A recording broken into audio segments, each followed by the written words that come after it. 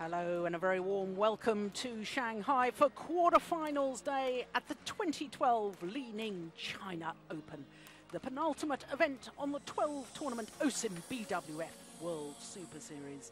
Not only the 11th Superseries event of the year, but also the last of the 5 premier events. Only the Hong Kong Open to come next week, of course, plus the Superseries Finals. The top 8 players or pairs in each of the 5 disciplines will qualify for those finals in Shenzhen. Well, of course, as I say, it is quarterfinals day, and what a lineup we have. We're starting with men's doubles and the world and Olympic champions Hyun and Haifeng up against the new Korean pairing of Hyun and Lee. Then men's singles and Kashyap Parupalli of India up against the former world junior champion Wang of China. Then mixed doubles and the reigning All England champions from Indonesia, Tantowi, Ahmad and Liliyana Natsir, 4th in the Olympic Games. They're up against Tang and Tang from China. Then women's singles and the defending champion, the current world #1, Wang Yihan. She's up against the German Juliane, Schenk. And then the last of our 5 quarterfinals this afternoon will be another men's doubles. It will be the defending champions here at the China Open. The Olympic silver medalists, Mathias and Carsten Mogensen of Denmark, up against Biao and Zhang. Well, of course, as you can see, that the players have already arrived on court for the first of our quarterfinals. And what an encounter this should be. I'm Jill Clark, and I'm joined once again by former world #1 Jim Lauderson. And before play got underway this evening, you and I were looking down the list of all the quarterfinals we were going to witness this evening, and this particularly stood out as one of your favourites. This should be a very, very good game. It's interesting to see the Koreans. It's the first big match for them, I think, against the top pair in the world, and see how well they can do. Yes, of course, both the Koreans highly rated in their own right. Of course, Hyun is currently world #3 with Yong, and Li-Ning is currently world #2 with Zhang. So put them together, the world #2 and 3, and you have to wonder why on earth they were in the qualifying event to start with here in Shanghai. But they didn't have to play any matches in the qualifying. I'll tell you more about that in a little while. But first of all, let's look at the left-hander, Haifeng, the 28-year-old from Jiaming in Guangdong province in the south of China. Current world ranking down to 5, as you can see. But when you look at their win-loss record, well, we've had a little look at him in the previous 2 days, and whilst he struggled yesterday evening in that men's doubles encounter, didn't seem to be really any major problems with the shoulder injury, so we hope that's 100% better. Our umpire for the first match here is Rona de Silva from Sri Lanka. Foster of Sweden is our service judge.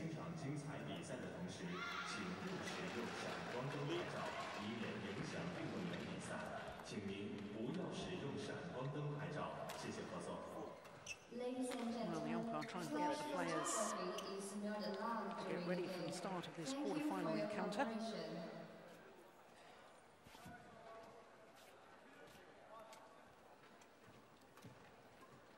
Now, the court getting a little bit of a mop now, of course, prior to quarterfinals getting underway. Several of the players were out on the courts here just warming up and getting used to the conditions. Maybe a little bit of perspiration or something has been left on the court surface. Well, I think we're just about ready now.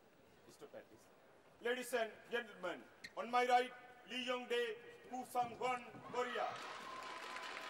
And on my left, Haifeng, Hyun, China.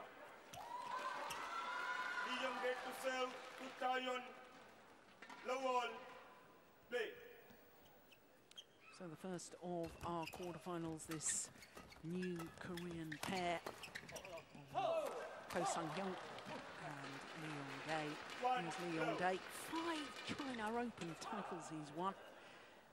3 men's doubles with Zhang in 3 consecutive years. It was too, 2008, 9 and 10. A couple of mixed doubles titles. So in 2008 and 2009, Li Yong won 2 titles in each of those China Opens. What a record that is.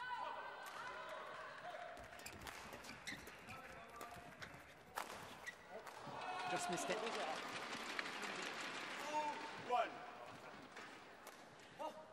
Now, of course, the fact that Hyun and Li Yong had to qualify or started in the qualifying event here at the China Open, to most people that would seem fairly extraordinary, because surely with their notional ranking, which there is a change of partnerships if both pairs are highly ranked, seems odd that they had to compete in the qualifying event. I say compete because I'm actually misleading you a bit there, because there were 9 pairs in the qualifying of the men's doubles, but there were no matches played because of the withdrawals from the main event. Some pairs were promoted to the main draw, and because their opponents had been promoted to the main draw, then the Koreans didn't have to play. So in other words, they were put straight into the main draw. Yeah. But it is odd, isn't it, that you've got 2 highly ranked players like this. Yeah, but you know, that's the system, you know, and when you change partners, you have to start from scratch. Yeah.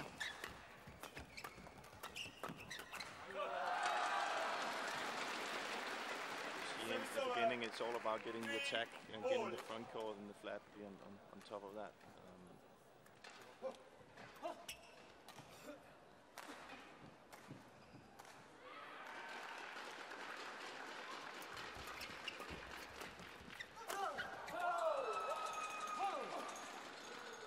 Service over, 4-3.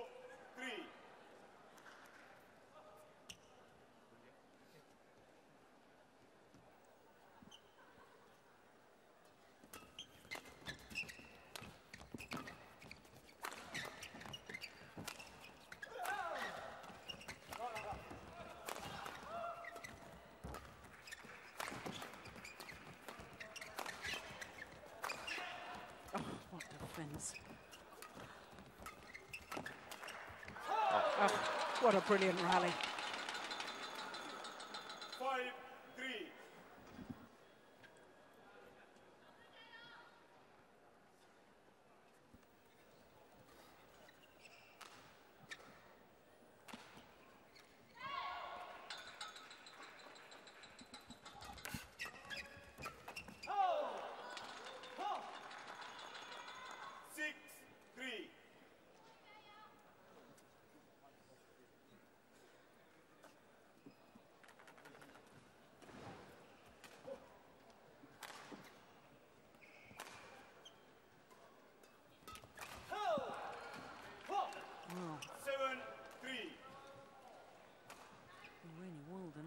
Champions not making the best of starts, but they've not been allowed to make the best of starts.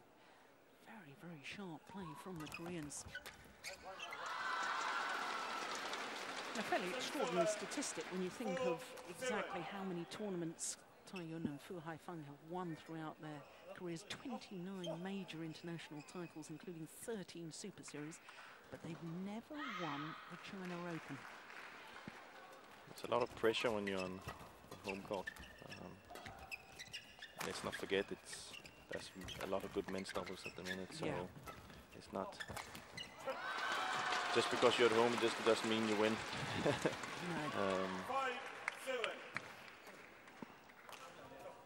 See, the Koreans had a really good start here as well. So, and if they get that defense up and running, it's going to be a long day for the Chinese.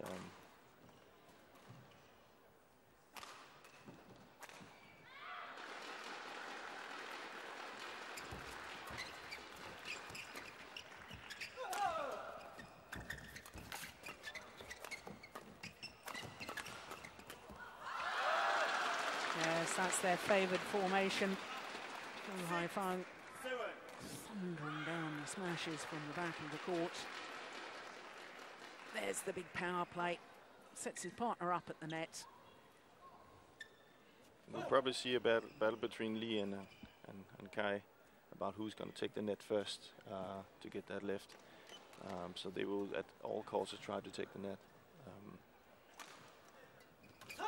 It's going to be the one who who wins that is probably going to have better percentages of winning the match. And then again, doubles service situation, vital. Service, service return, the third shot.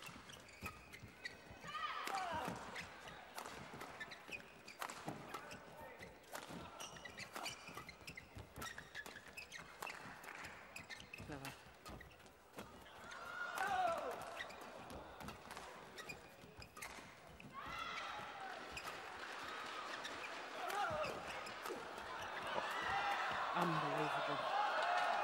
Here we go.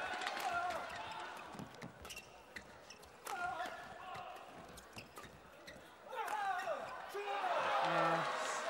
Excellent rally once again. 9-6.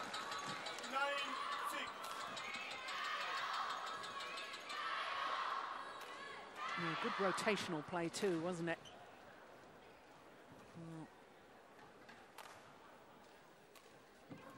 252.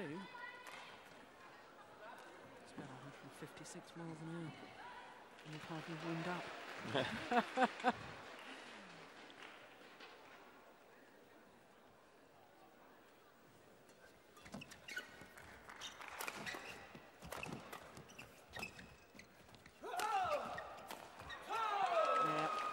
As soon as Li can counter the smash, he will do it and come forward. And that's where it's really explosive and dangerous to see there. He counters it, comes forward, and Ko goes to the back, and then he can come in for the kill. And that's probably going to be their style of play. Again, Li coming forward and Ko working from the back. Well, it's been a very impressive start. Very. My, the pair ranked 72 in the world. They're going to go shooting up, I can tell you.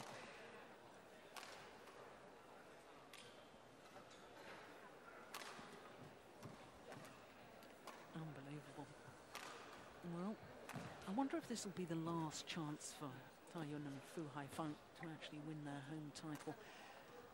Lots of talk about whether they would continue after the Olympic Games. They so desperately wanted that gold medal, having got the silver medal in Beijing 4 years ago. Court 1, 20 seconds. Court 1, 20 seconds. They look healthy. Yeah. I would love for them to continue. I think they're a fantastic pair, and we're sad for them to stop now. But of course, there's a lot of training going into it, and you know, as we saw, they had to pull out of the Denmark Open because of injuries, and injuries is a part of the game. And Yeah. but let's hope everything's all right.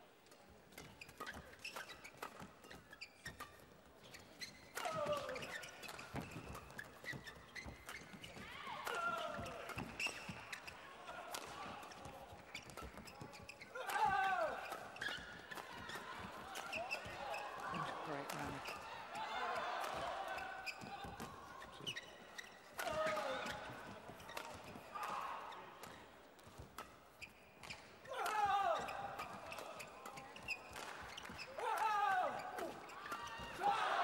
Yeah, well worked rally once again.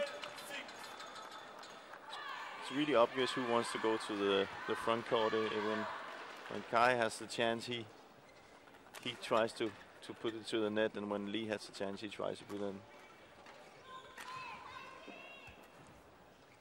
Ko and Fu is kind of like playing the low defense all the time.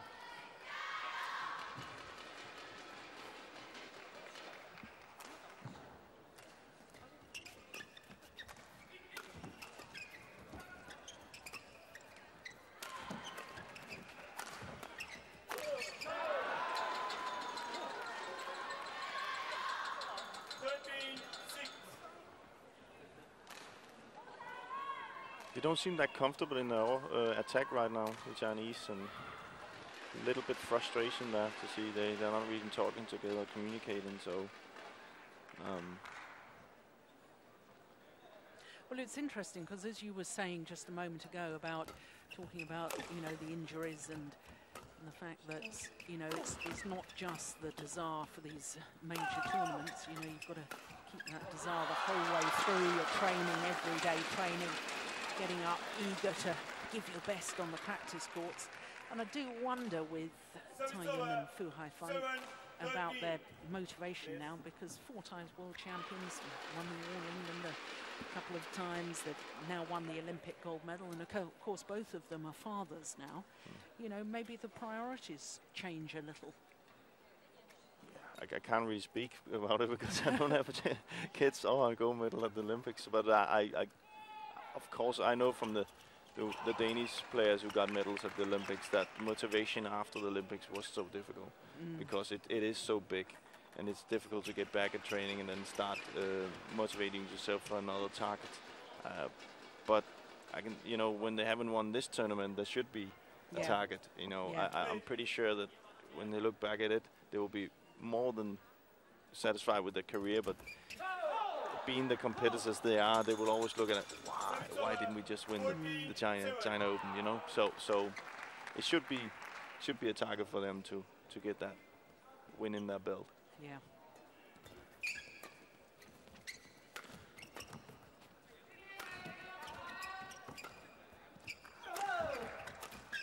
Oof. Well, you don't see Li-Ning miss many of those, do you? On the other hand, you can say the Koreans are a brand new team, you know, started to play together. They had loads of motivation. I think that's very visible here in the start of the game. They are way more active. They take chances. The chances there are that they also really believe in. Where Fu and Chai needs to speed up the game a little bit. Li again, turning it around, covering the net so well.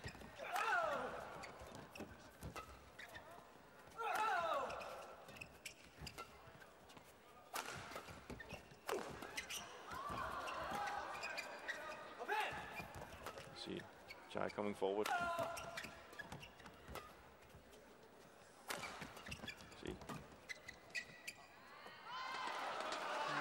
Long. It's another very, very good rally. 9-14.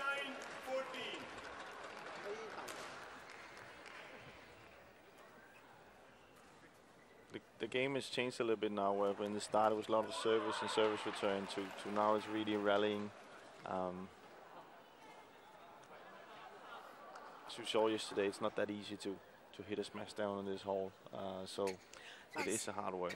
That said though, Jim, I mean, we've noticed considerably. We were chatting yesterday on air and talking about how chilly it was, and I noticed you arrived today with a brand new jumper on. You'd been out shopping to get yourself warm for these chilly conditions, and we've got down here and they've had the heating on. So literally, the stadium is a lot warmer today than it was yesterday. A lot warmer, yeah.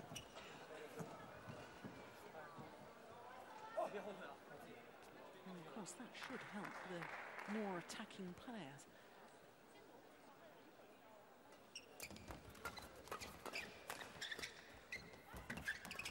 See, battle for the net.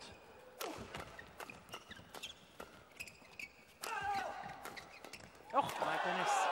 Well, between the leg shot from Hyun. 15-9. Really good movement by the Koreans.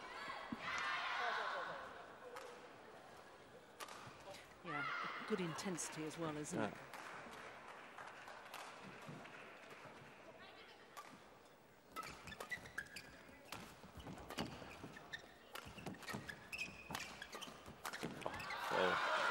That's a tie we know.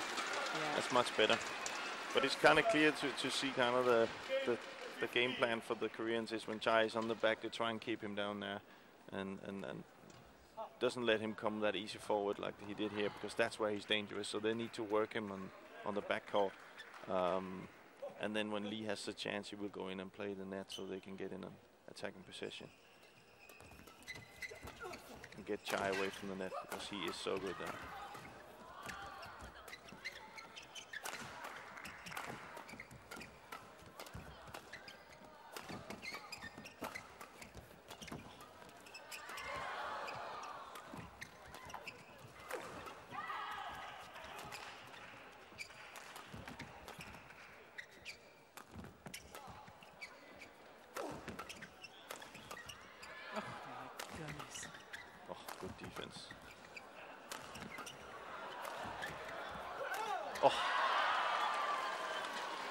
Well, he's a big, powerful man, is Hyun. Oh my goodness, Lee had to work hard from the back of the court before he got that, don't he? 261. You can also see he went for the cross smash there so they can rotate, you know, so they kind of get Lee in forward and Ko can go back. So he kind of had a different angle on the smash there to turn the situation around with the rotation. It's something you see now in doubles today, that they do actually hit a lot of cross to rotate. Now, what's the problem here? The referee is calling for the umpire is calling for the tournament referee. Isabelle Jabba of France is the referee here at the China Open. Oh, flash photography. Yep. And an announcement made. It's already been up on the giant scoreboard, the giant television, telling people not to use flash cameras. Does distract the players. It's very disturbing. Very. Not only disturbing in this, but you actually do, and it might seem, but they are kind of close to the court here. So when there is a flash, you can kind of get blinded. You know, you won't see the shuttle for a few seconds, and of course that's not the easiest way to work badminton when you can't see the shuttle. So, but I think Fu and Jai is playing a little bit better. Well, once again, huge leap in the air from Hyun, this time finding the net. But that's what you can see from the rally we saw before, where the Fu and Jai showed really good defense. That also puts pressure on the other pair. You know, we need to be really precise in our attack, else, you know, we will just be standing here down for the whole match. So it's sometimes a way of getting back into the match, just giving away the initiative and letting the other pair do the work. And it seems to be working quite well here. They're kind of taking the pace out a little bit. And good match.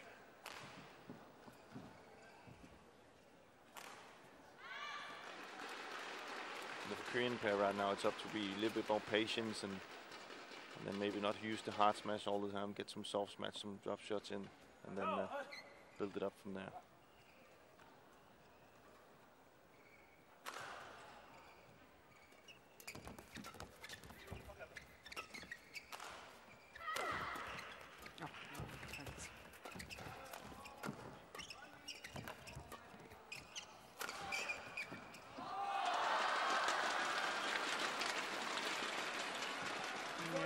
The big powerful smash from Haifeng.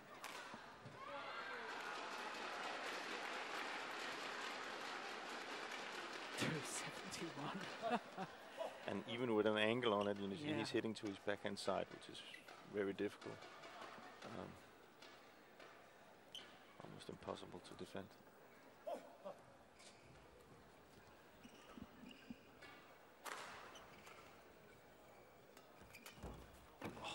Fantastic return. Well, Koreans needed that point. They'd had a 6-point advantage. 16-10. And all of a sudden it was looking as if it was getting very close indeed.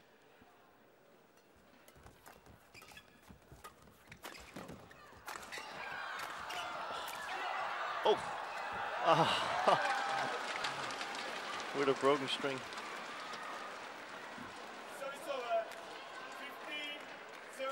Oh, that's just extraordinary, isn't it? It breaks there.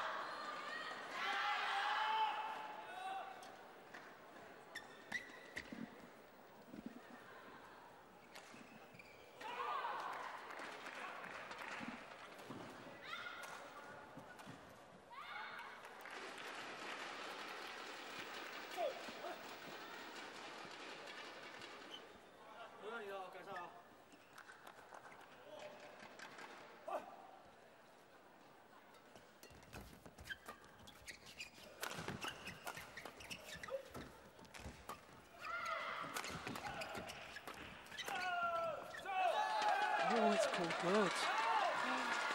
Well, Koreans didn't like the call immediately.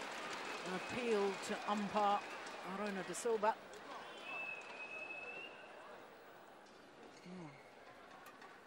Wouldn't mind seeing that again.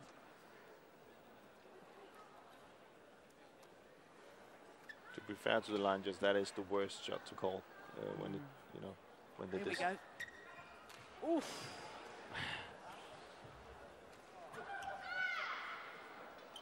Oh my God. Well, I was going to say, make your own minds up about that.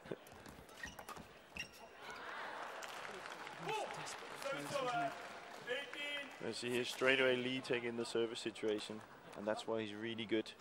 We saw a good return of serve before where he won it straight away, and here he makes a good return so he can cover the next shot, and that's what he's so effective at. It's a way to get easy points.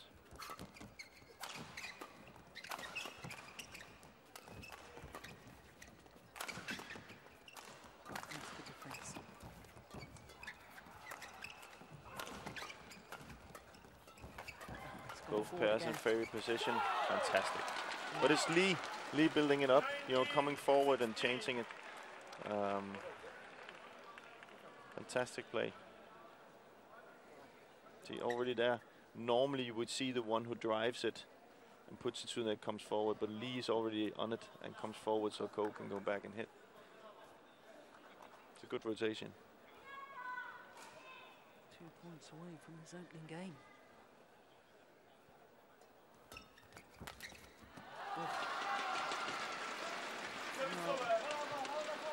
Desperately tried to take the shuttle early. It was a very, very good return of serve, though.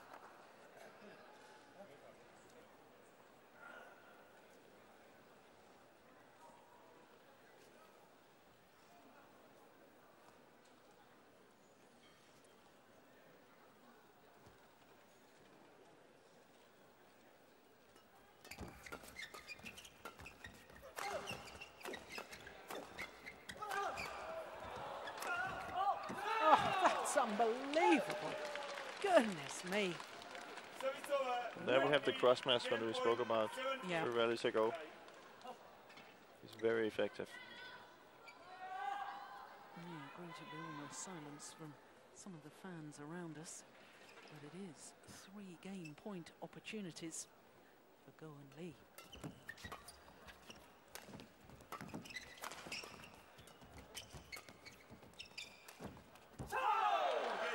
And the error on the drop shot from Fu Haifeng. And once again, not a lot of noise from the crowd because Go Sung-kyung and Lee Yong have taken the opening game 21-17. And the reigning world and Olympic champions have an awful lot of hard work to do. 23 minutes of pulsating badminton.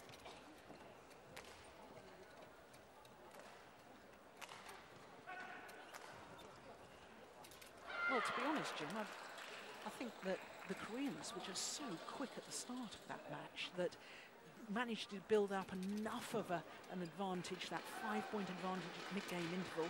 And from there, quite frankly, it was too much of a deficit for the Chinese to claw back. Especially with this system, running score, it's you can't give that much a gap to the opponent. Even that they really played well, the Chinese to come back, it was just too big a gap to catch up because they are so good today. The doubles players are finding the way to get the easy points. You see, they came up and then Lee Yong-dae took 2 easy points in the service return, and you know there's nothing you can do about it. That's how good they are. So you have to be ready from the start, and I'm pretty sure they will come here in the second set and not give that gap away. But I'm pretty sure it's Chai that has to make the change here because he has to come forward and control the game. Board 1, 20 seconds. Board 1, 20 seconds. Both of the pairs came quickly out to the court and now ready, so they both eager. Yeah. Both up for it.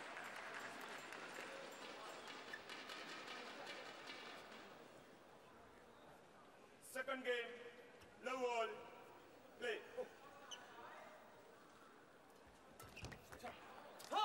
serve.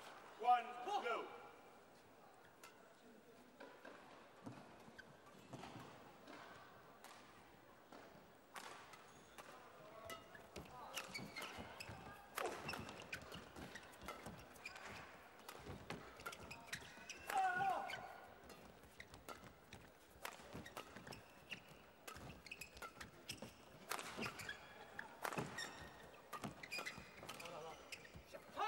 Judgment lets it go on. I'm just thinking about the potential, Jim, of this Korean men's doubles pair. Of course, there's no doubting this man's capabilities. He's an Olympic gold medalist in Beijing in the mixed doubles, bronze in London. But Hyun, I think he's been in the World Championship final.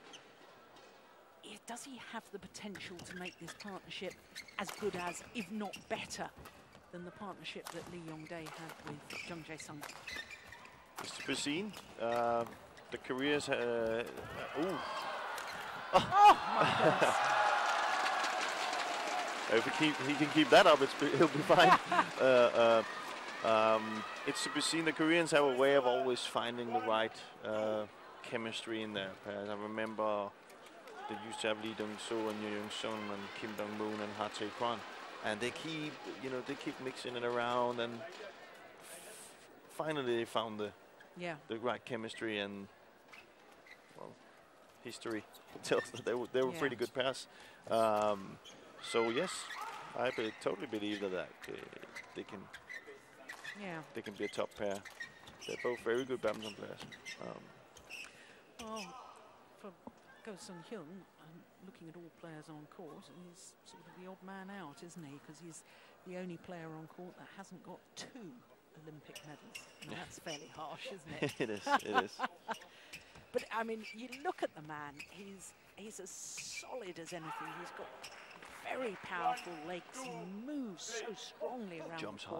Jumps high, and defensively, he's very solid as well.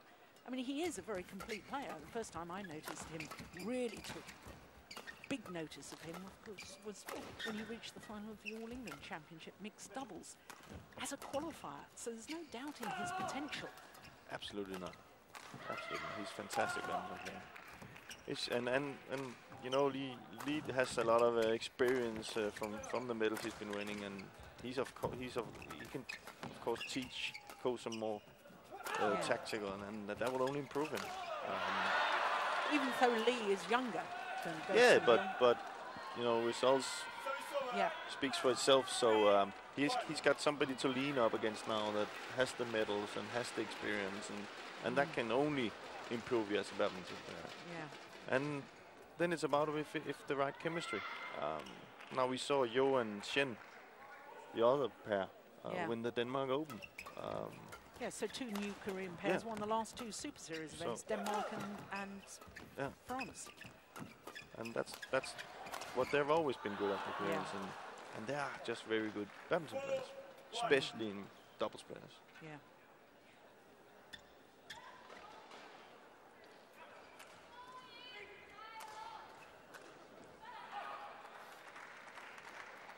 And the one thing with Korean pairs, and then nothing against other countries, but the one thing I always find really, really extremely positive about Korean, they always come to play. Yeah. They always come to play. Like the start we saw today is nothing new to me. That's all. That's just they're ready. Yeah. And I mean that is extraordinary when you sort of think on the schedule, especially that Lee Yong-dae has had, because not only both the Super Series events in Europe. I think it was last week was the World University Championships, wasn't it? Anyway, he won a gold medal playing alongside Kim Ki-jung, so he's come straight from a tough tournament there to coming into this premier Super Series event. And as you say, he's up for it. He looks as sharp as anything. He's as eager as anything. I don't think they know the word excuses in Korea. It isn't appropriate, not in the language, where a lot of other players will be, this is tough. I played last week, but absolutely not here. And they once again they have a fantastic start here. Well, you can see Fu and Kai is not really, there's not that much communication going on, and they don't have the same spark as the Koreans at the moment, do they? And this is really sort of alluding back to what we were talking about earlier, about the motivation and whether that's still there, having achieved everything that they want to achieve. Of course they want to win the China Open, but with all due respect, for every badminton player, you've got to wait 4 long years for the next opportunity at an Olympics. And understandably, that becomes the focus of every badminton player. So once you've achieved that, you know, knuckling back down again to try and do well week in, week out is a tough call. It is. It is. But hopefully it will equal out a little bit over the next couple of years when these tournaments become better and better and bigger and bigger, because right as it is right now, and the Olympic is just so much bigger than anything else. That of course the different federation has to look into. That's where they will get their funding from and all these things. So therefore it becomes a bigger target than anything else. So it can only give that, you know, what is it called, anticlimax, a little bit. Yeah, because just look at that. I mean, look at the body language. Both of the Chinese players there wandering around the back of the court, perhaps trying to listen to what their coaches were telling them, but they just don't seem to have that sparkle and urgency at the moment. It's not suggesting they're not trying. They're trying very hard. But you have to have that something extra to be beating players of the quality of these Koreans. You've got to be at your absolute best. Yeah, I would say normally when they win a point, you will be hearing them scream, saying, you know, happy with the. We haven't heard that today. But let's not take anything away from the Korean pair. They have played really, really well. So it's a bad combination at the minute. But then again, they're still in it. But it's only 3 points. So exactly. I was going to say we're far from over this match. Nobody's won it and nobody's lost it yet.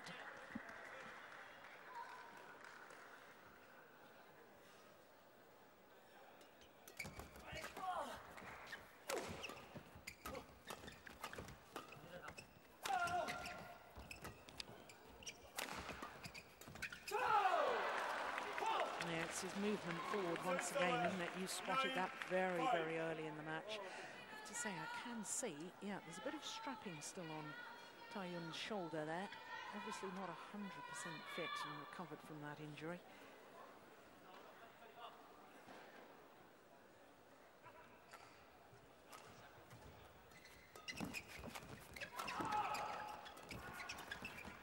Clever. He's playing fantastically. Oh. See, that's one of the things that he needs to be better at, Ko. And now you can see Lee's telling him what to do with that one. That's a common thing in the book in men's doubles. As soon as you're underneath the net, do not play it, because the other pair will move forward straight away. So.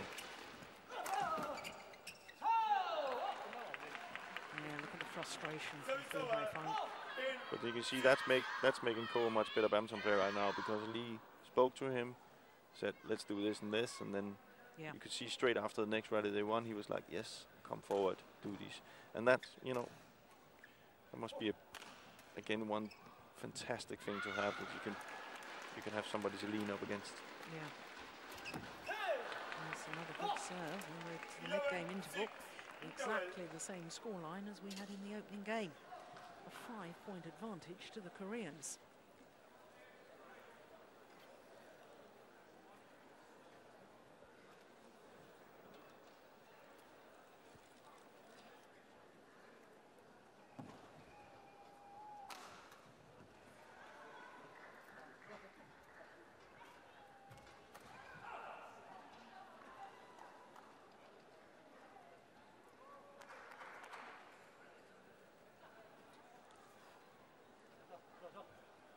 Court 1, 20 seconds. Court 1, 20 seconds.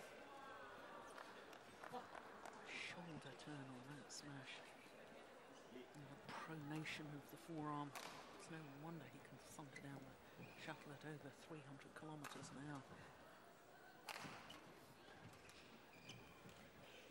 11-6. Play.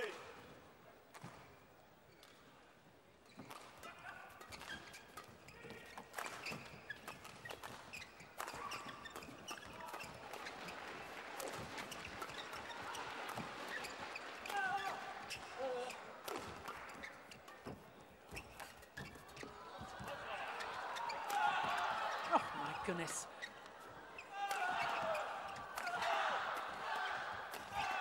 That is phenomenal. What a rally. Fantastic.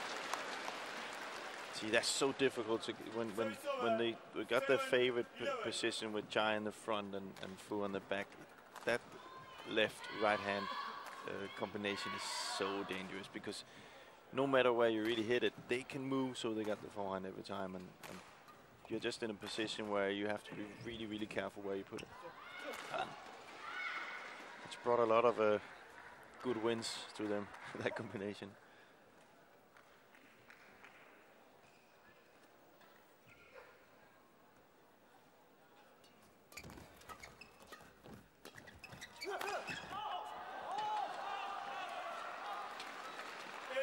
Too flat, goes long with the back line.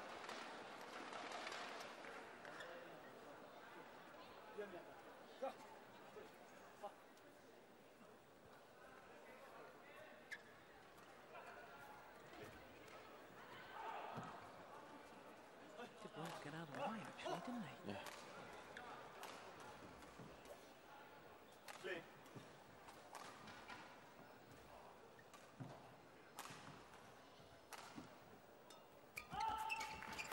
Oh, well, just proving that he's not too shabby at the net either. I really like his explosiveness, Ko. He's Yeah. very explosive. The one thing I think he can improve, and that's going to sound maybe a little bit strange, but I actually would like him to hit a little bit harder. And if you could get it up to, you know, and I know it's probably the one who hits it the hardest, a full standard, then he would be even more effective. With that jumping ability and the harder smash, that would be very, very good combination. I can quite see why you are a fan of his and like his style of play, because you were a very physical men's doubles player yourself. Ooh.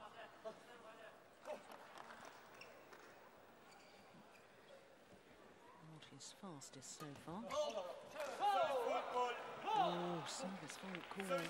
That's a good call. Good call. Fosto of Sweden is our service judge. Not a complaint from Chai either, and that proves it's the right call. Yeah.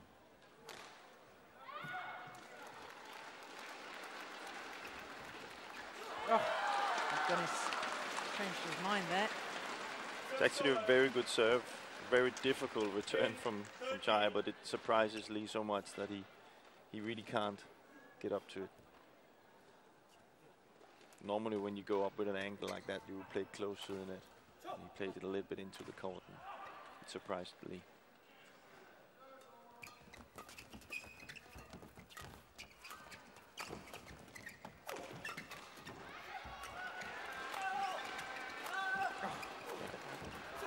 You see, that's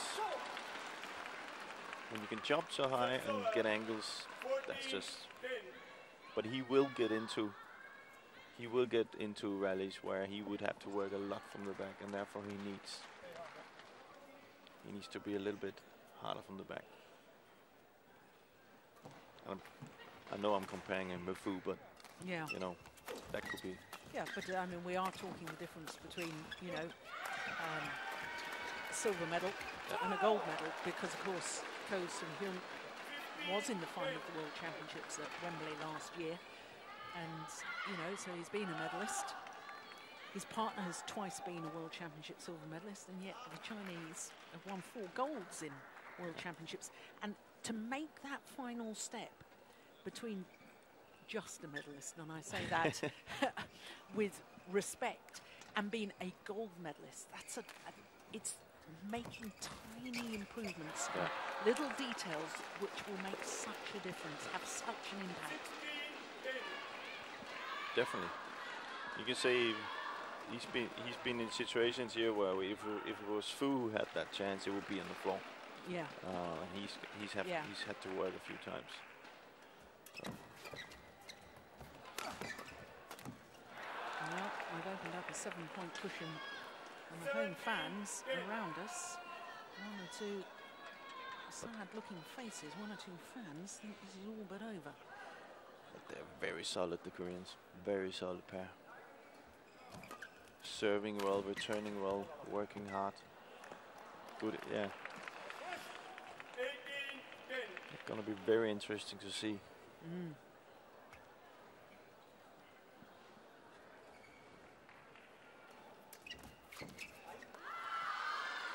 This is the standard they're gonna play at every time. It's gonna be hard to beat them. Yeah, they've been so positive, so aggressive.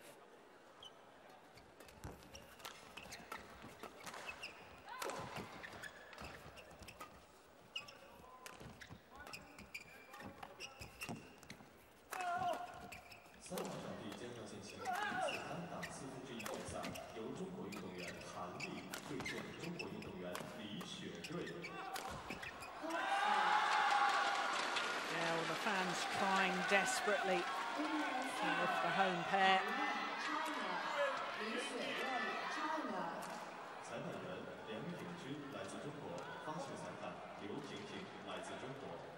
Umpire, Li-Ning China, service charge, Li-Ping, China.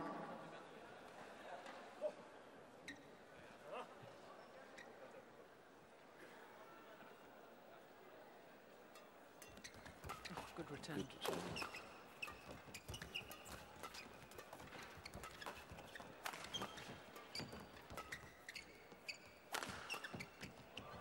Oh, that was going out.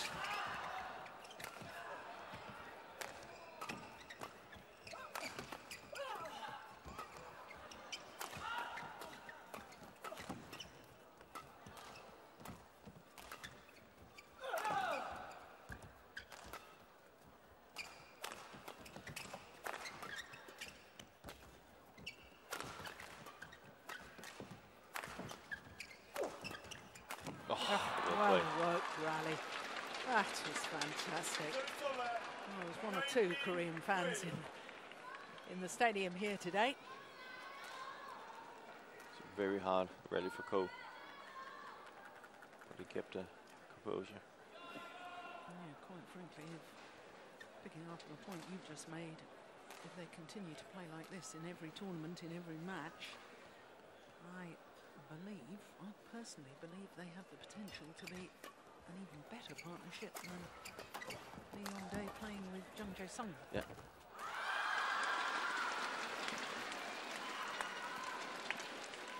And the court's going to be mopped of the perspiration.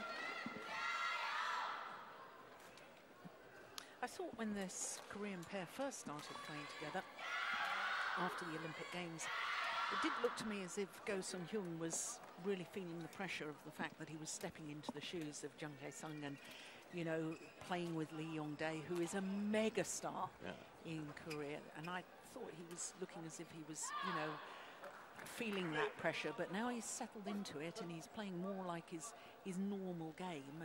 And quite frankly, the way they've played so far today has been awesome. Yeah. So I think that win in Paris was very vital for the pair. We spoke about some of the other days, is that when you get the win, it gives you confidence in what you're doing is right, and you don't have to go rowing in when is that win gonna come. Yeah. So you know you're a good badminton player, then you know you can. Oh my goodness! Incredible rallies. Yeah, it's brilliant. It gives you that confidence in your ability to play badminton and the things you're training and the combination you have as a partnership and the system you're working with is successful, and therefore you don't have to worry anymore about when is it gonna come. You know you can play to a high level, and that means a lot to a badminton player. Gives some, you know, peace, as you can say. Between believing in yourself and knowing that you can achieve it.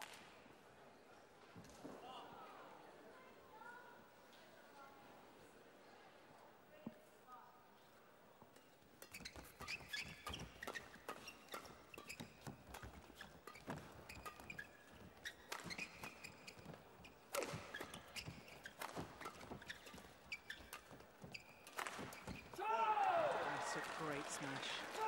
Clever smash by Ko. Been hitting very, very steep the other times, and then he went for that little bit higher smash. And I'm pretty sure that if Chai moved his body, that would go out, but he simply cannot. Yeah, couldn't get out of the way. Well, that clever placement of the smash means that the Koreans have 6 match point opportunities to come out the reigning world and Olympic champions. And one thing you can be certain of with this Chinese pair, they'll never give up fighting. Just 1 match point saved.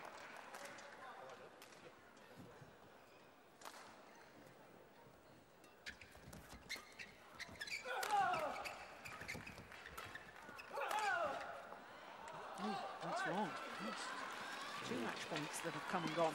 Went for it again, and this time they were ready for the Chinese and simply just moved away. Looks a little bit fatigued, Ko, actually. Yeah, big gulps of air, aren't they? But there you see exactly what is good, you know. Lee coming in, giving that confidence, you know, let's go, you know.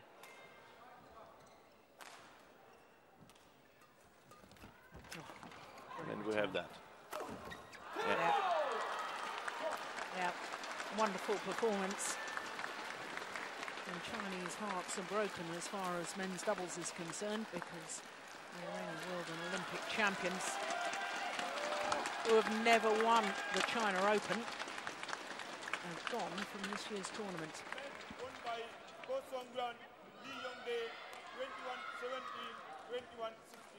Well, the return of serve, that net court, short lift. And there was only one outcome from that, in all honesty. A big power smash. And there you can see 2 straight games, 47 minutes, 21-17, 21-16. And there goes a racket from Hyun, thrown to the fans. But it means that Go Sung-hyun and Lee Yong-dae are safely through to the semi-final.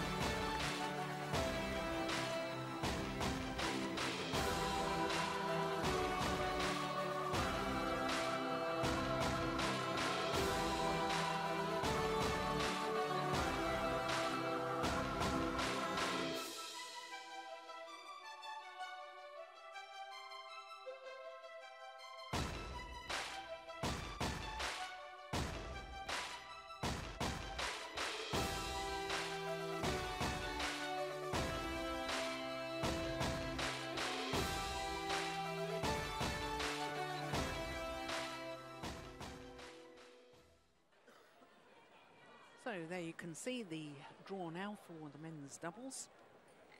And Go Sung-hyun and Lee Yong-dae safely through to the semi-final. We don't know yet whether it will be an all-Korean semi-final or whether Endo and Hawakawa will upset Shin Baek-chol and Yoo Yeon-sung, who of course won that Denmark Open Super Series.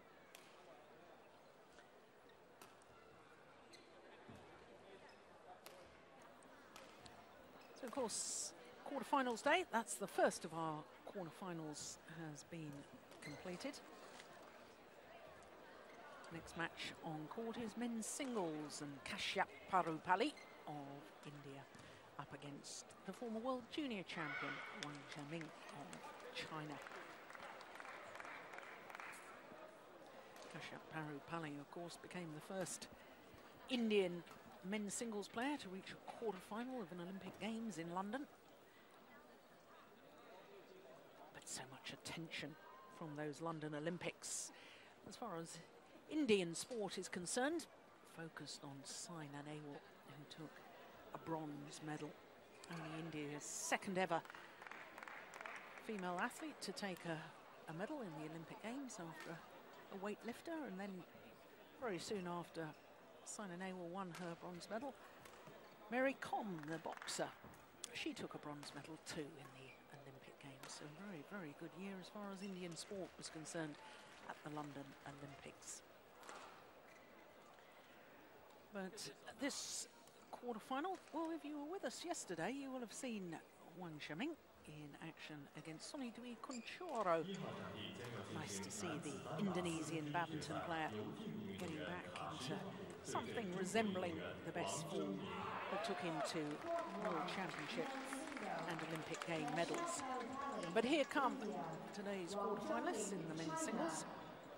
There is Zhengming. Of course, the seed in this particular quarter of the draw was beaten in the first round, Du Pengyu. Number 4 seed beaten in the first round by Sonny Dwi Kunchoro.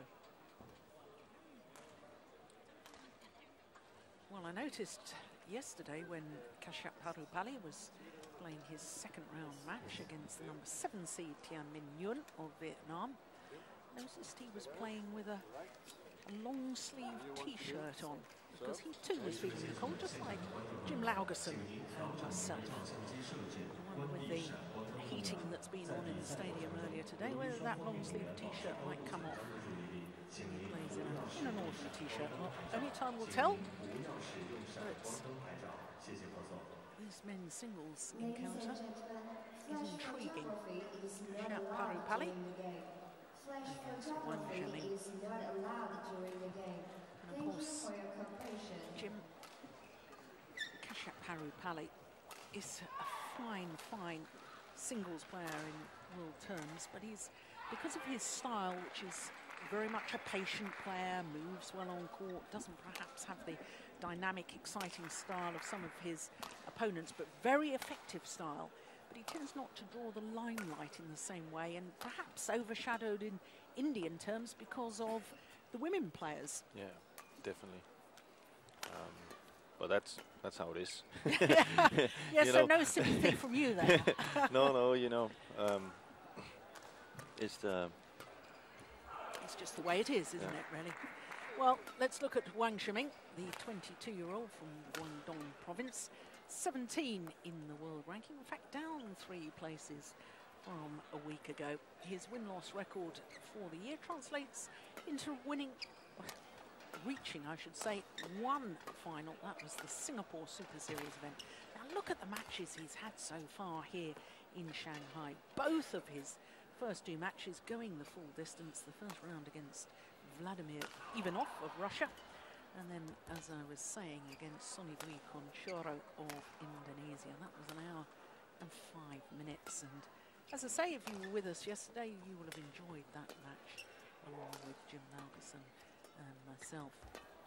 So to Kashyap Parupalli, number 23 on the world ranking, and incidentally number 23 on the Super Series ranking as well. His win-loss record for the year translates into 3 semi-finals, including 2 Super Series events, the India Super Series and the Indonesian Super Series as well. Can he make it 3 Super Series semi-finals of 2012? Well, this match will give us the answer to that.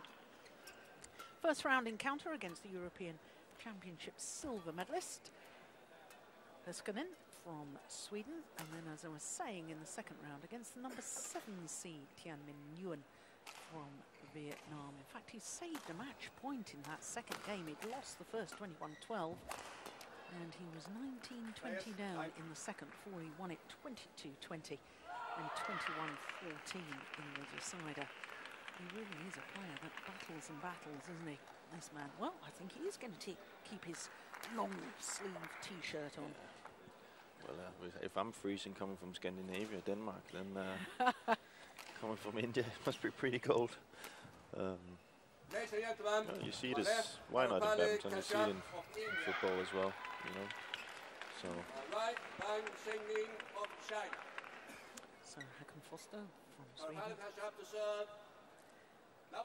Swap seats with Rona da Silva. Last match. Hakan Foster was the service judge, now he's the umpire.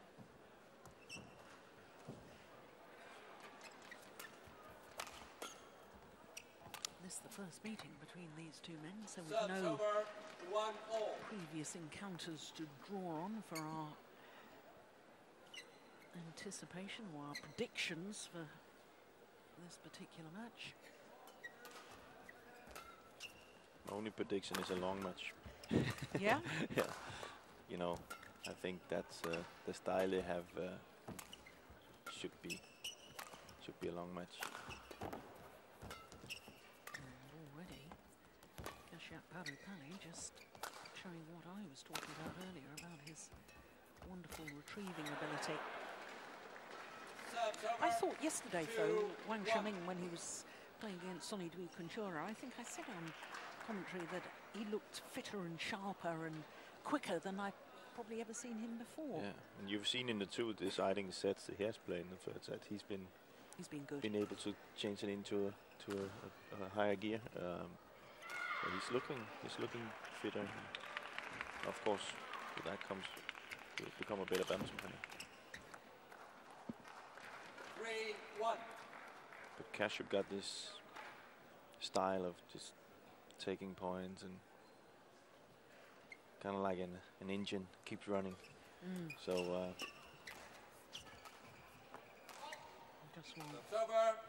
Well, he's said that he modelled his game, Kashyap, on former world #1 and former world champion Hyun from China. Won the world title in '99, I think, wasn't it, in Copenhagen? he did, yeah, That was in Brøndby. That's right. Yeah.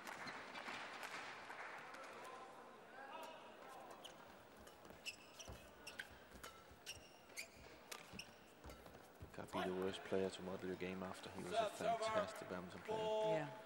So quick, and he used to be that, you know, you worked for all the point and soon took the easy ones. So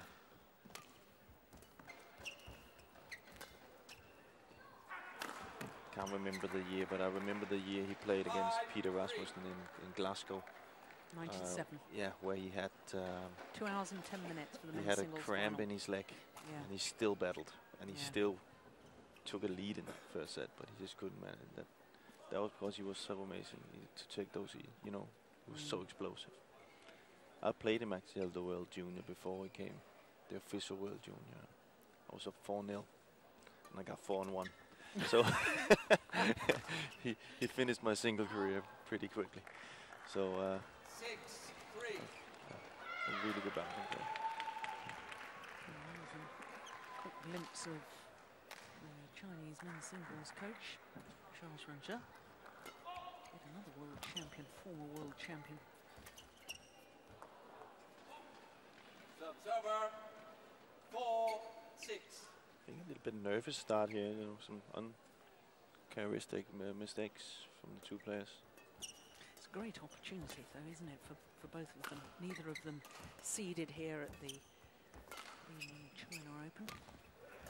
And one of them's obviously going to be in at least a semi-final. And both of them will realise the importance of that Premier Super Series event. Yeah. 5-6.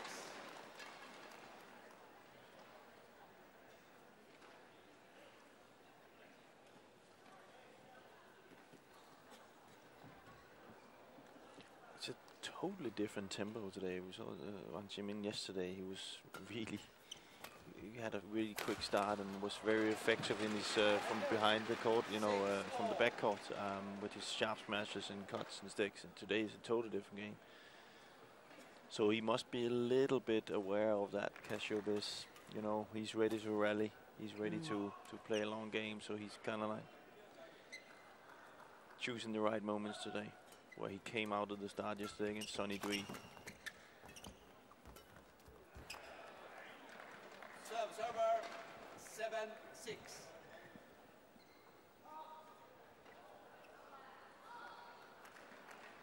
Neither of these men have ever won a title.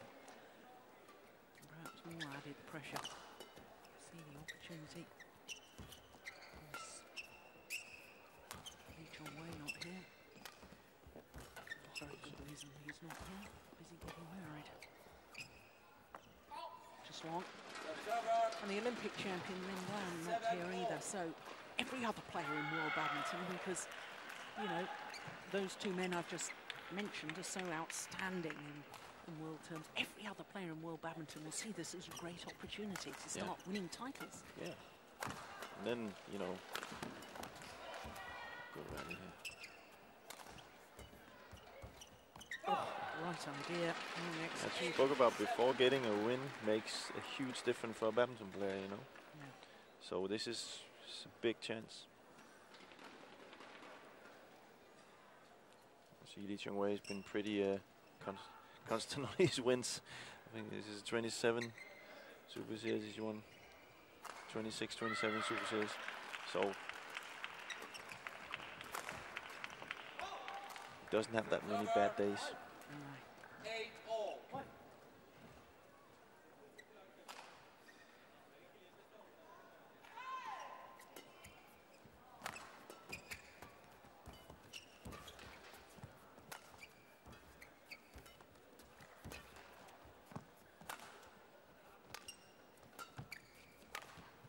Very patient game. Yeah. None of them are really opening up.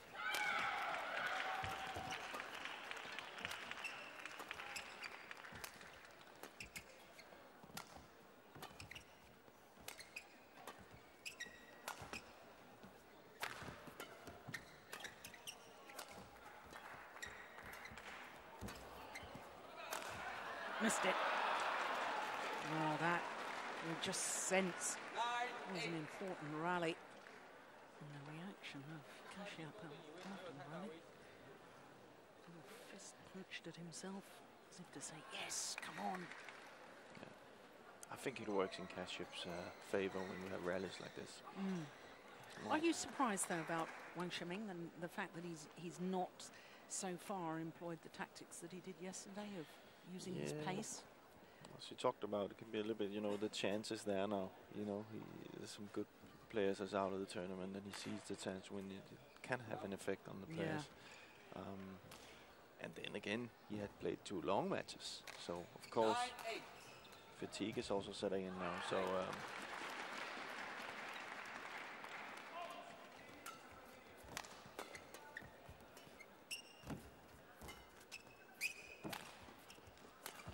Oh, that is delightful.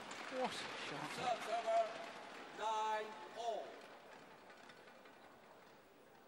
Terrific angle. And then I think they are very close to each other, these 2 players, you know. They are close to the same level. That means that that's also what we see when Li Chongwei and Lin Dan is playing each other. They can almost equal each other out, and therefore they will have a more patient approach to the game.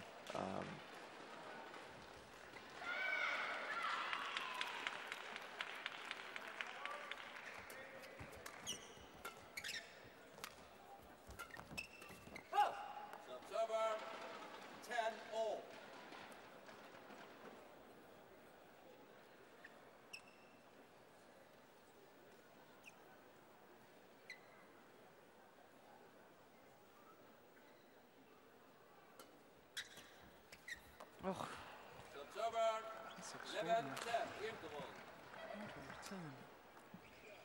That is Kashyap Parupalli, who has the advantage of just 1 point, though, at the mid-game interval.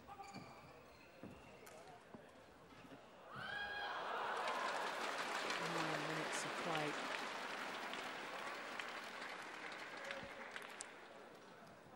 Pulela Gopichand.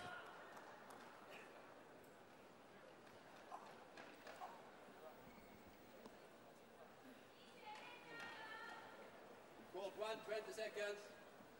Court 1, 20 seconds.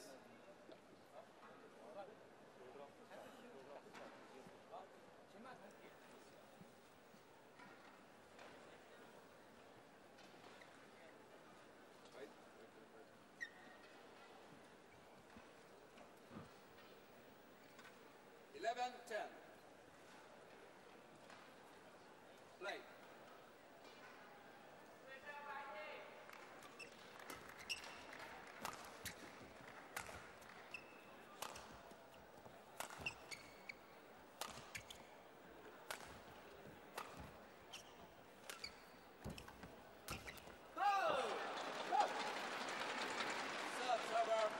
Just thinking during the mid-game interval there with both players talking to their coaches, Pulela Gopichand, of course, the Indian coach, and Shah Zhe won the All England between them. Two of them, 2000 and 2001. I bet they were still both pretty good badminton players as well, aren't they? Yeah. They look very fit, both of them. Yeah.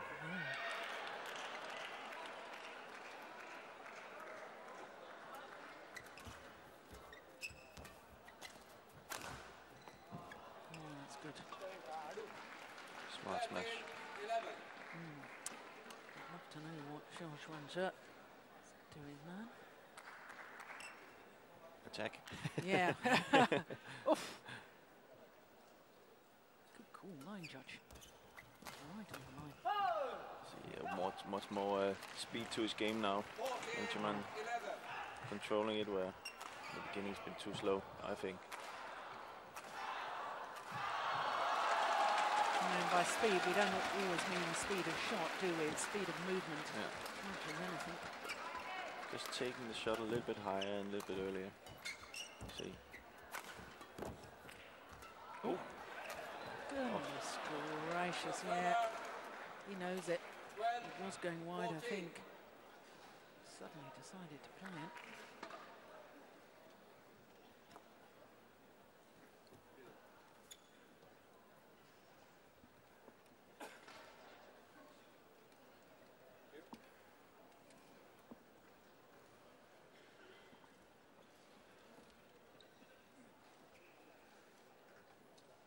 I remember earlier this year, this man, Kashyap, beating Chen Long in the Indonesia Premier Super Series event. Huge result for Kashyap.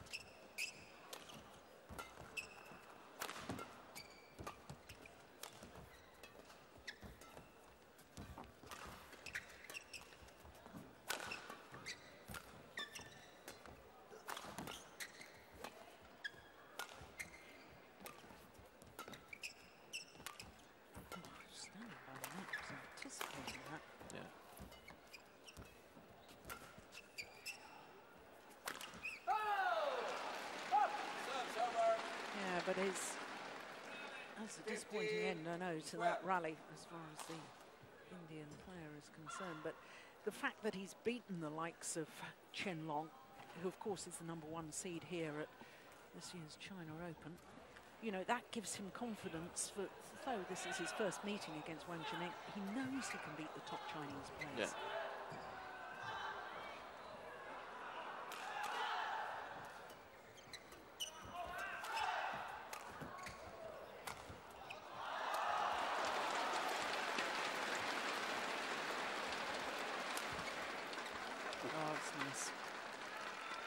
So sharp angles.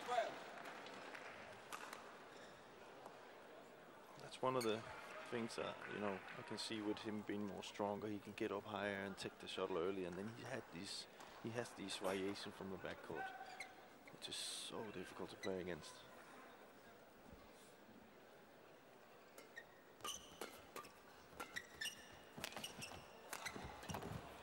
Oh, that's very good.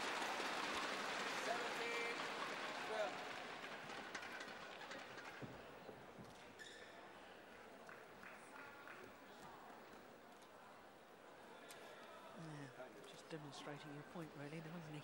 Yeah. Using his height so well, clipping the shuttle down, setting himself up. He is a tall man. He's 183. What's that? Just under 6 foot.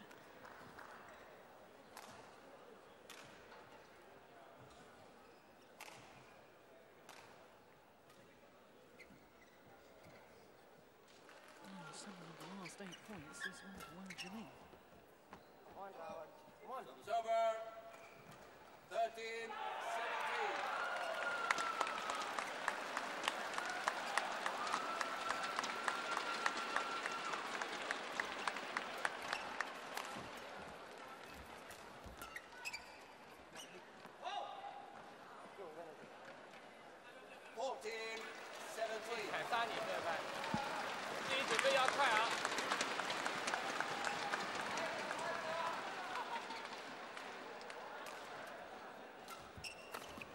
Oh, that's clever.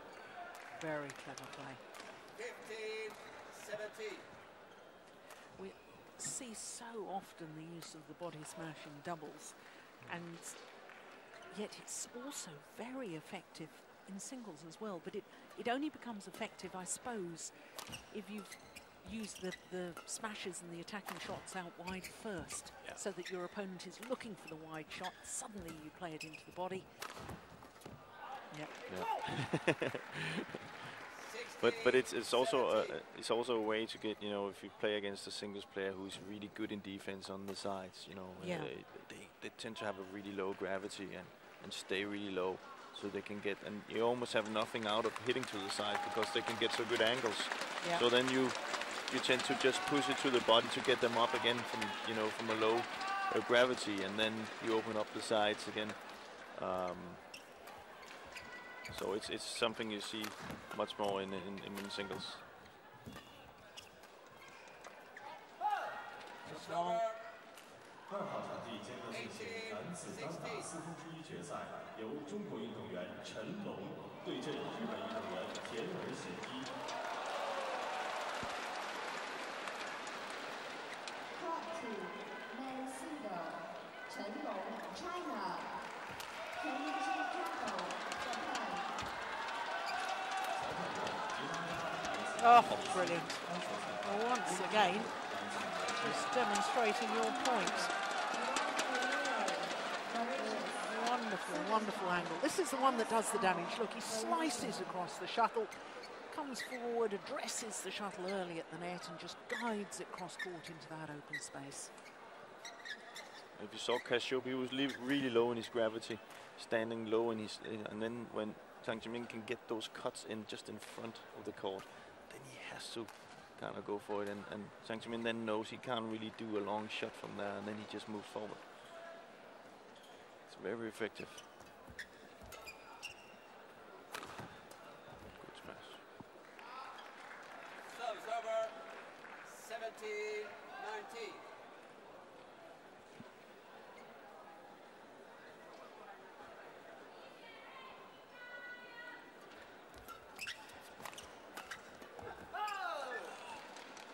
Service over. 20, game point, 17. 3 game point opportunities for Wang Jiaming.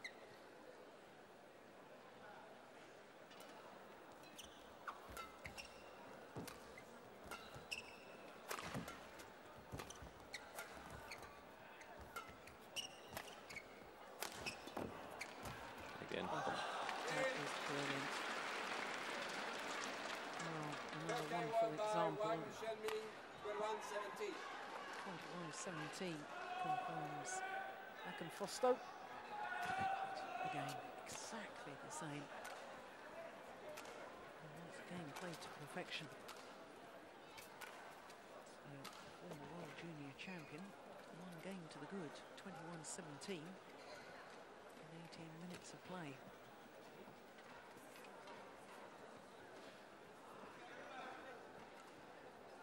Oh. We can't hear what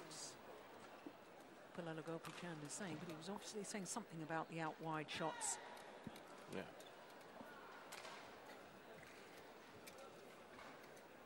I think he wants to, at the same time he wants to kind of use the net a little bit more maybe.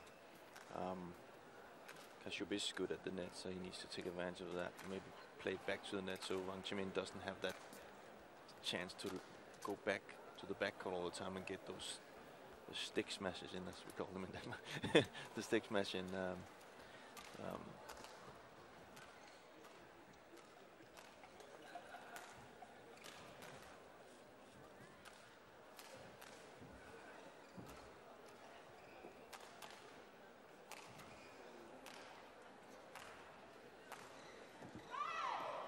Court 1, 20 seconds. 1, 20 seconds.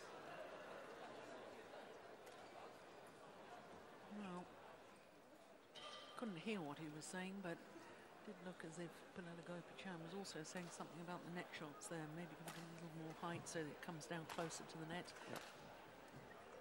Well, we'll just have to wait and see.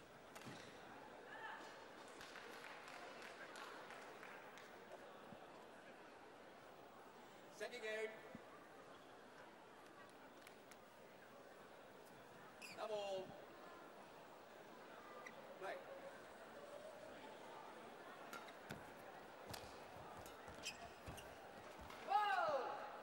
One love. They always see that try to take the net straight away as soon as they play. I think he wants to. I think there's a little bit of drift on the side where Zhengming is standing now, so he wants to force Zhengming to lift and control the wind, or the drift as it's called.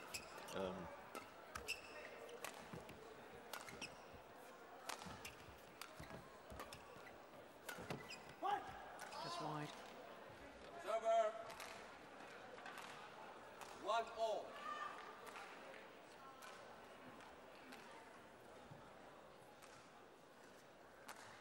Yeah, good call.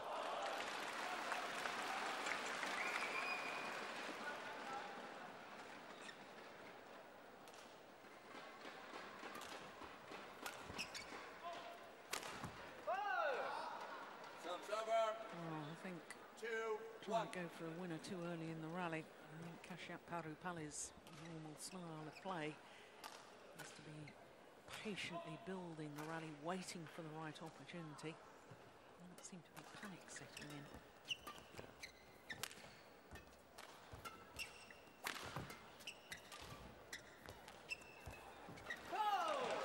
He again tries to take the net again, but hasn't been successful. I think the minute it comes down to that, Zhengming has more weapons than Kashyap has, and if they just play the neutral game where they play around it, eventually Zhengming will win it because he has more weapons. So Kashyap has to kind of force it a little bit more in what he's doing, but in a patient way, not on smashes like that. Server. 2-3.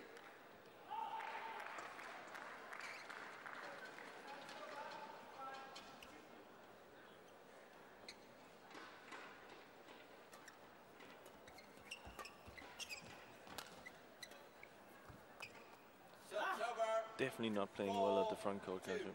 Definitely not. Normally way better up there, so maybe he's a little tense. Yeah, I was going to say, how do you correct that in the middle of the match, though? Because so many of the touch shots are all about confidence. Yes, you know, they are so good badminton players. It's all up in, it's mental. It's up in the head, you know, and just kind of trust that you can do it, you know, and continue to do it, because it is about right now for him to stick to what him and Gobi has been talking about. Gobi-chan, of course, has been talking about in the tactic, and then stick to that, and then hope that, you know, things will turn around. That was interesting to me, though. Instead of trying to play the tight spinning net shot, he just guided it across court from the net. I think what they have been speaking about is to get further up in the front court and play these shots.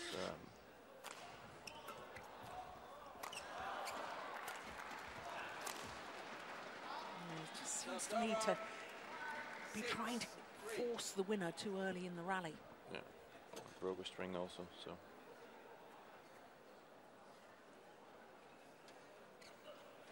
You can say he's also feeling it. He's also feeling that, you know, if he just plays that game he's been playing so far, Zhengming is better at that. So of course he's been forced to do something, and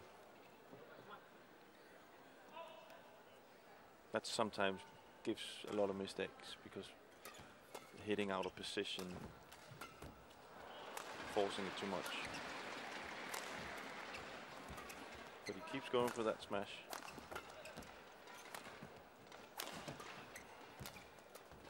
Oh, well played. No, once again taking it early at the net. Jiaming. I like that quick step that Zhengming has to the front court after he's been hitting it. It was really, really quick at coming forward, as we saw in the first set. But also here coming up, being able to, you know, we saw him win 2 cross nets in the first set, and now we see him come up here and drive it. That's, you know, that's terrible to play against. You know, and that could be one of the things that Kashyap is feeling. That's why he knows he has to play really close to the net. If not, he's been forced. So It's a good ability to have as a singles player to, from the attacking from back court, to be quick and to the front court in a kind of a tempo shift way.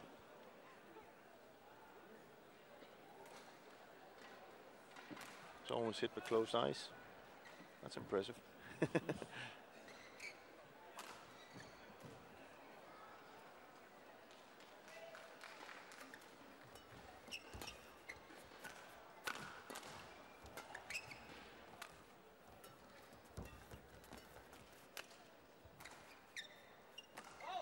Again, so high on the net, Zhengming, so high.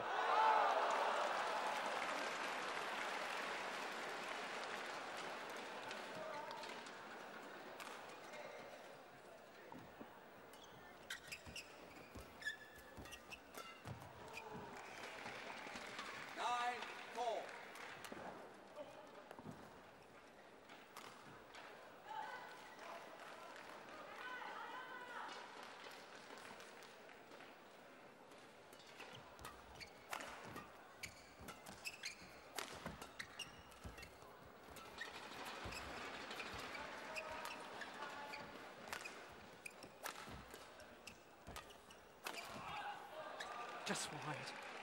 Come on. 5-9. Well, he may have won the rally there, Kashyap, but as the rally was in progress, I kept thinking, you know, he's not hurting Wang in any way within the rally here. He's just reacting to what he's doing. Yeah, but he's also playing extremely well, Jiaming. So, you know, sometimes players have days where they play that well, and you just have to accept it. And then put a fight in. And you see, he just knows that he has to play that tight, because then Jiaming is just going to control all the rallies. One thing he could do maybe was a little bit what you spoke about before, and play it a little bit neutral into the court, so Jiaming can't really do anything with it other than play it over. That's magnificent, yeah. We saw that twice right at the end of the opening game. Very impressive performance. Yeah. 6-point advantage at the mid-game interval here in the second game.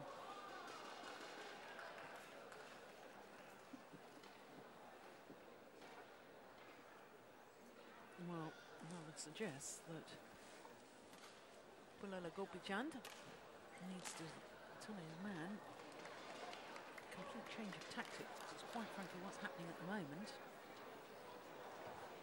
Isn't really gaining him any advantage. Court 1, 20 seconds. Court 1, 20 seconds.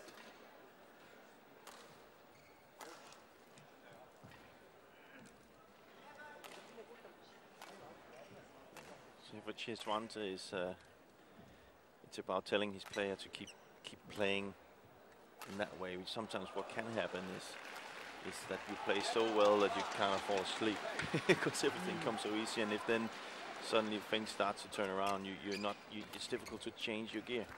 So that's about being just as ready as you have been the whole match.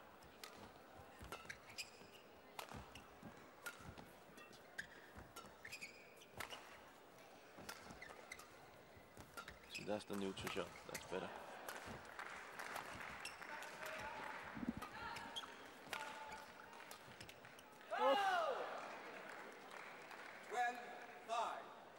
Thought about it, but decided not to go over. Just to be clear what you mean about this neutral shot, you're suggesting that he plays it sort of not close to the net but not deep in court, so that it's much more difficult for his opponent to actually play a tight spinning net shot or whatever.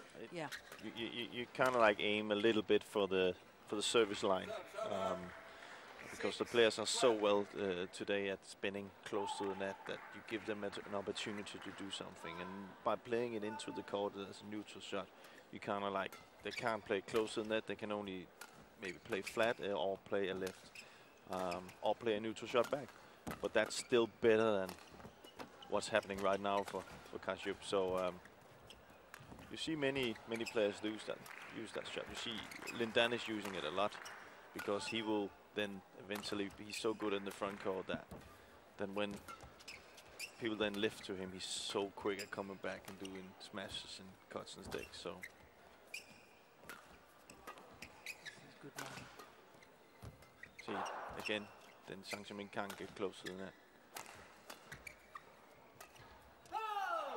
Ran out of patience in the end. 13-6.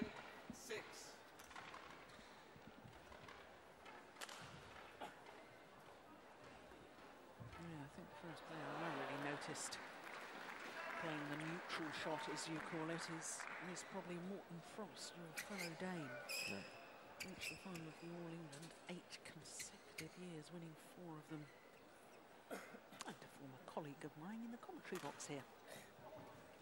But Morten used that a lot, and he also liked to rally, so he didn't really care if they then played it to the back, because that was in his favor. Always push that long, and time is running out for Kashyap Parupalli. You can kind of see that on Kashyap he has that feeling that today's not today, and Zhengming is kind of like a Superman to him right now. 15-6. Well, we thought he was playing well yesterday, didn't we? Against Sonny Dwi Conchoro. Very, very solid again today. But he's been helped on his way by unforced errors like that from Kashyap. That's a real pity, because I know that the young Indian player, when he's on form, he's an absolute delight to watch. He's a very good badminton player. And always landed in. but you also see everything is working for Zhengming. Yeah, so you know, it's as frustrating as probably is for many of his fans. It's just as frustrating for Kashyap right now. He knows and he wants to show that he can do more than this, but Zhengming today is just playing really, really well. And it's not like Kashyap hasn't tried. He's tried everything in the book, but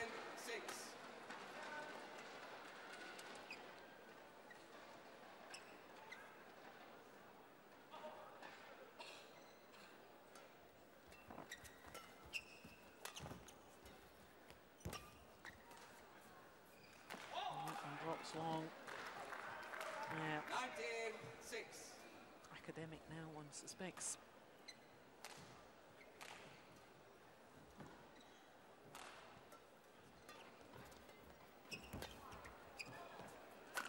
Oh, that's magnificent. What an angle. What a way to bring up match points. 6. Whole host of match points.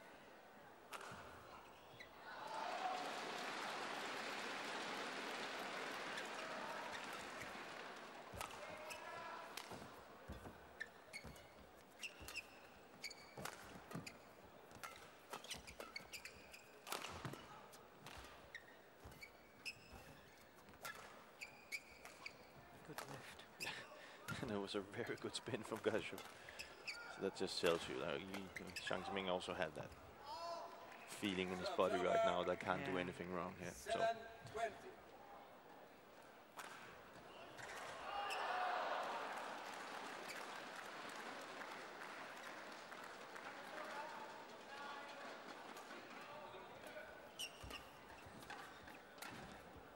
Oh, perfect again. That slice shot. And on his second match point opportunity, the former world junior champion Wang duly converts. 21-17, 21-7. Zhengming, China, 21-17, 21-7. Yeah, well, it was very, very impressive from the mid-game interval in that opening game when he was down, Wang Zhengming. From there, he took control.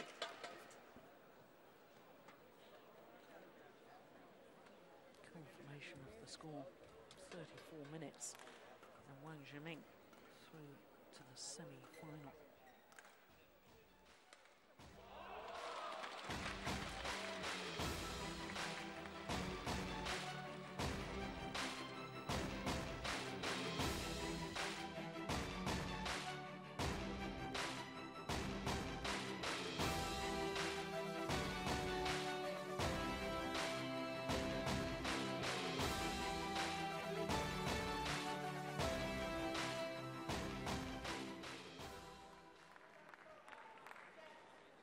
So, as I say, that confirms Wang Jiaming into the semi-final.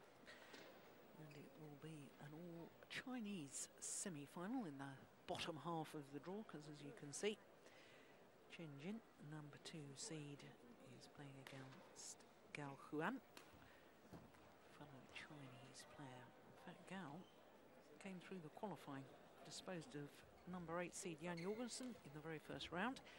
And he's gone from strength to strength, because in the second round, Gao disposed of the winner of the French Superseries event, Liu Darren. So the top half of the draw. Well, one of the matches is in progress at the moment, and the other one will be played later this evening.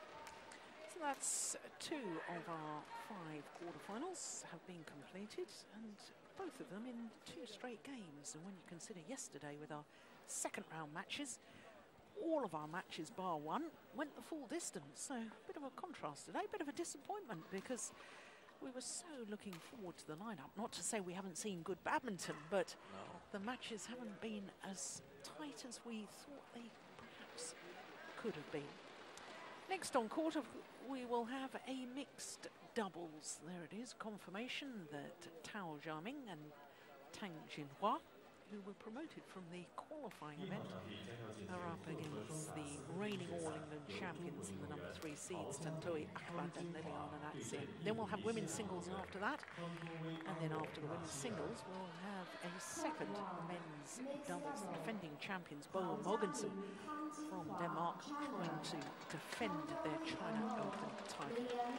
But here come the mixed doubles players for our third quarter-final of the evening. Tantowi, Ahmad and Liliyana Natsir, 4th in the London Olympic Games. What a desperate place to finish.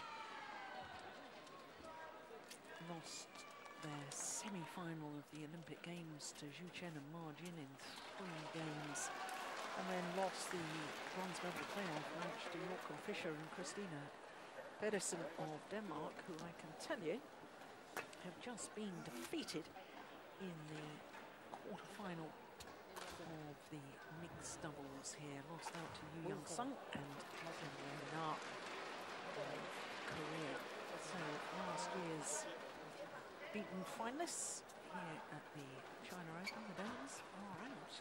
Oh, that's a big surprise. It's a close match. Yep. Well, so to this new Chinese combination. Oh, what a dramatic start they made to their partnership. Jiaming and Jinhua were supposed to be playing in the qualifying of the mixed doubles, but given the fact that some pairs withdrew from the main draw, they were promoted from the qualifying event into the main draw. And you can see from their career win-loss record is exactly the same as this year's win-loss record, which means they only formed their partnership this year, and they actually formed it at the Thailand Open Grand Prix Gold event, which they promptly won. What a start to a partnership. Can't get much better than that, can you? So Tang Jinhua, well, she was beaten finalist in the women's doubles here at the China Open last year, playing with Huan. And Jiaming, himself a former champion of the China Open, playing with Tian Qing back in 2010. Well, they had a right old battle in the first round, as you can see, against the number 6 seed, Sara Li-Ning. Had to save 2 match points in that second game, which they eventually won 27-25. An hour and 16 minutes for that first round encounter. It really was a thriller. I watched that, and it was a great match, a great entertaining match too. So to the Indonesian pair, number 3 seeds, number 3 on the world ranking, but they have been as high as 2. They spent 9 weeks as number 2, and that was roughly this time last year. 39-7 their win-loss record for the year, and that translates into 6 finals. What a year they've had. 4 titles, including, of course, the All-England Championships. Well, in the first round, against another time from Anugre Teowan and Kunchela Vorovici Jaikal. And then in the second round had to dispose of the pair that has just won the gold medal at the World University Championships. Kim Ki-jung and Kim So-young. 2 straight games there as well. So this Indonesian pair in great form so far. Great form throughout the year, haven't they? Yeah, they are good players, so. And of course there was an awful lot of pressure put on Tantowi Ahmad when he formed this partnership with Liliyana Natsir back in 2010. Because of course he was stepping into the shoes of Nova Widianto, who had twice won the world title with Liliyana Natsir.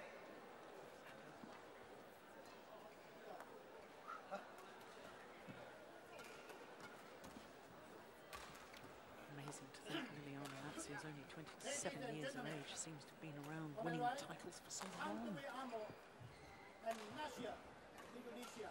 She's one of my favorite female players. I think the things she can do with her skills is just second to none. She's fantastic. So the mixed doubles quarterfinal, number 3 seeds Tantowi Ahmad and Liliyana Natsir nearest to us.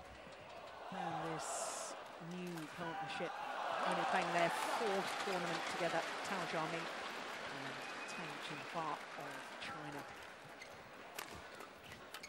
That tells you how difficult it can be sometimes in the doubles. You know, we spoke about the Korean pair with Lee and Ko, who was came in from pre-qualifying and also here. That you can actually travel if you, for example, came from Denmark. You can travel all the way to China and think, okay, I have a seeding and I'll be okay. And then you you have pairs like this in the first round. Yeah. It makes it really, really tough.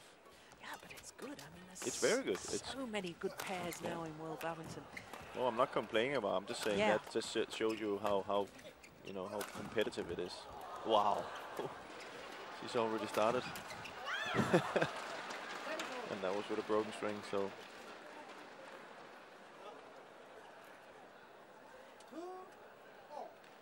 good to see that again.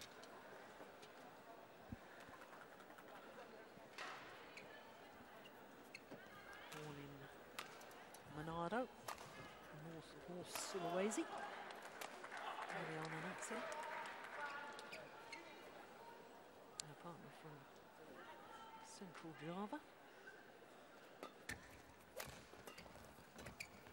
Oh, look at that. Sensational.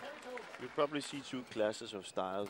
You know, the Chinese who really depend on, you know, tempo and pushing and, you know, driving, and then the more Indonesian way where, you know, the soft shots and building it up, and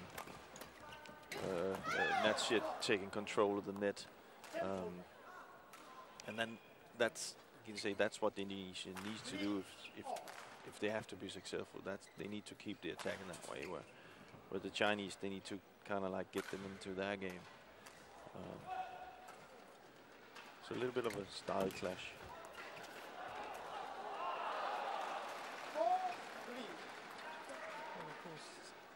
Tang Jinhua has been in the news recently, hasn't she, because of her women's doubles, won both the Denmark and French Super Series events with Ma Jin. She's a full mixed doubles there too. And so is her partner, so he missed that one, Jiaming, 27-year-old. I remember back in 1 year when he was playing with Tian Qing, became world number 2. He had been world number 5 less than 12 months prior to that, playing with Zhang Wen. So he's one of those very, very versatile players who can form partnerships with anyone and be successful. Adapt to his style.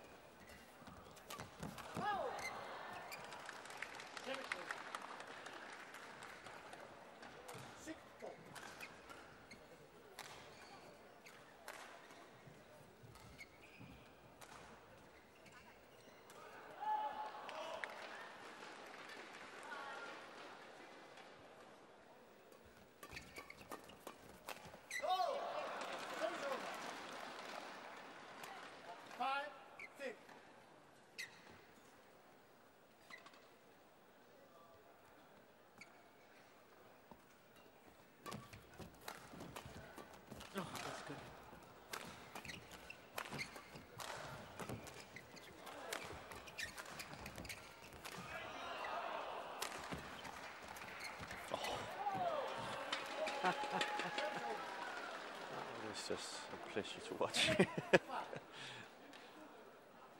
She dares to do it. That's what I like. You know, it's kind of like in her genes. Can't help doing these fantastic shots, and it's good to have players like that. She's so cool about it as well. She never looks as if she's, you know, there's some players who are very much sort of up there and almost in your face, whereas she's so laid back and just is so aware of what's happening. She's reading the game, and her racket skills, as you were saying, absolutely fantastic.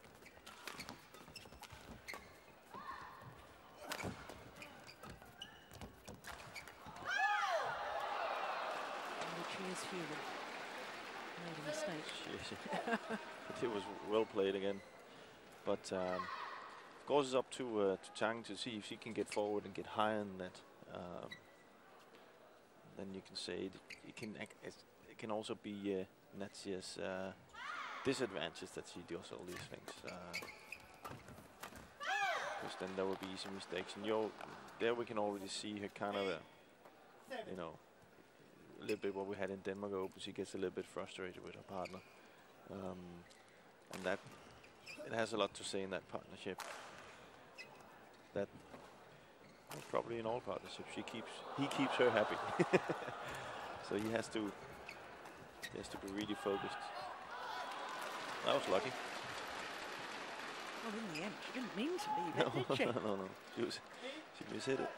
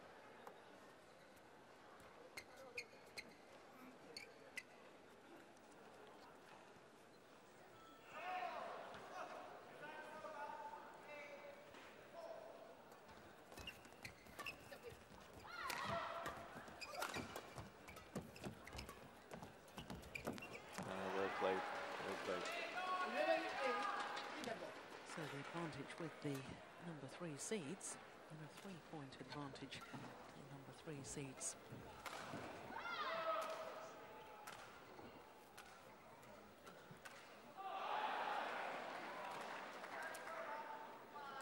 Well, that's fascinating, isn't it? Look who the coach is. Yeah. Nova Widianto. And then with whom Liliyana Natsir won 2 World Championship gold medals and an Olympic silver medal. I think that's very wise to bring him in. Natsir trusts him. Trust him in his analyzing of the game, and Ahmad has somebody to lean up against, you know. So it's a good move by Indonesia.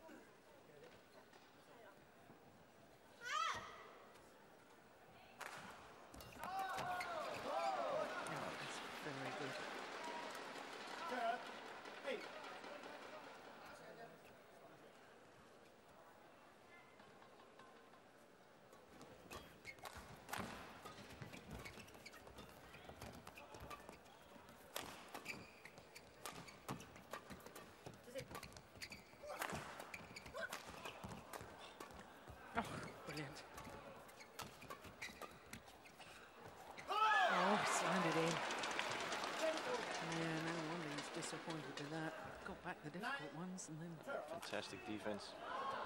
Not only just surviving the defense, but also controlling the defense. Is something that both Natsir and Ahmad is very good at.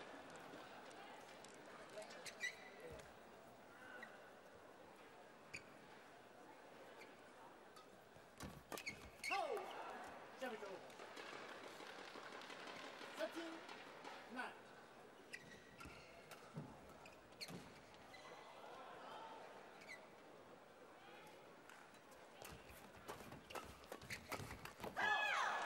Well played for Tang.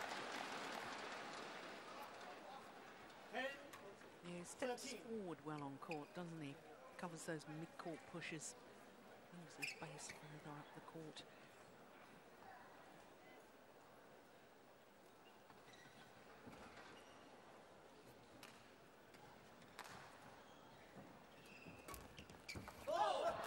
Service over. 14, 10.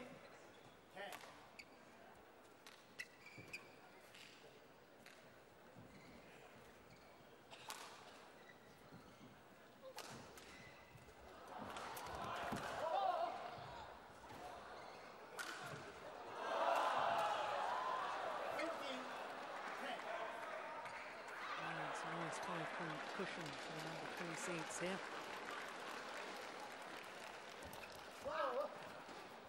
Really good in the service situation right now, the Indonesian pair. Good service, good returns. It's very difficult to play against because you can't really get into the rallies. So that's something that the Chinese need to work out how to do that better.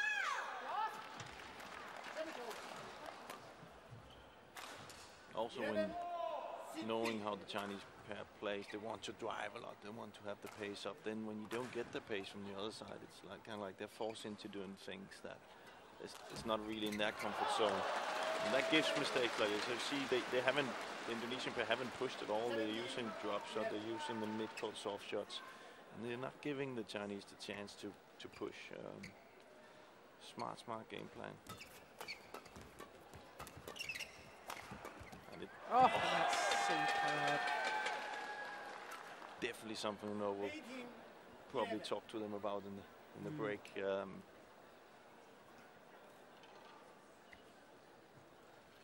It's not only the technical skill for Liliyana Natsir to play that, it was her vision to know that that's where the gap is, that's where she's got to direct the shuttle, because it's all happening so quickly, it's instinctive almost, isn't it? You don't have time for that thought process. You've just got to somehow know that's where you've got to play it. Yeah. Court vision is really good.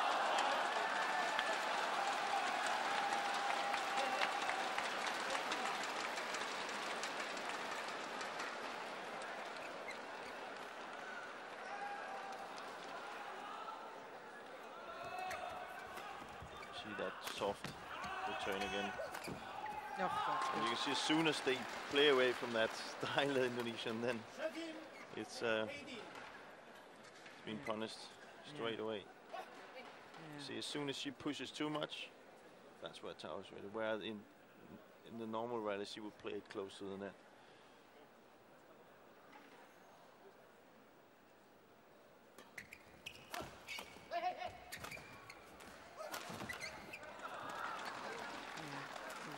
Very impressive when he's hitting down, isn't he? Yeah. Jiaming, big tall athlete, 187.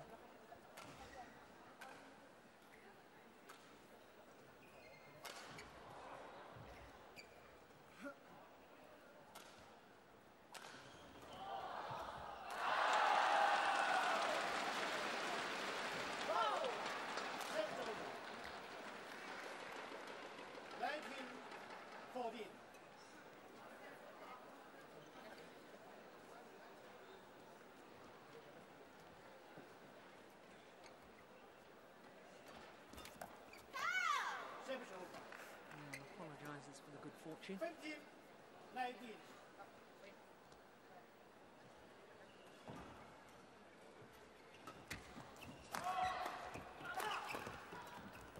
Clever.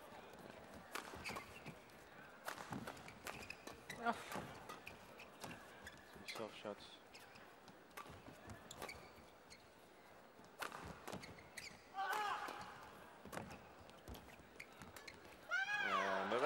This is what she can't help it sometimes.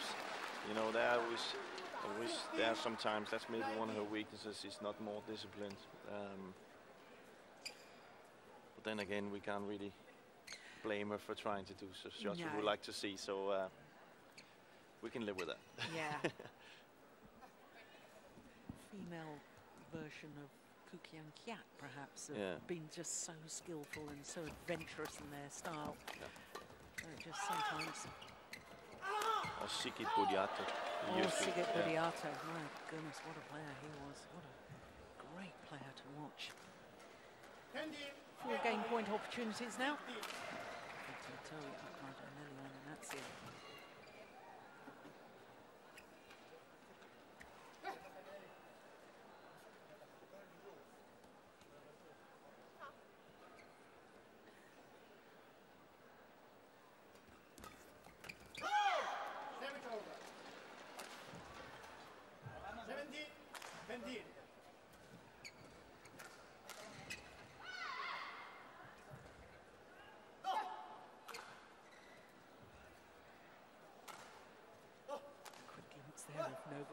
I couldn't help but think, my goodness, he looks more nervous sitting in the coach's bench than he ever looked on court.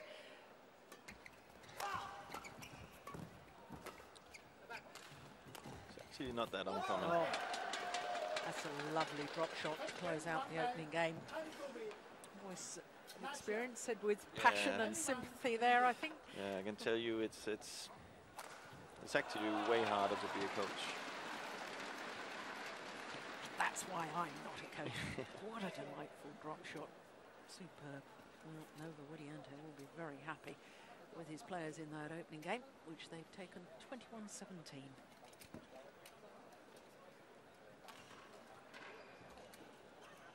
So as a coach, do you,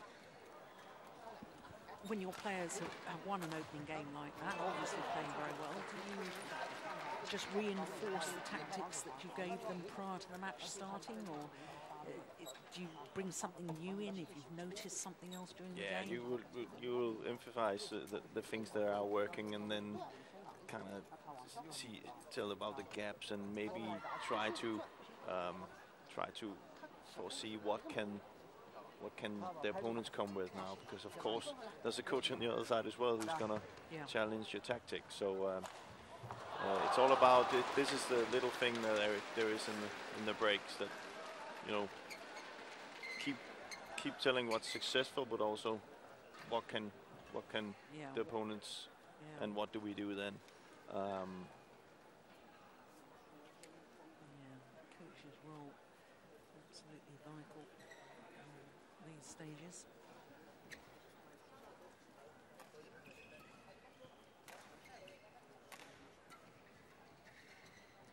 Still lots of discussion between the two Chinese players, even for the two-time former Olympic champion, Yong, his input.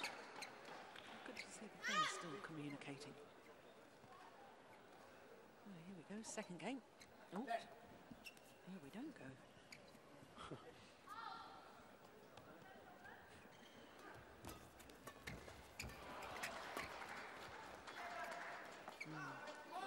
The difference in ends. Talked about it a lot yesterday, didn't we, in the drift in this arena. Which is probably also what they spoke about the Chinese now. For the Chinese pair right now, it's about to take the net, so the Indonesian has to come with that, because it's so difficult to control it. It's a way, and then of course the Chinese can be in defense now because it's very difficult for them to hit it out. So that's the kind of a tactic you can use, but then when you have a girl like Natsir, it doesn't really work sometimes. And that's something they also have to accept. And that's you can see as a coach, it's very important now to tell the Chinese that, okay, keep the game plan, don't change it because he comes up with a fantastic shot. That's just something you have to accept and then move on. But there's only one thing you can do now, is keep the game plan. As you were talking about that, I couldn't help but think, I don't know whether you got to see any of the tennis finals from the O2, because in the final, Roger Federer against Novak Djokovic, that happened precisely. There was the most extraordinary shot, line shot from Roger Federer, and in fact Djokovic applauded his opponent, and he won the next 4 points. So okay, accept. My opponent was just too good, but then right back in the next rally. It's it's very good sign when players have that capability of doing that. It's something that players work on nowadays. I was extremely bad at it myself. I always thought it was something different than, you know, lucky or something, you know. But it's something you just have to accept that everybody's training hard and working on shots. That, you know, and then some players are really skillful, like Natsir, and then move on.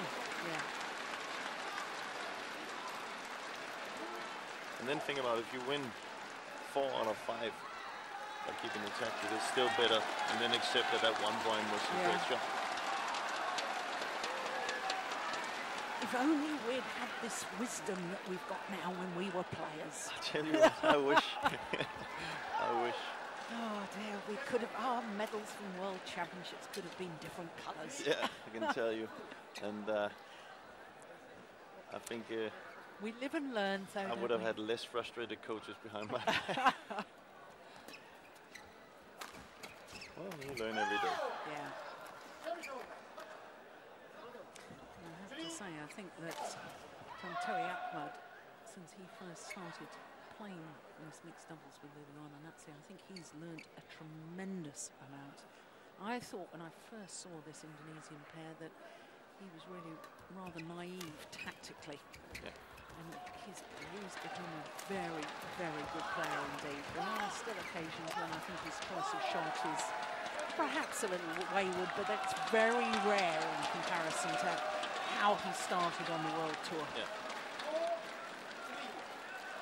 For him, it's about keeping, you know, keeping the tactic, because sometimes it gets a little too hesitative and drives too much, I think, and hits too much and takes too much of a challenge with the guy on the other side, where you have such a good person standing in the front of the court that's building up to her, you know. So again, we've seen a lot of broken strings again today, and it tells you that even though it's warmer, it's not. Yeah.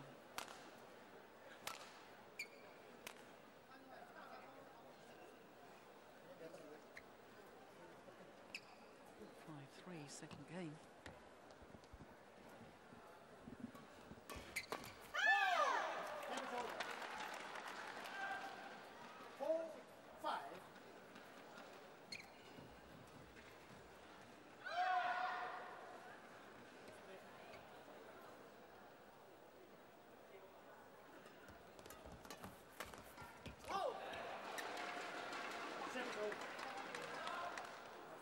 It's that return.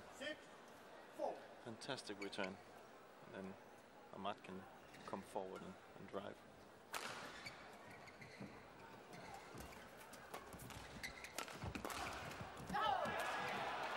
Just enough pace on it to tempt Jinhua into trying to buy it. You can see the frustration on the Chinese right nowadays. You know? Yeah. Oof, things are not working well. They're discussing what to do.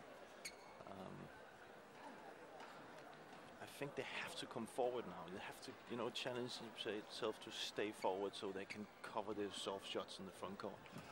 Look at that return of serve. Completely the opposite of what you were suggesting. And it's only got one result, I think.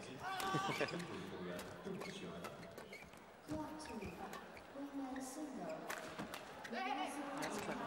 Oh! Well, there you have it. That's wonderful. And a fantastic shot. Fantastic shot.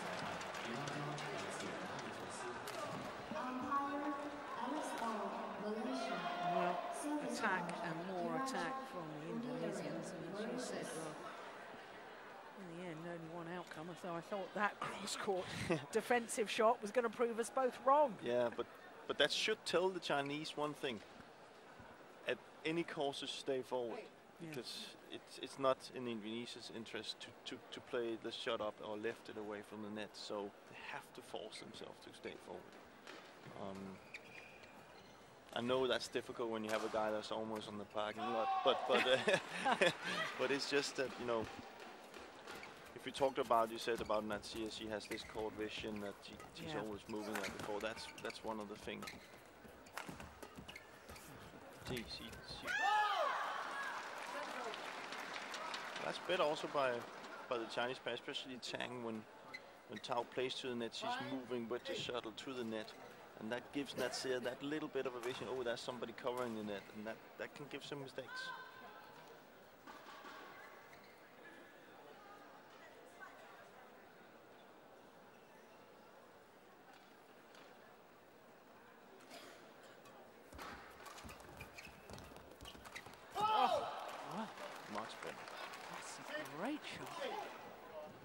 And it's a good shot by Natsir, but now the Chinese are moving. He needs to continue that. Force the Indonesians to do different tactic.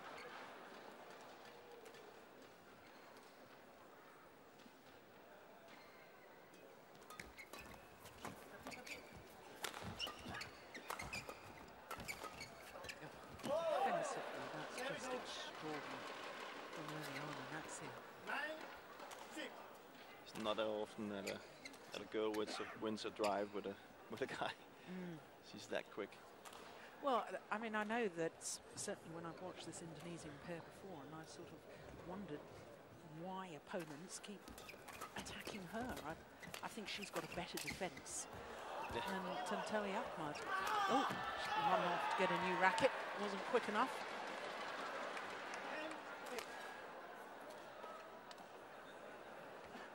Broken string.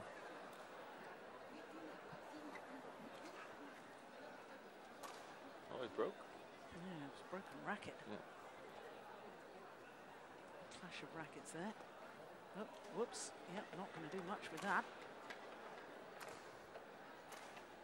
I don't think Jiaming was aware of it because he should have given the shuttle a lot of height and given her time to rush off and get the new racket. Or maybe give her the racket. Run out himself. Now that I don't think I've ever seen. No.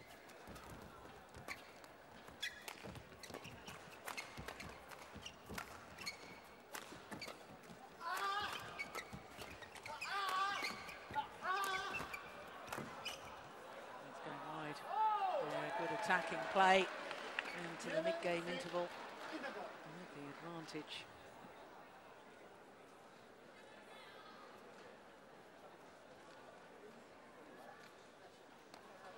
It's also difficult with that change of racket there because you have to you can't really throw the racket away. You have to go out and put it and take a new one. I remember one episode at the All England one where I played with my partner and he broke his racket and he threw the racket, but he threw it way too long, so it was hitting this video thing. A big video screen, and of course we continue and we actually run a rally, but then we got called by the umpire, and we were like, why? But you can't actually throw the racket out of the court. You have to leave it on the side and take a new one. So. And I hope you paid the repair to the television at the side of the court. Oh, we didn't. I don't wish we to can't. know. We can't afford that. I can't listen to any more of this. I'm getting to see a new side of you, Jim Mogensen. Well, it wasn't me, it was my partner. Oh, okay. So, it was a good throw, though.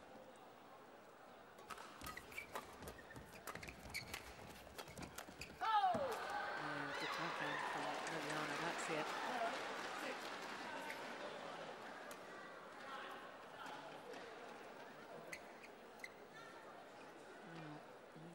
Jiaming really needs to try and encourage his younger partner here. Only 20 years of age. And he's vastly experienced.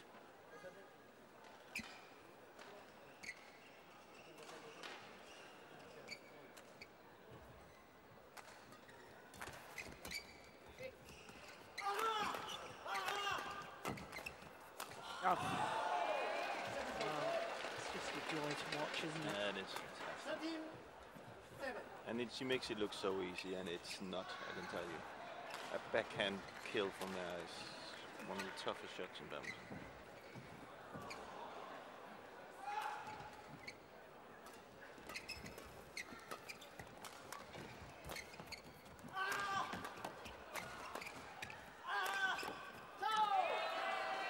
But we have to give credit to Ahmad also. He's really playing well today. He's building it up, and maybe, you know, it's Novo on the back of the court there's helping a lot. I think he's really playing well. So, and you can just see as a partnership when both are playing to each other, that chemistry will work much better than playing to yourself.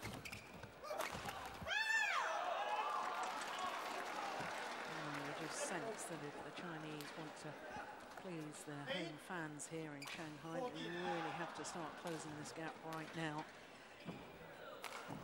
6-point deficit.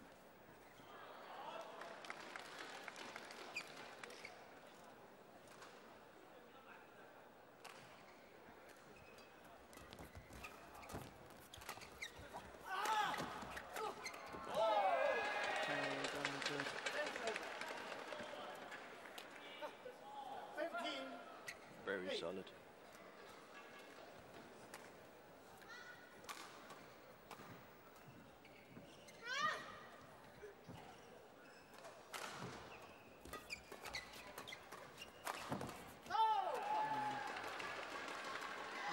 Asking for it with the cross-court lift there.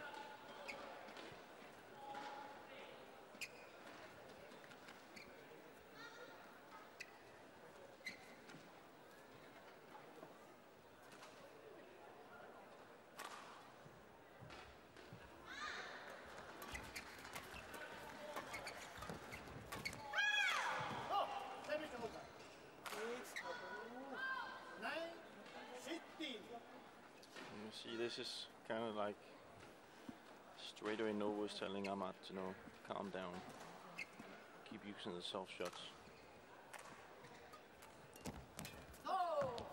That's a lovely return. Spinning net shot.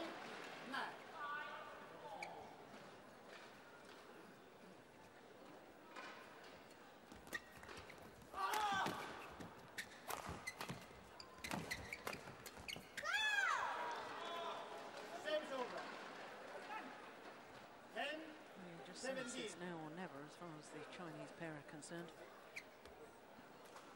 Some easy points here. I'd like to see more of a threat after the low serve from Tang. A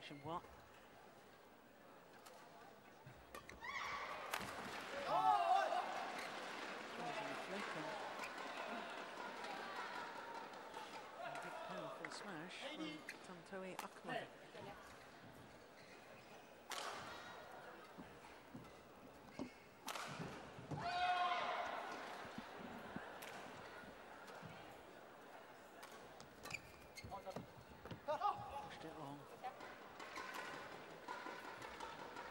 Indonesians are winning the second game at a canter.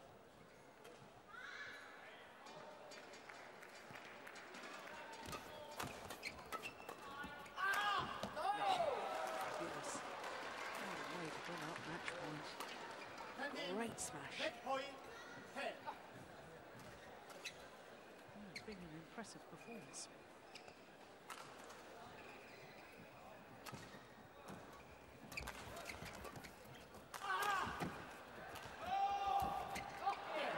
First time of asking. 21-17,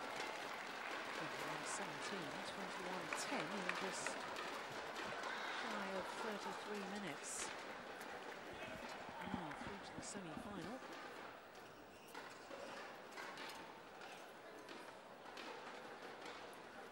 And whilst the Indonesians were very impressive, there's confirmation of the score. As confirmed by the umpire. Good performance by the number 3 seeds, but in all honesty, a little disappointing from the Chinese pair.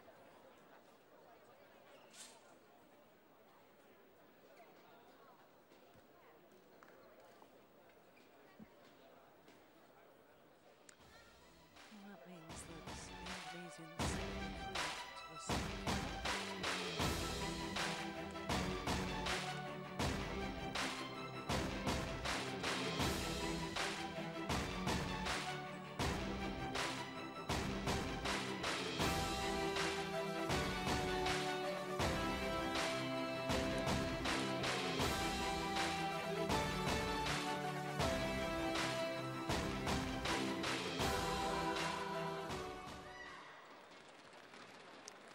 there is confirmation.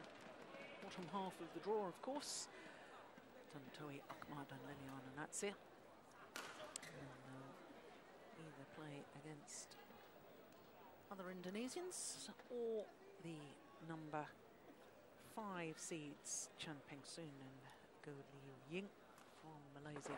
That match yet to happen, and there is confirmation of what we were talking about a little earlier with the seeded combination. Number 4 seeds of Jochen Fischer-Nielsen and Christina Pedersen, the Olympic bronze medalists, have gone out at the quarter-final stage. So 3 of our 5 matches complete, and surprisingly all 3 so far in 2 straight games. Next match, of course, is women's singles, and then our last quarter-final of the evening will be a second men's doubles with the defending champions Mathias, Biao and Carsten Mogensen against Biao and Zhang. The next on court, women's singles, and the defending champion in the form of the world number 1, Wang Yihan. She is up against the number 5 seed, Juliane Schenk from Germany.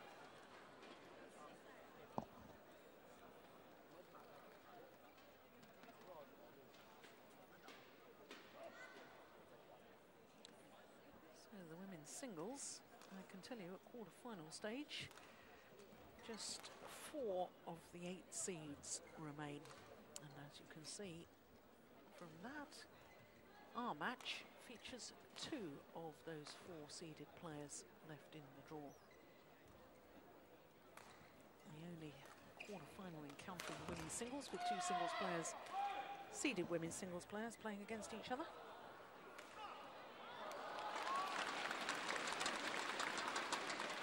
Wang Yihan, of course, won this title last year, and it was a very disappointing final, wasn't it? Because she was 18-12 up against her teammate Wang Sin, and Wang Sin had to retire injured. And of course, Wang Sin still out with injury because she re-injured herself during the bronze medal playoff match at the London Olympic Games. There's Juliane Schenk, 29-year-old from Krefeld in Germany. 29-year-old, so she's going to turn 30 in exactly 10 days' time. Well, there's the world number 1, Yihan. And there's the Super Series number 1 ranked player, Juliane Schenk. Up 2 places from 3 after the French Super Series, where she reached the semi-final.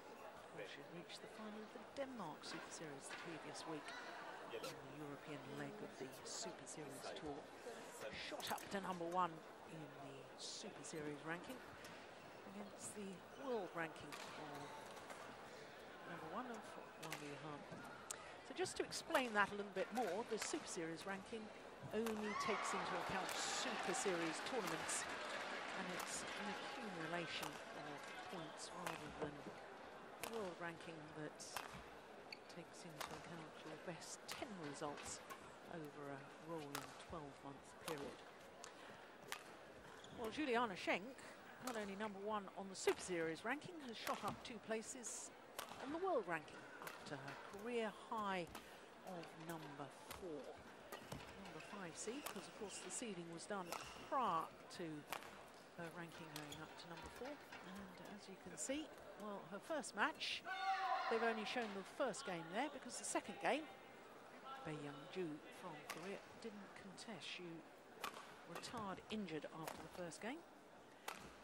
Wang Yihan, world number 1, 36-6. Her win-loss record for the year translates into 6 finals, 2 titles, 4 times lost in the final, of course, including the Olympic Games.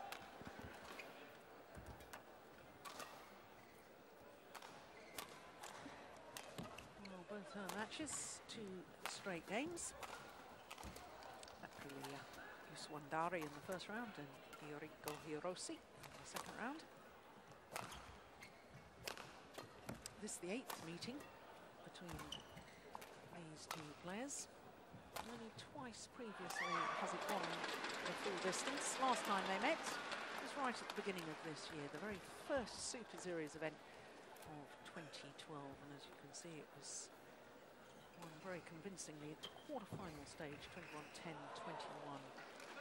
21-11.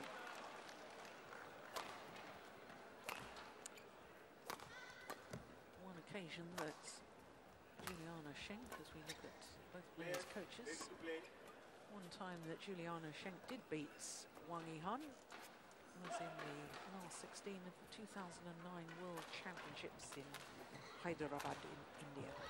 Now, if you're looking at that big strapping, that big support on the right knee, well, if you were watching the Denmark Super Series event with us in October, you will have seen Wang Yihan in the semi-final against Saina Nehwal. Midway through the second game, having lost the first, had to retire injured with that right knee. Now, it's nice to see her back on court, but obviously not 100% fit because it's a big knee support she's got on there.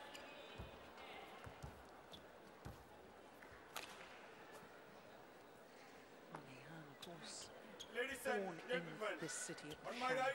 Juliane, Germany. And on my left, Yihan, China. Silver. Juliane to serve. Low all, play. And Kai of China, the service judge.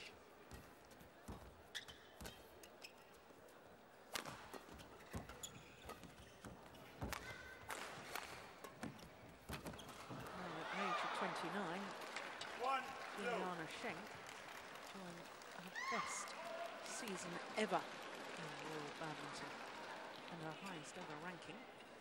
And the first thing that strikes me, Jim, is the fact that she's actually got a coach on the coaching bench. Very, very unusual for her. That's the first time I've seen that. So normally prefers to play her matches without coaches sitting behind the court. Of course, coaches ever present in the hall, but she prefers to just focus on doing her own thing. this is something actually I like. Me too. The players making their own decisions and figure it out on court.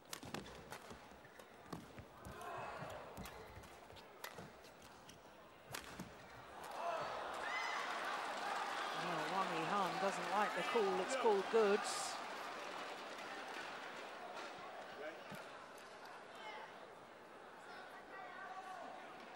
There's no overrule from the umpire. The umpire is only allowed to overrule if he sees that a clear error has been made.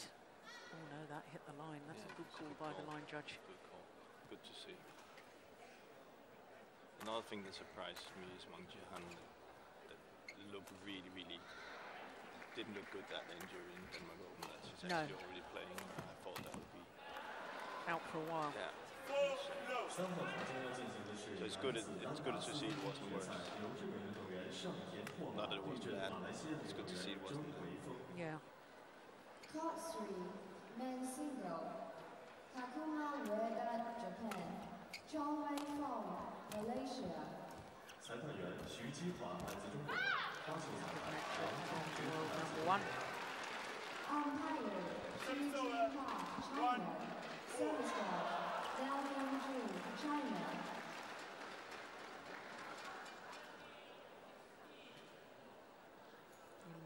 Finals this year between the two of them, these two players.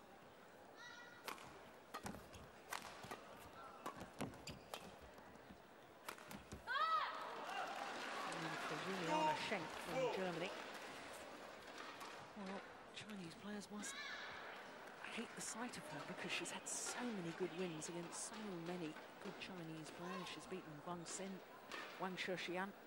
Beat the Olympic champion, of course, in the quarter-final of the Denmark Open, Li Ning. Semi-final, she'd beaten Yang Jiao, and then lost, of course, to Saina Nehwal in the Denmark final. But I think, you know, she's one of the few players in women's singles who has beaten every single one of the top Chinese women's singles players. Sina Nehwal has never beaten Wang Yihan. Juliane Schenk has. Beaten all of them. Apart from the injury, though, to Wang Jihan in Denmark Open. She has this untraditional style, Schenk. First of all, her fitness is really, really good.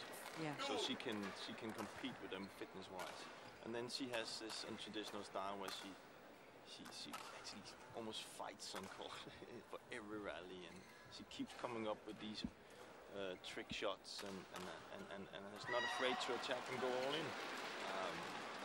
And that's kind of like she's not showing any respect.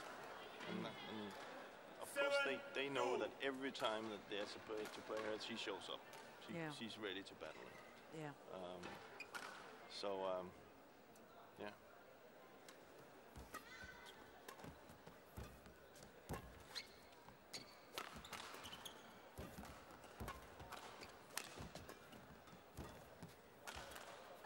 Yeah, I think so. I think you've summed up beautifully her style of play, but I think sometimes because of her physicality on court and the fact that she works so hard in every single rally, every single match, that she's had problems in the past. While she's had these outstanding wins against all the top players in the world, she has struggles to follow that through to taking the titles, because you've got to win 5 of those in a row to actually win the title. It's something you see in players that are playing like Juliane is playing. It's difficult to win tournaments because you don't get any easy wins. No. And easy wins is, you know, in a long tournament, it's something that you need to be able to have. Yeah. And now she got an easy one here in the first one because of somebody who pulled out. But if you have to work for every match, then of course fatigue will set in.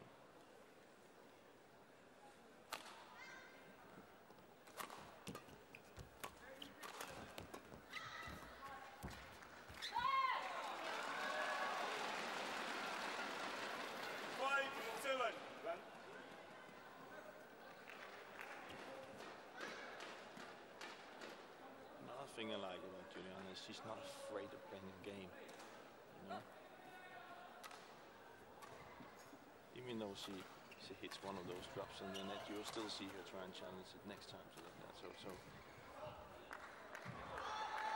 has a good confidence.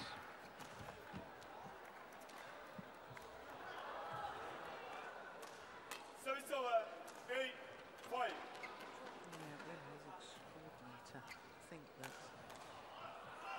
prior to this year, when she won her first Super Series title in Singapore,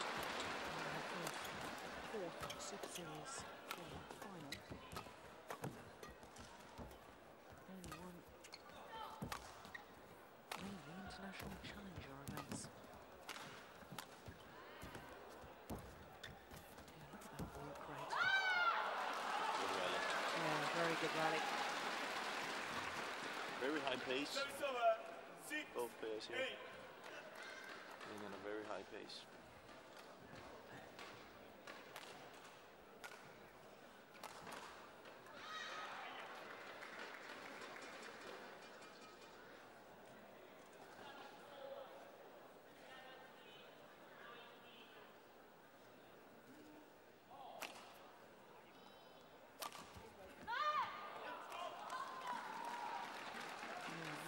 German is cardinal sin, really, isn't it? Unforced error like that. That's very unusual for her.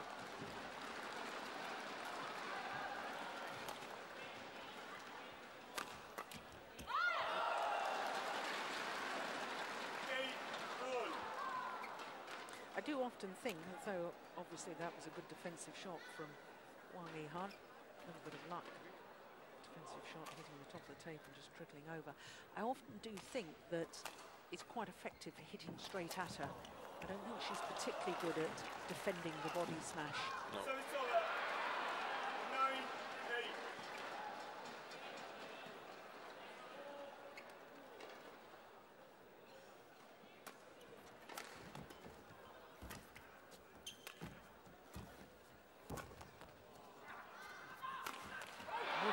missed it. Goodness me. 10-8.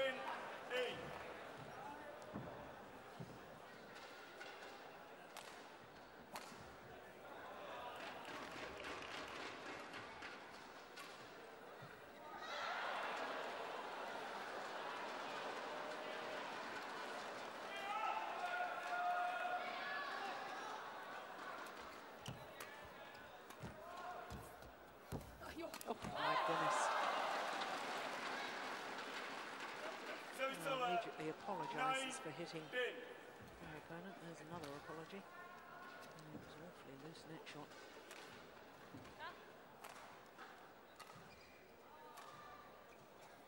There's no question of her being over the net.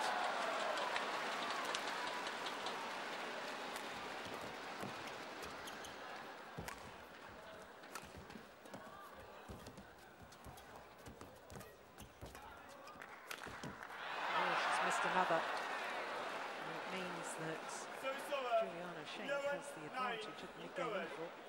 There's an interesting thing to me, Jim, the fact that the two errors, ghastly errors she's made on smashes, Wang, Yihan,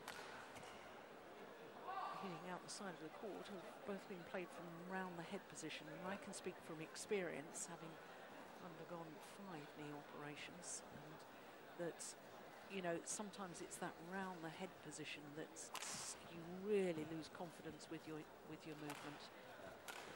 You know, and it's you know, it's that little bit of doubt gives that a bit of unbalance, gives that little bit of mistiming, and that could have an effect. I think another interesting thing here is that we actually don't see the German coach going, so he might only be there for support. So she still prefers to make up her own mind how to play. Yeah.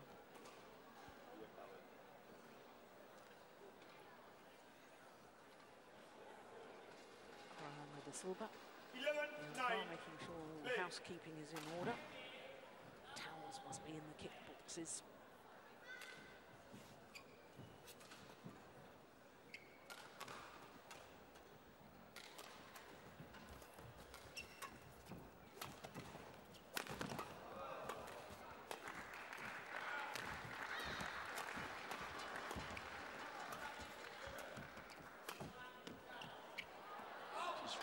Playing a high pace, Juliane. She's forcing Wang Yihan around the court, not giving Wang Yihan time at all to get into that game she likes, you know, as she controls it. So she pushes the pace up.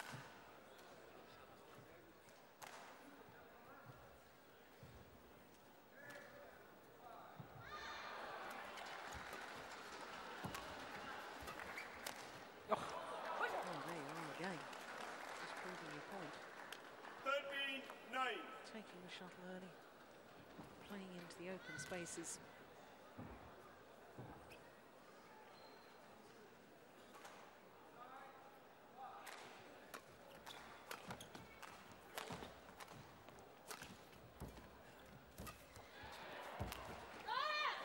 Forced to take it late on the backhand side. Always a sign that a singles player is in trouble.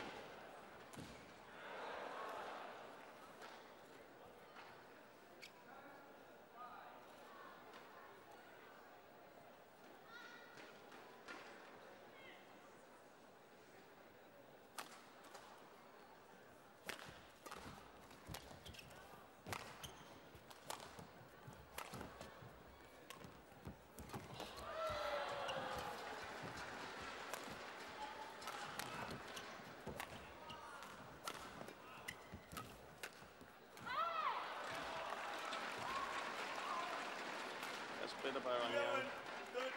She just seems to struggle in her offense, you know, in attack. She doesn't seem to, you know, normally I think she has a pretty hard smash down the lines, but maybe those mistakes, you know, she's playing with a little bit of margin now, which I think will be in Juliana's favor, because she can push the pace up.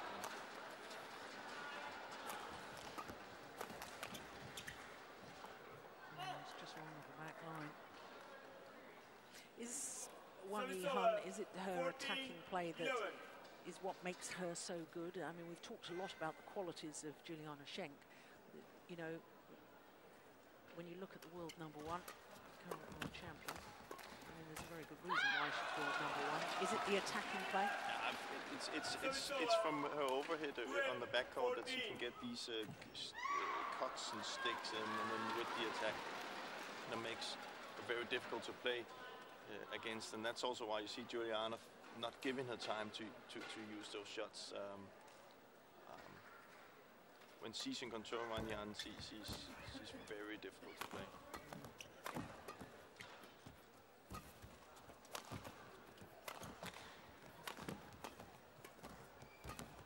It's not in Wang's favor if she can't move that, freely. Oh my word! That is fantastic. Oh, even Juliane, Schenk's coach, is pleased with that.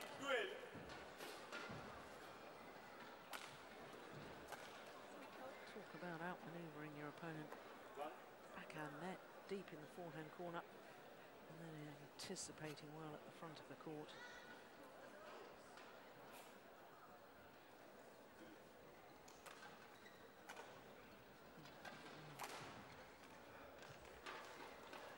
Like those towels. Yeah.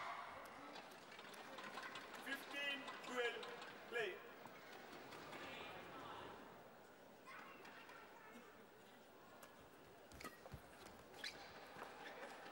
Just on with the back line. 16-12.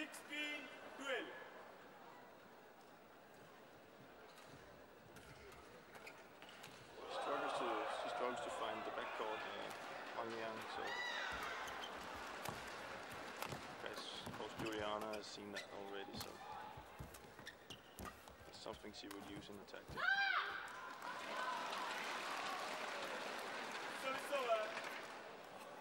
Ah, there's our colleague from the sport broadcasters.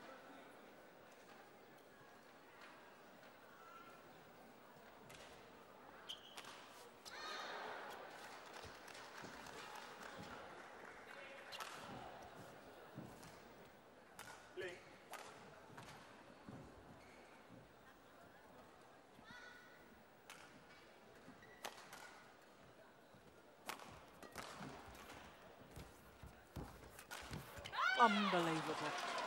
That is fabulous. 14-16. Very difficult shots. Because it's a very good spin by Juliane. It's very close and good court vision by Wang Yang. She's staying up, closing the net. She's already standing up there and covering it. She took that when the shuttle hadn't come out of the spin. Yeah. Incredible control.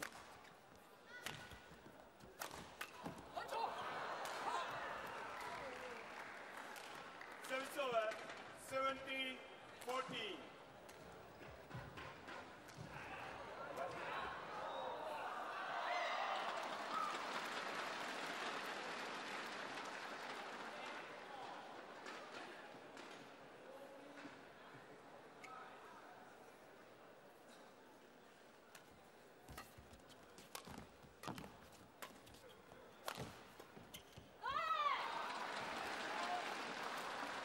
Service over.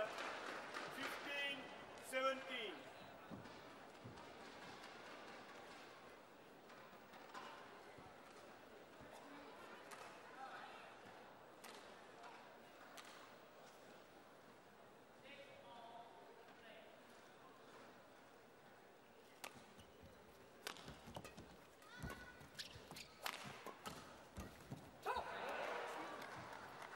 Service over. 18-15.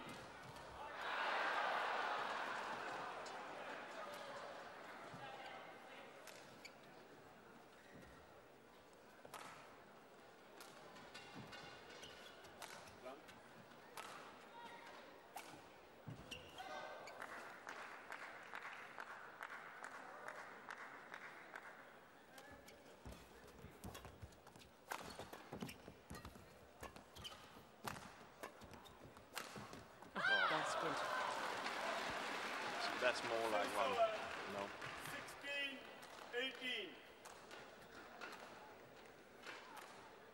In all fairness, though, I don't think she's been given many opportunities to use her overhead. No. She hasn't been given the time to do that, has she?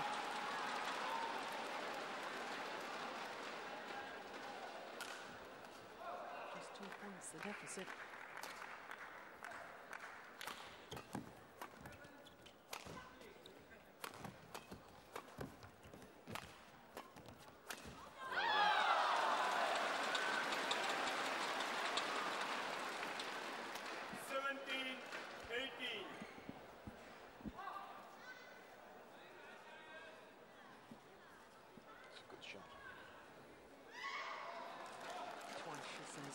Yep.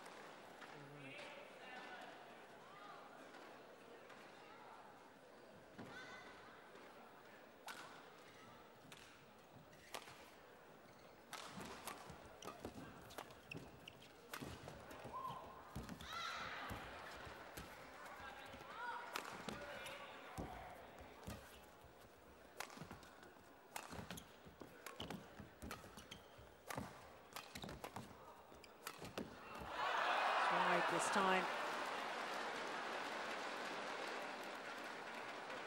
The court will need to be mopped after that little dive by Juliane Schenk.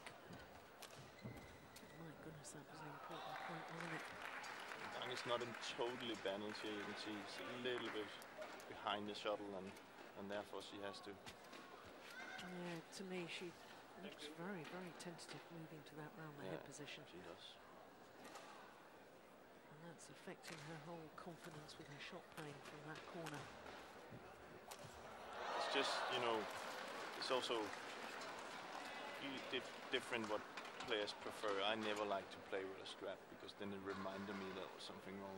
And we have to understand she's constantly with that strap. She has a reminder on that. You know, she has something with her knee, so of course it will. Of course it will take some of her movement away.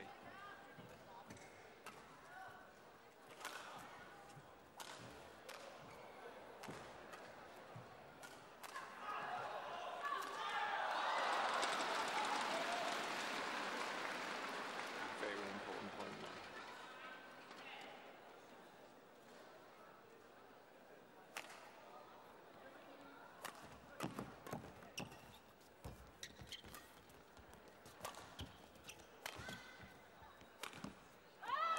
Overdone it. That looked a little bit like a desperation shot to me. The tough part for Juliane right now is she's had the lead the whole set, and now it's 19-all. She needs to really, really focus now.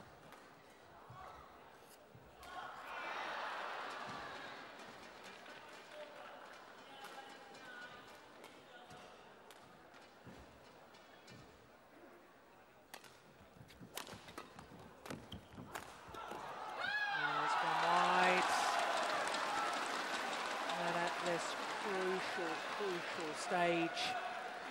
Wang Yihan, the defending champion, gets into the lead and gets a game point.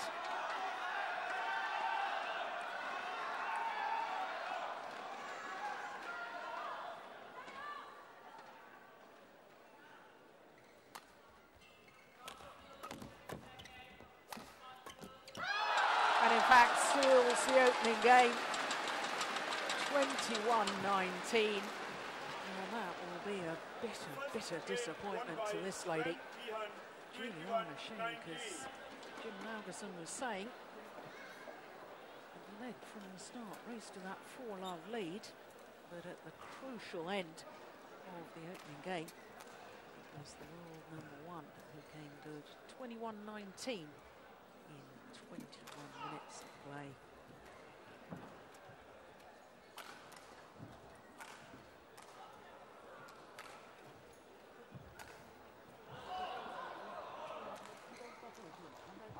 Very visible that, you know, that in the middle of the set or in the end of the set that Wang Yihan had a smash down line from around the head side that gave her, you see, as soon as that happened, they gave her a lot of confidence in her shots, and from there on it was, you know, she hardly made a mistake. It tells you when you get that feeling, that, or get the feeling back, then your game is it's much better.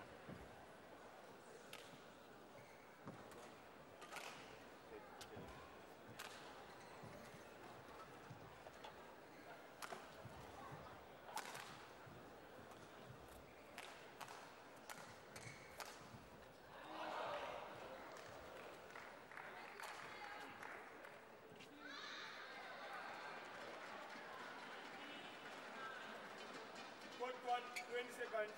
Court 1, 20 seconds.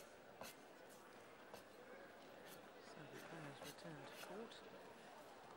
And it was interesting to me that Juliane Schenk's coach didn't come onto court, but she actually went to the back of the court on the far side and changed ends and had a very, very brief word with him.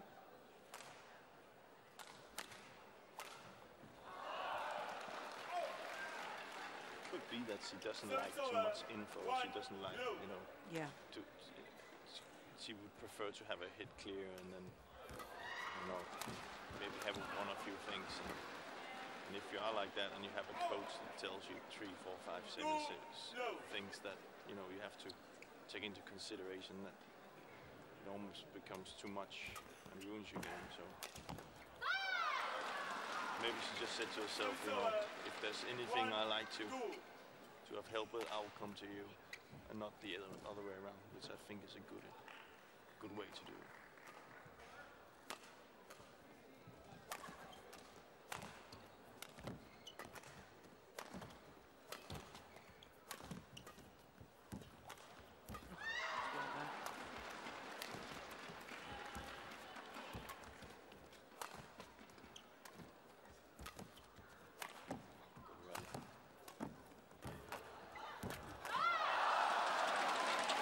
Well, I was about to say what an amazing backhand from Juliane Schenk, but Wang Yihan was absolutely equal to it. Look how she reaches this and controls the net shot. No wonder she's pleased with that. She looks like she's moving more freely now than in the beginning of the match.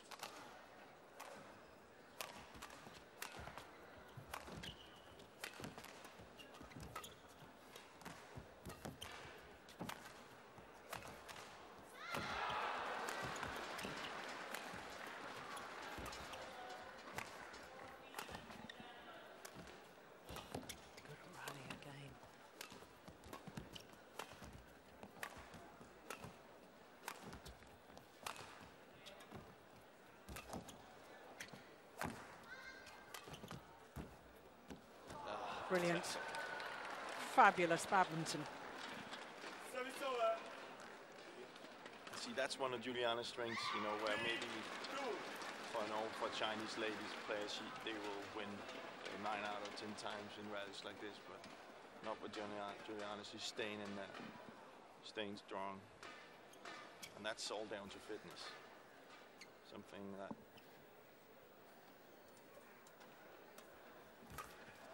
a lot of other countries can learn from. Service over, 3 all. You have to compete with the Chinese players. You have to be at least as fit as them. Yeah. There's no way around it.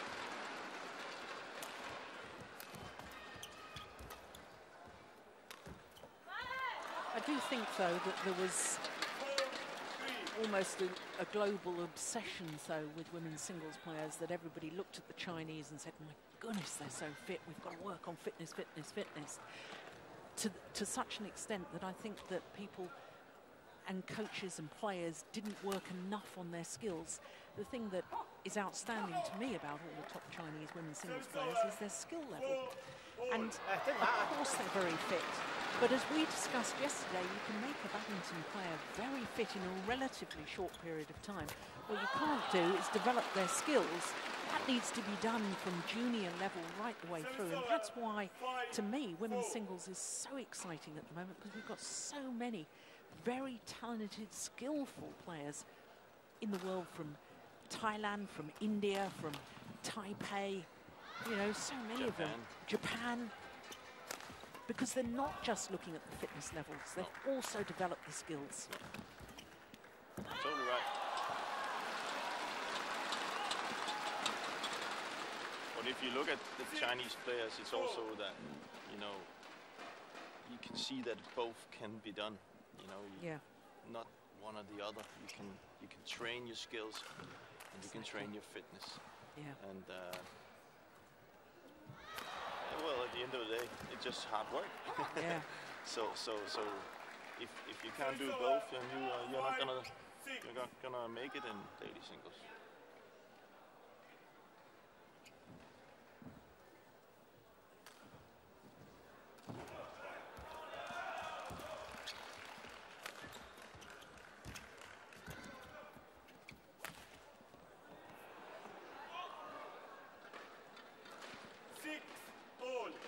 Seen European players over the years. The one who's been successful is, you know, if we go back to Camilla Martin, you know, she had extremely fit and skillful. And when she then stopped her career, we have Tina coming on.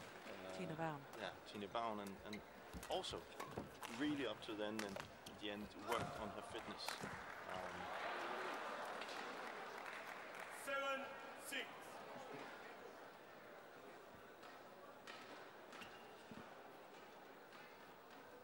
It goes hand in hand, as you say. Yeah. Well, if you're very if you're very skillful, but you're tired after the first rally, it doesn't really matter. No. And if you're very fit, but you can't really do the shots, then so no way around it.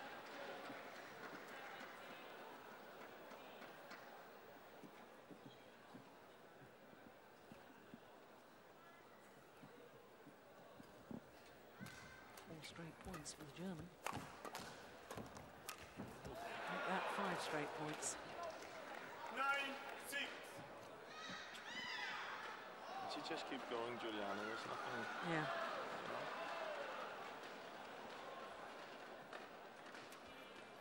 Acing it again. Good shot. 10-6.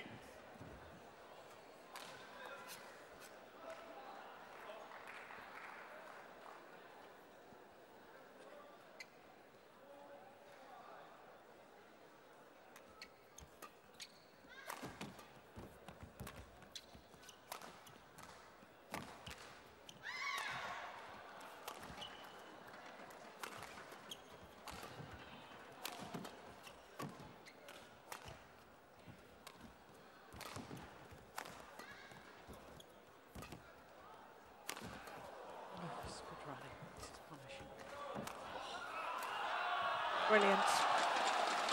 Yeah, well worked rally by Wang Yihan. Service over. 7-10.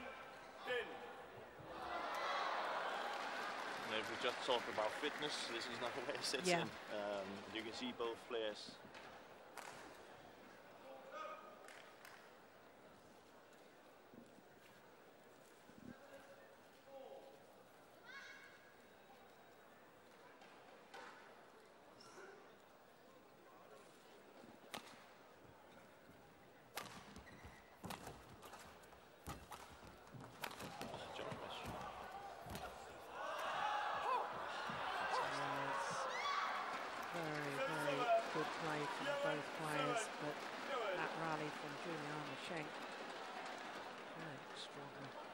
I think more and more of the women's singles is being played like men's singles now. The physicality, their court movement. We saw in that last rally the jump smash. And the fact that she's won 7 of the last 8 points. And the German, at the moment, looking very good indeed.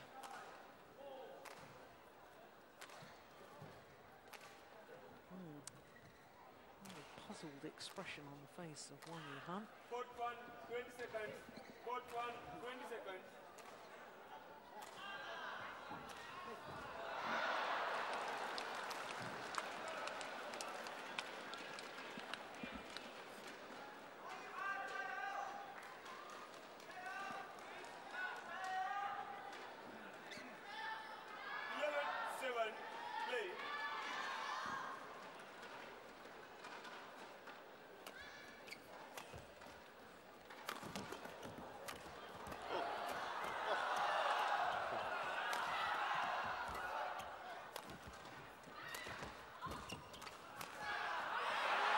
Step.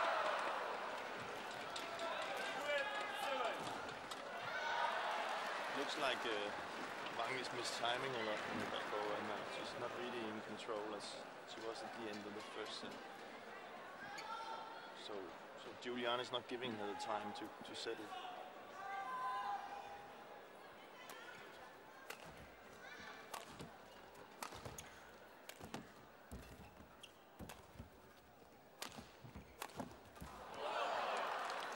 This is an extraordinary passage of play. 9 of the last 10 points have been won by Juliane Schenk.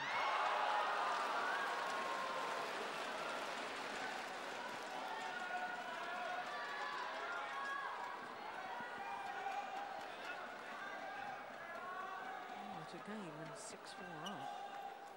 Hyun possibly thought that things were very much going her way.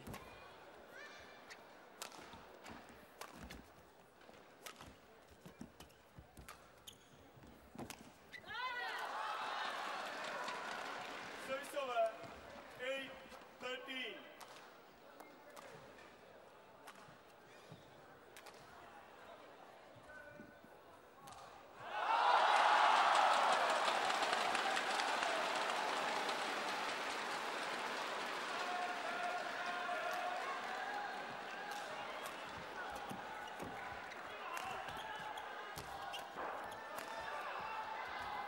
Defense by Juliane.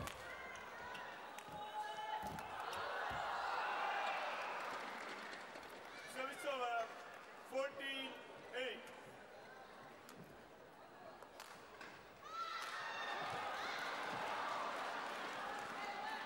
I think what's frustrating Wang at the minute is she, you know, in her attack she can't really get the shuttle on the floor, and that therefore she overdoes the shots a little bit.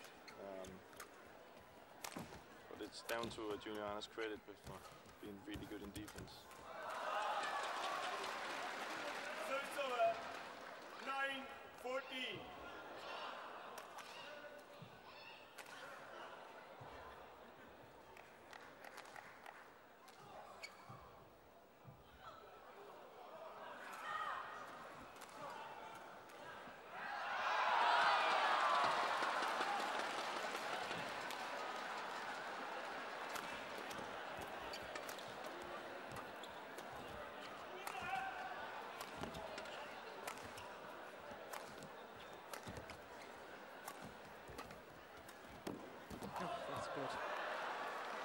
Very good angle from the German.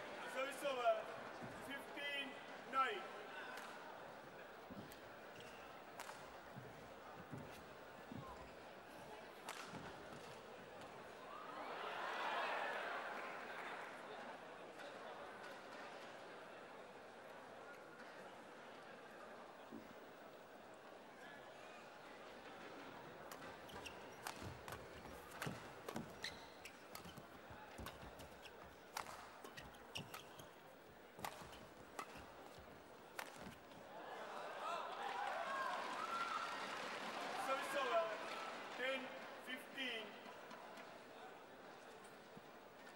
Change of shuttle might bring a change of fortune.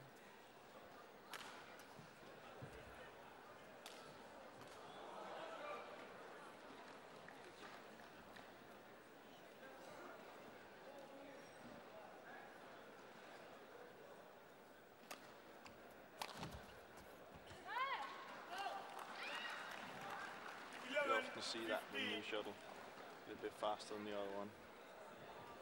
You hit the same speed as you just hit the other shuttle, and then it goes out. So to adjust.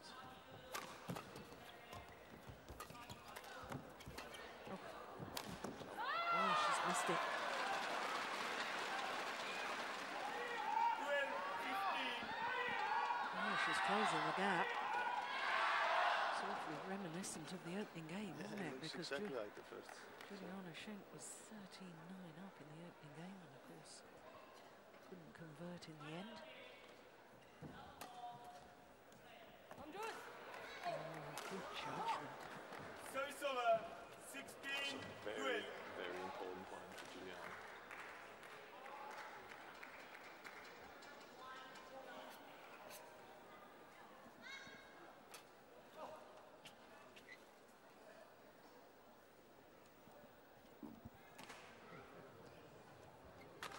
Never really changes his expression, does he? Chinese coach.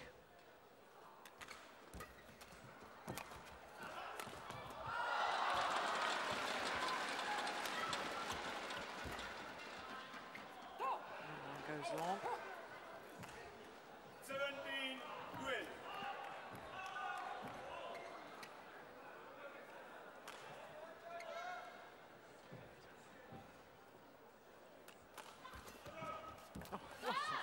delightful return. Oh, this is just lovely. 17.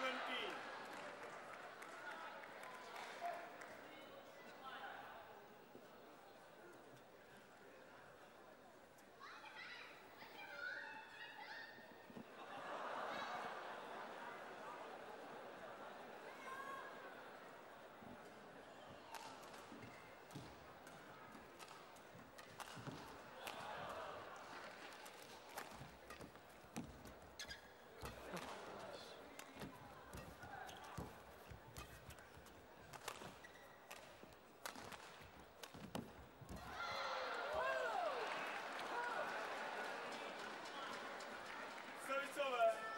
18-13.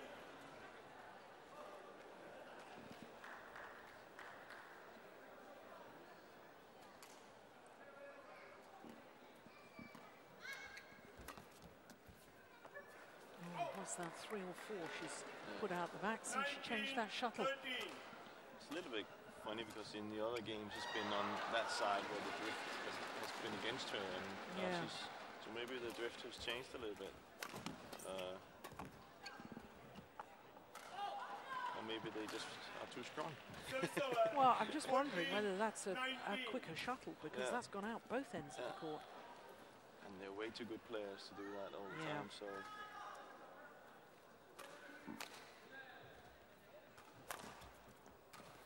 Again.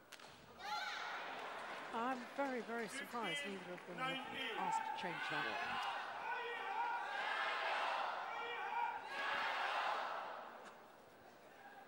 Good support on the end. The fans behind us didn't like that. 20. Game point 15. 5 game point opportunities now for Juliane Schenk to level this quarter-final.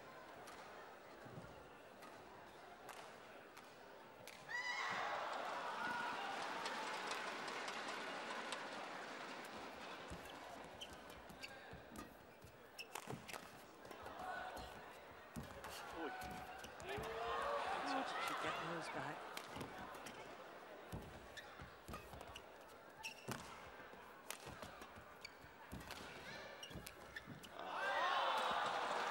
But this is why we talked about why is it Liliyana can beat these Chinese players. Well, this is why she never gives up. It keeps coming back, and it just works in her favor.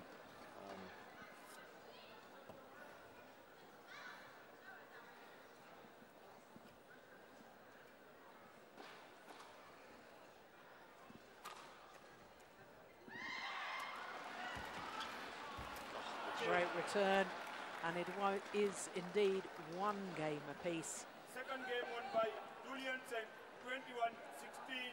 1 game all. 1 game all confirms the umpire. 1 game apiece.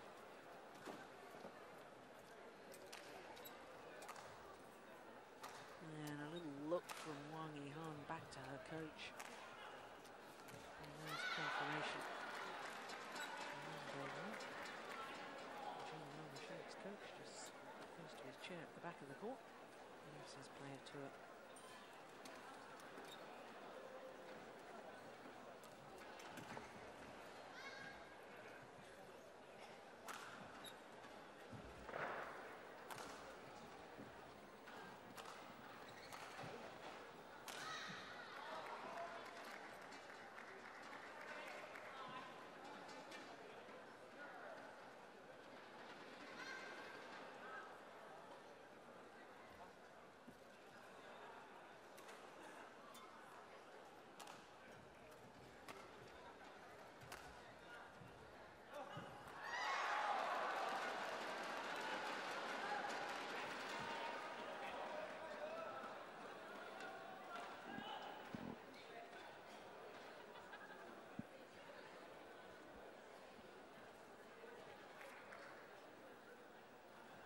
Both players return to court.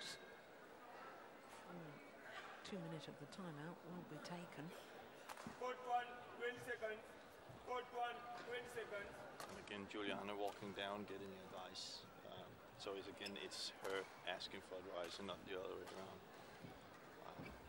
For me, it looked a little bit like he was telling her that if she has that opportunity to kind of like drop shot out in the sides by the post, where Wang seems to have a little bit of trouble getting the shots.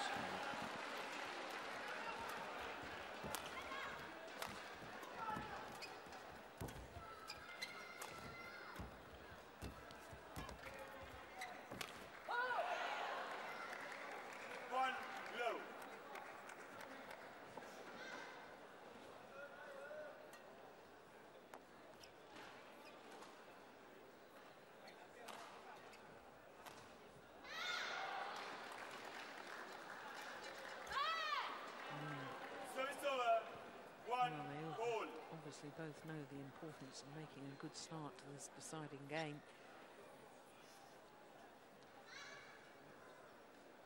Enforced errors, an indication of the pressure.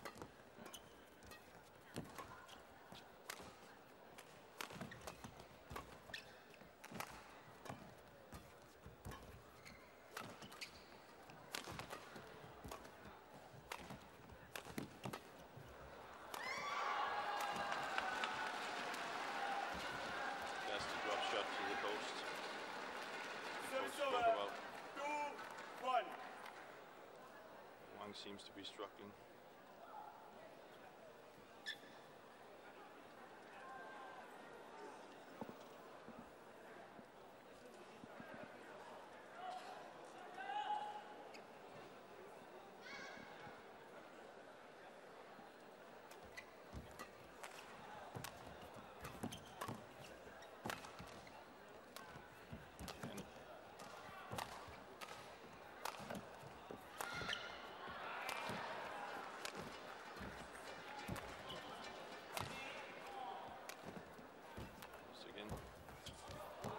Oh, hold it on it. You see the clearly the tackling from Juliane to kind of get those drop shots out by the sides and then work from there. 3号场地将要进行的是女子双打4分之1决赛，由日本运动员松友美久纪、高桥彩花对阵中国运动员王小李、于洋。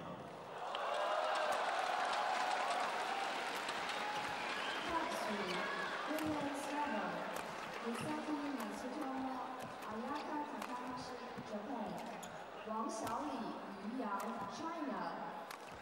裁判员盛迪来自中国，发球裁判周汉来来自中国。Umpire, Sheng Yi, China. Service judge, Zhou Ailan, China.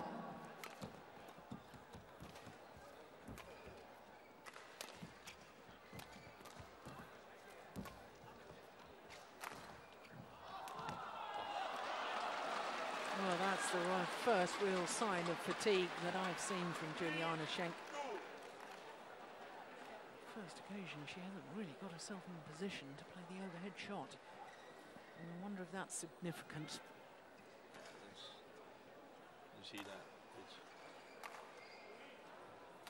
And there you can say you will have rallies like this. And if you then have too many long games before the quarterfinal here, that, you know. Yeah. You're going to need that energy, so that's why it's important to be able to win easy matches.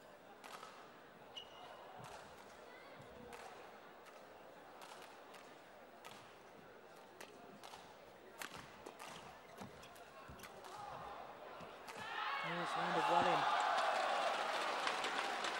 Again, a sign of a little bit of fatigue, you know. That's a classic thing you say in badminton. It's a hoping. You're hoping for it to be out. It always happens when you're a little bit tired. Done it many times myself.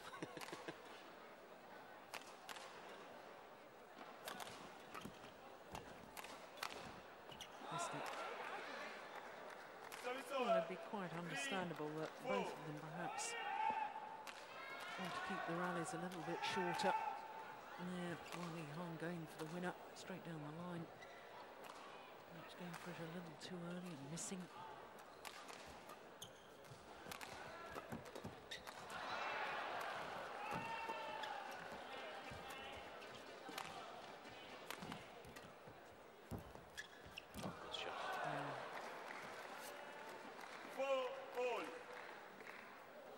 good sign, her already being back. And the key to this, I suppose, the fact that she came over the shuttle, had the options, and in the end decided to just break that wrist and let the shuttle go back to the net. But she could have played the push, she could have been aggressive on it. And when you've got options, of course, your opponent then has to hesitate and wait and see what you're going to play. And that hesitation costs them dear. It's a good threat from Wang Yihan. Hovering round the net, ready to pounce. 5-4. Look how she stands her ground. Yep, very good.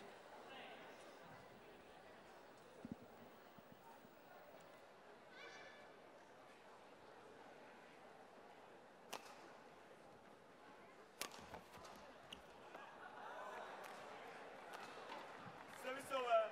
5-all.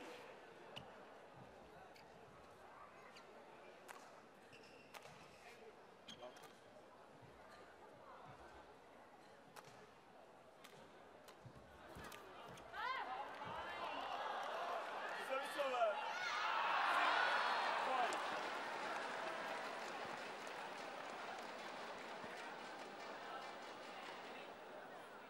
No, not a lot you can do about that, is there?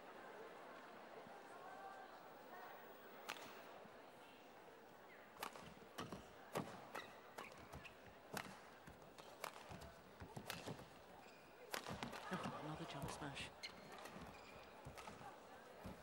Oh, well, there you go. That's what you do when your opponent hits a net cord and gets a lucky winner. You do one back. All. And so much for my theory about Juliane Schenk showing a bit of fatigue. That jump smash in that rally. Absolutely But brilliant. there are players who can come back from hard rallies, you know. Recovery rate. Yeah, recovery. And some are very good at that. Some have that second wind, as you say. And some Yeah. don't. You know. I've only heard about it. Me too. I always look for that second. Seems always to go away from me. 7-6. But they train so hard. Yeah. Yeah, this They're is used hard to work. that interval Yeah. of training.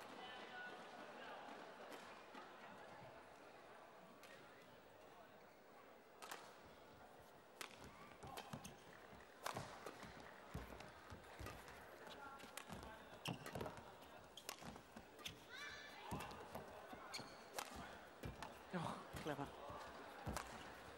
And again, Oh, my goodness.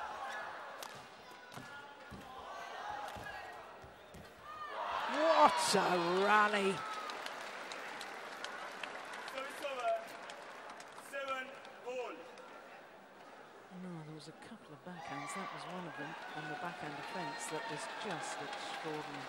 good thing for Juliane in this rally is that she actually didn't work. You know, it might seem strange that I'm saying that, but she was in defense doing the defensive shots. She didn't use that much energy, where Wang was in the attack, so she used double as much energy that Juliane used. So that was a very important point for her to win.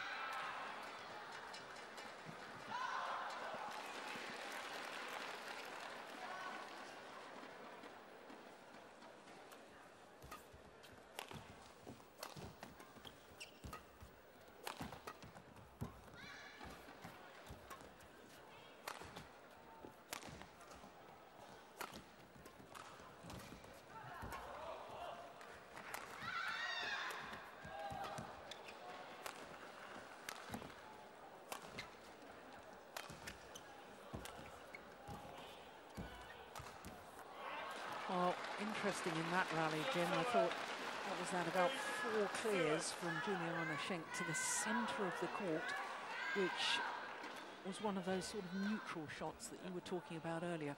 That then meant that Wang Yihan couldn't create any angles. No.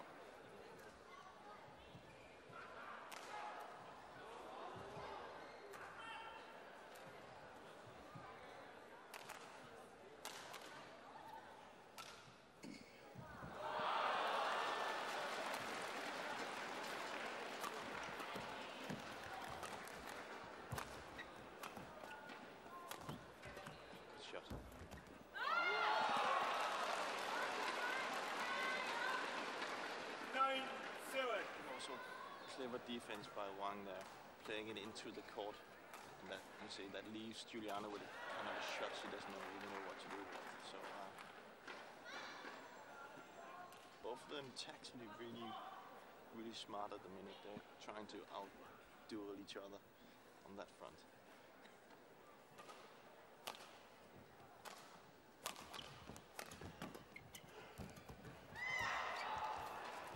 Oh, clever.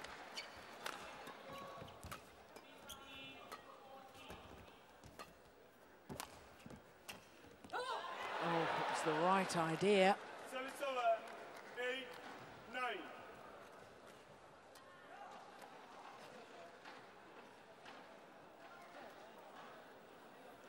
It's almost like a game of chess, isn't it? You can see how they're both trying to outmaneuver the other, get them out of position.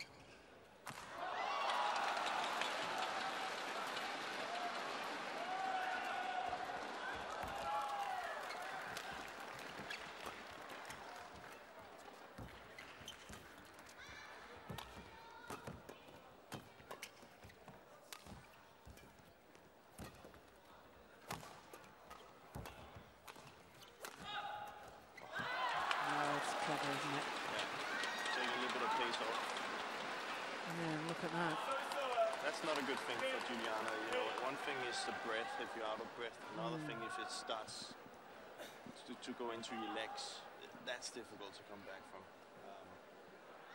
Let's hope she gets her legs back. Yeah, almost looked as if she was struggling with the beginning of cramp. Yeah. And there's nothing in badminton. There's nothing you can really do when you get a cramp. You don't have the thing like you do in tennis where you can do surveys. That's not possible. Yeah. So you have to rally, and that's also what you see here. They are tactically so good, both of them, that there will be rallies all the time.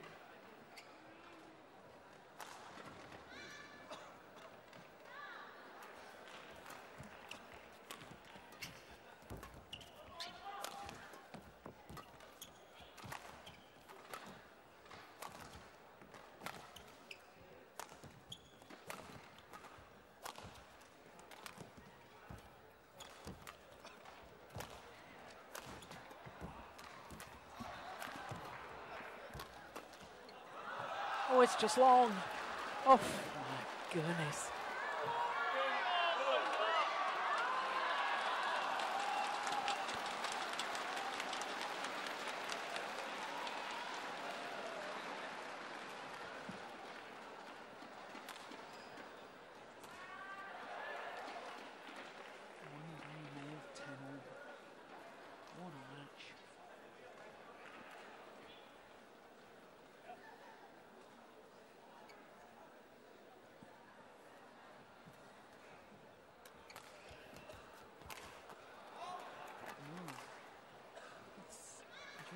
Schenk, who has the advantage as they change ends.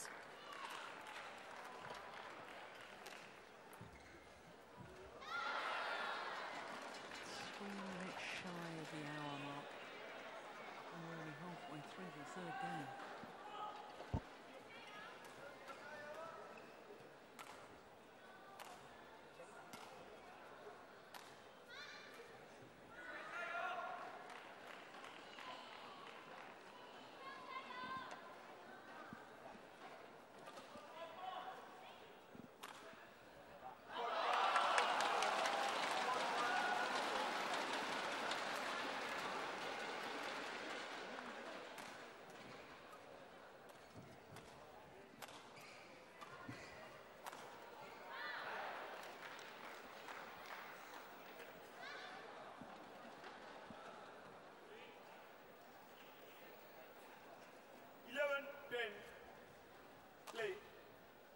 Those replays from the second game. Here we are in the third. Could not be closer. There has to be 1 point in it. Change of ends, and that's all there is.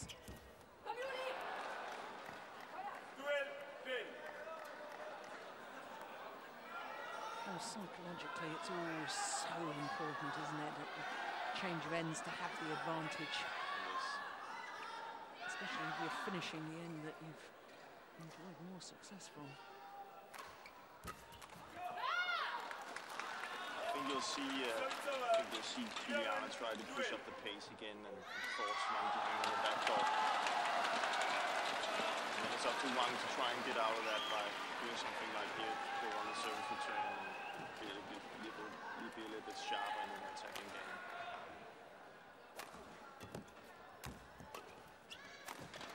Juliane had a lot of success in the attack on that second set on that side particularly. So.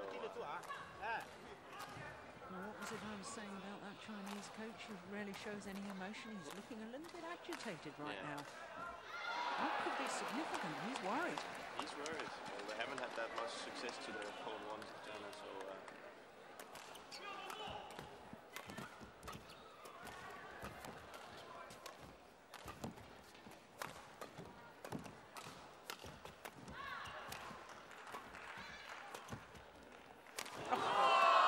Well, the crowd enjoyed the jump smash there from Juliane Schenk. She's just too powerful on that side. Look at that. Fantastic.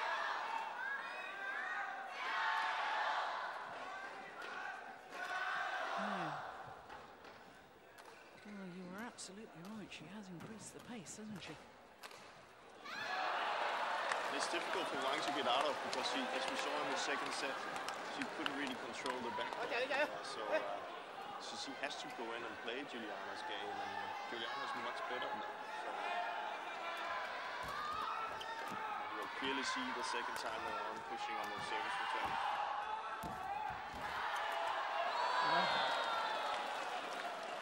Yeah, well, he's happy with that. He may not say a lot to his player.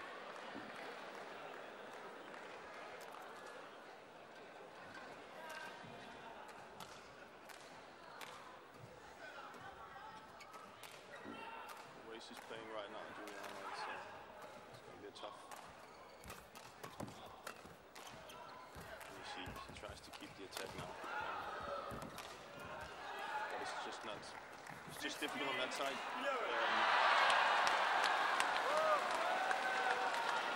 Well, as with the second game, Juliane Schenk coming on very good spell from 8-10 down. 8 of the last 9 points.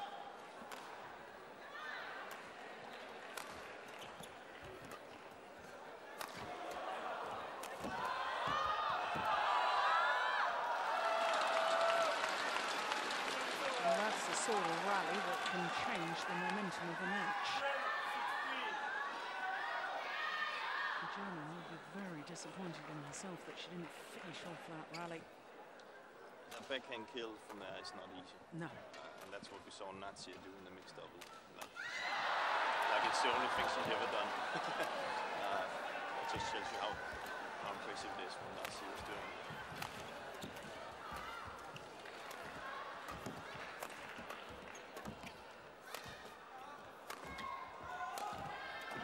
Oh, great trading.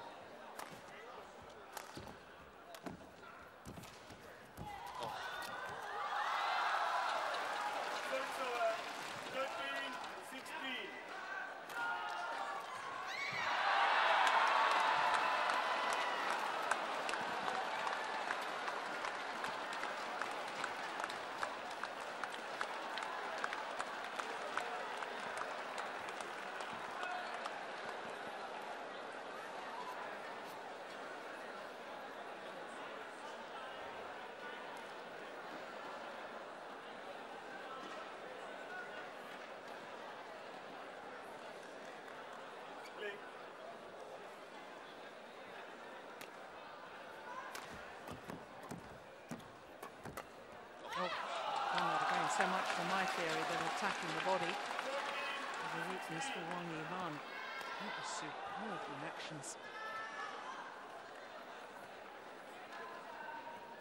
Go back at Juliane right now. She's forcing it a little bit too much. Needs to go back to using the backcourt a little bit as she did in the start in Cisco. Then she also has to be prepared for the Wang is attacking right now. She's actually pacing it up right now, so.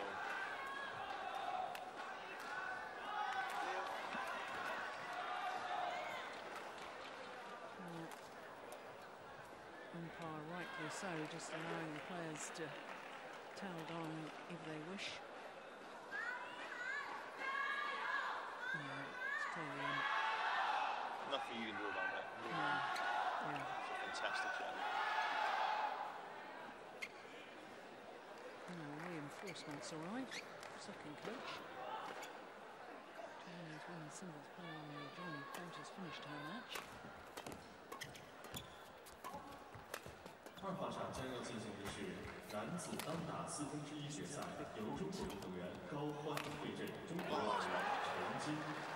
Much flatter smash there from Juliane and Schenk. Gao Huan, China. Chen Jing, China. 裁判员金huy主持公会，高级裁判冯一主持。 Very important point for Juliane. Zhang, China. Stopping the bleeding in the center. China.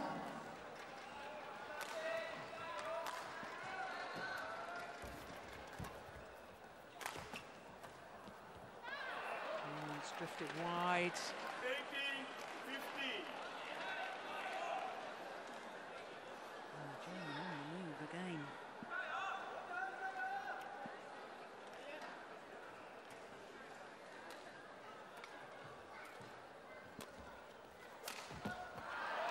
Oh, that's wide as well. My goodness me. 15. Well, can't afford errors on the return of serve.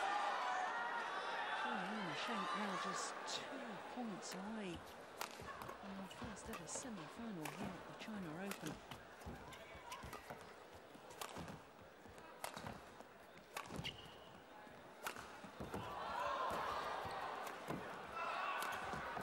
Unbelievable. Well, she got the first one back, couldn't manage the second. There's no lack of effort, is there? 19. Just indicating to the court attendant where the perspiration is. Thank you.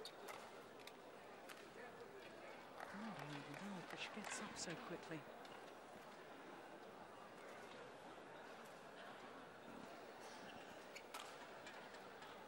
Play.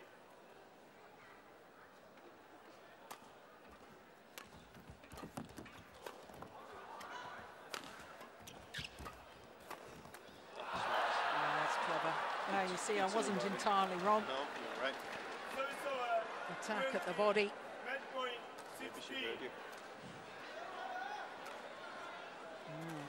Changing the shuffle.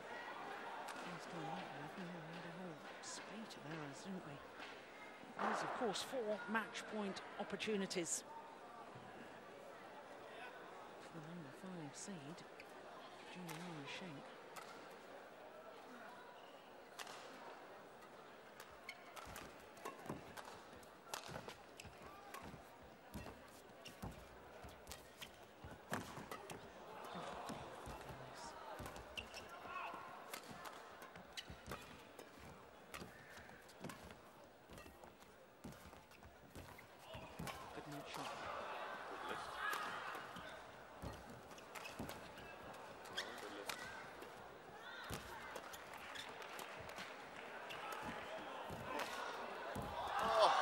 I don't believe it.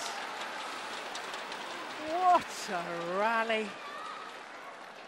Oh, that net shot from Wang Yihan sat on the top of the tape. Look, then went over. It's almost the worst that can happen at that time. This is why it's pretty smart of her to get out and just use the towel. And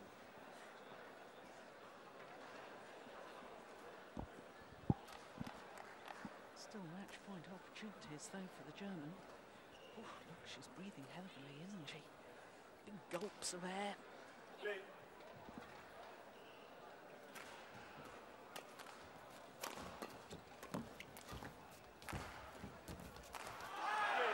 And this time, second time of asking. And Juliane Schenk has defeated last year's champion. Yeah, a little smile from the coach. My goodness me, he didn't have to work so hard today, did he? Juliane Schenk, absolutely superb. Well, an hour and 9 minutes of badminton of the very, very highest quality. 19-21, 21-16, 21-17 in the deciding game. And Juliane Schenk, there is confirmation of the score. She is through to her first ever semi-final here at the China Open, defeating last year's champion in 3 terrific games.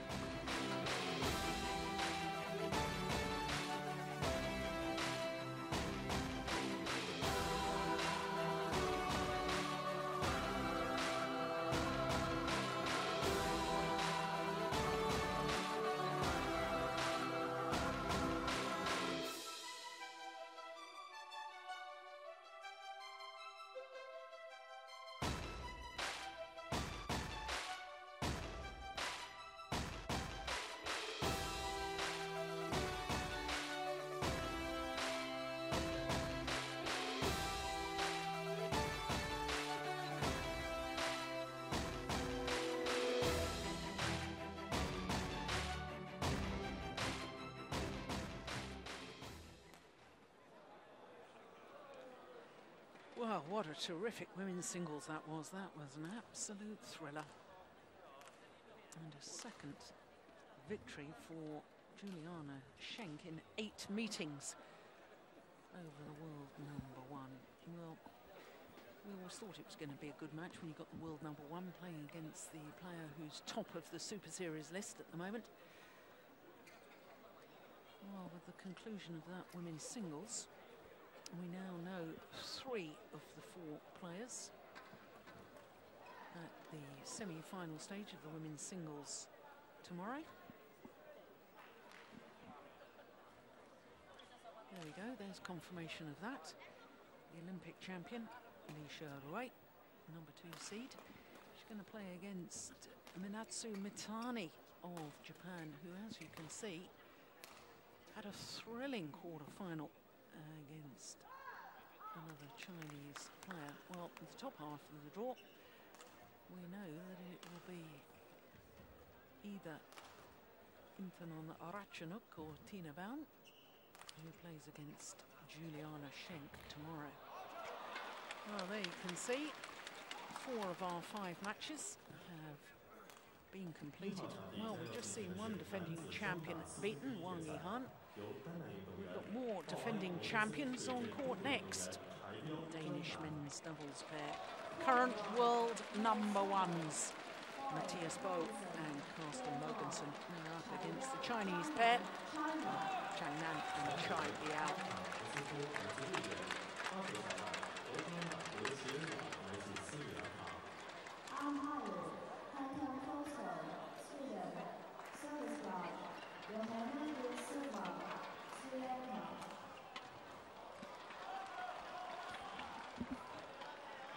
This Chinese combination used to play together, and then Zhang concentrated about 18 months ago, decided to concentrate on his mixed doubles with Jiaming, won the World Championship gold medal and the Olympic gold medal this year. And having accomplished that, he's decided he wants to play men's doubles again. And he's reformed his partnership with Biao.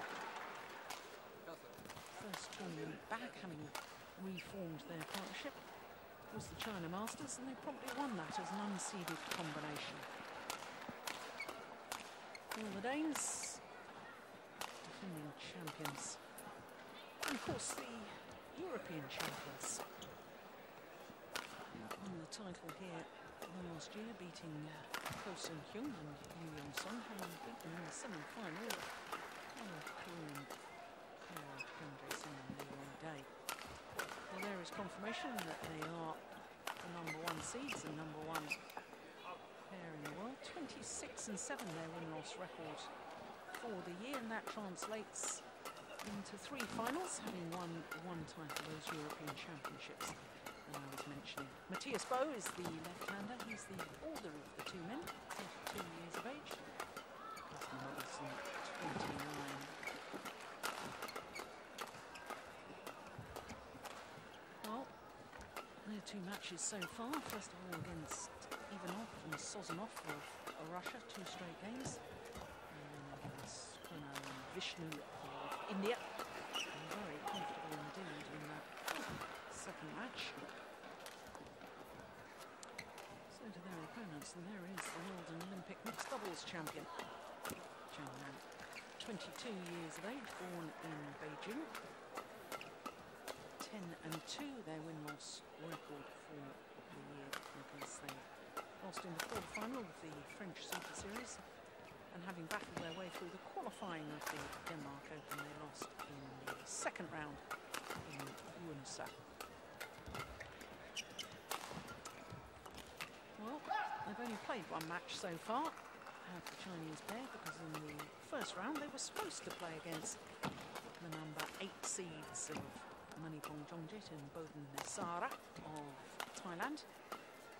But the Thailand pair withdrew before the tournament began, so they got a walk over there, and then in the 2nd round had to play against Alvin Juliane and Marcus Kido.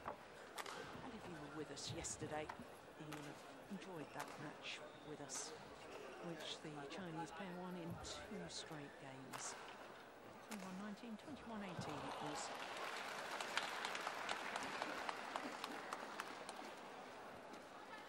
So the Danes enjoying their 2nd spell as world #1s. Spent 32 weeks as world #1s between November 2010 and June 2011. Here's their coach, Natsir.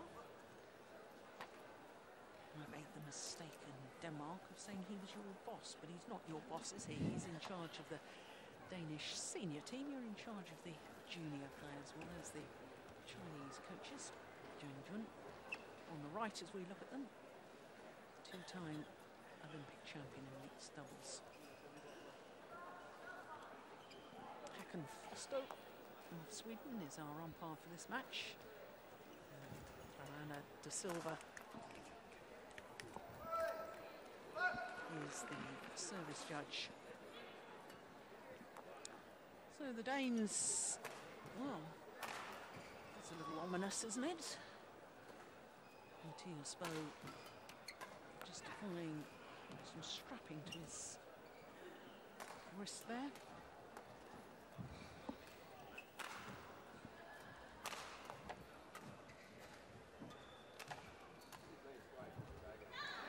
And Håkan Foster of Sweden, the umpire, is making sure that their kit bags are all neat and tidy.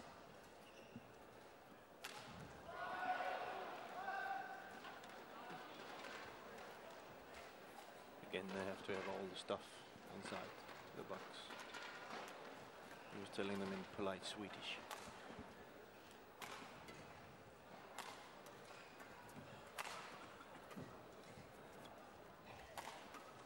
Ladies and gentlemen, my right, Mathias BWF, Carsten Mogensen, Denmark.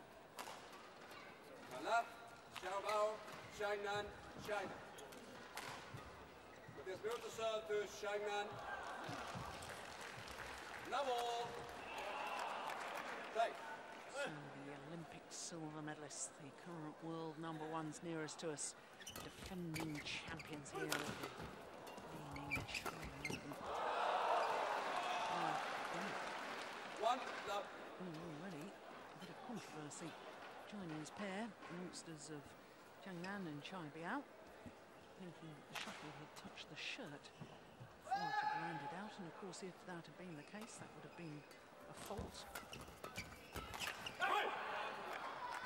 2 love. Now, Jim, I know that you've been a former men's doubles partner of Carsten Mogensen, and Carsten Mogensen was just an emerging talent. And I know that met up with the Danish players last night. So Love. you're our little spy in the camp of what the tactics are today. Did you talk badminton or were you just socialising? Yeah, socializing.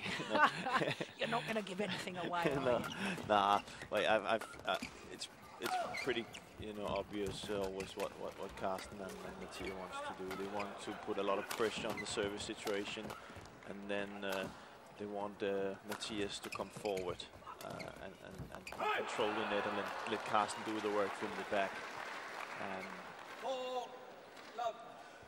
so that's their standard game plan. And they seem to move a lot up to the front court at the start here, so they're controlling the flat and they're controlling the net, and that's very effective.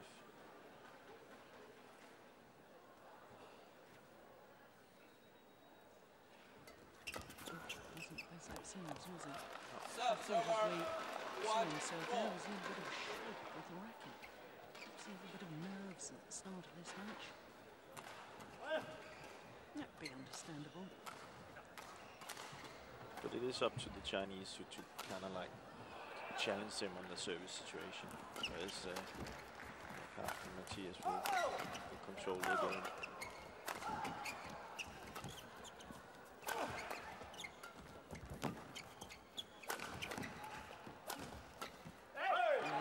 So clever at that, isn't he? Yeah. He's so good at keeping the attack, you Yeah. know, at all costs, with drop shot, with stick and smash. And he's not afraid of staying down there for the whole match, you know.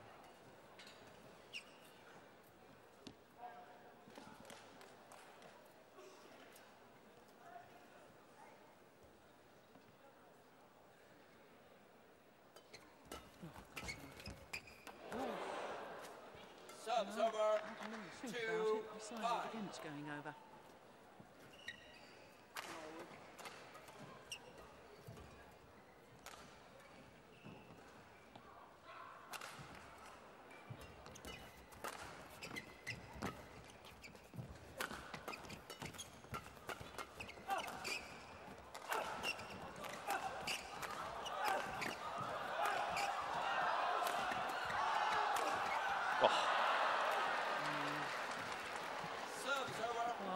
Mogensen may not be the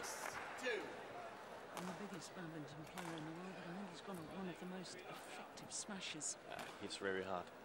Yeah, but his places Yeah. so well as well, doesn't he? Yeah. Yeah. Add that to the power. But it must all be in the technique and the timing of his overhead shots, because he doesn't physically look a very strong man. No. I don't mean that in a rude way. He's a good athlete, that's quite obvious. But He's strong by nature, but he doesn't look like a bodybuilder. We can agree on that. We can agree on that. But his technique is superior. A lot of things, you know, has come from talent of touch and defense and smash and everything. And he has worked on the physical side of it as well, so. 7-2.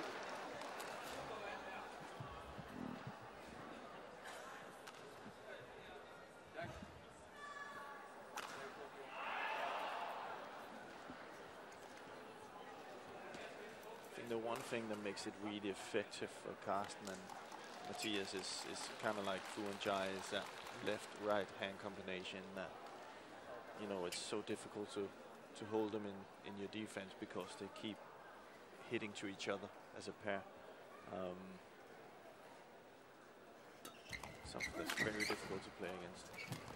oh, nice indecision there from Biao. Oh, this is a wonderful start by the Danes. Chinese pair has to be careful, I think, at hitting Carsten all the time because he's so good in his defense, and even that you think, though, this should be an easy one. He has the tendency to really get it back, and he gets it quickly back. Not only, you know, constructive, he comes back really quickly. Counter you smash, so you would probably have a better chance of hitting a little bit on Mathias instead. I couldn't agree more, because I mean, I've been highly critical in the contrast of Mathias on his defence. When you're hitting one side and then the other, he seems terribly slow to switch from side to side. Definitely agree with you on that. Certainly I was advising players in the attack on Mathias Bow. Yeah, there we go. Subs over. 3-9.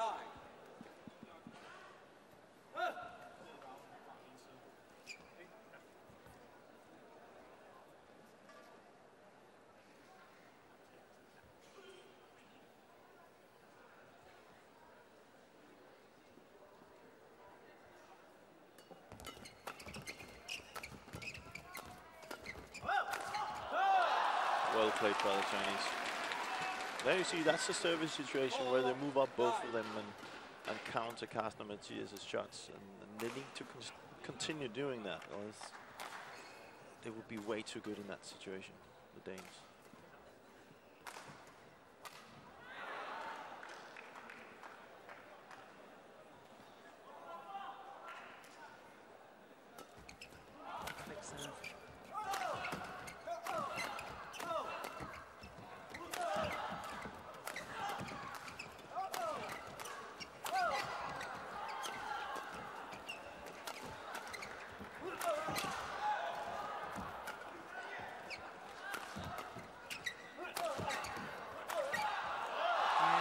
Good work. Yeah, very good work.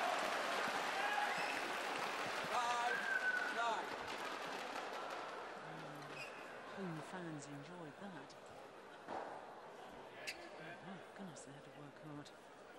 263. Okay.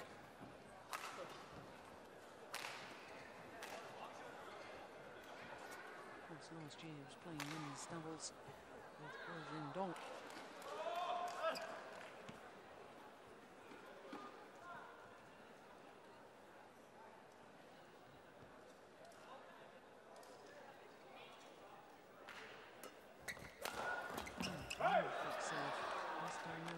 Subs over. 10-5. It's actually not, you know, the idea of using the flick serve is not so bad, I think, because it's a way of, when you have two players like Carsten and Mathias who are that good at the short serve and come up quickly on and put pressure, it's the way of getting them back on court and making them doubt a little bit, you know, does that flick serve come or not? And just to have that as a player is, you know, it makes you doubt a little bit. It's not. It's a good tactic to have sometimes to get people to move back a little bit. Smashed us along with the back line. And so a 6-point advantage to the defending champions. The mid-game interval.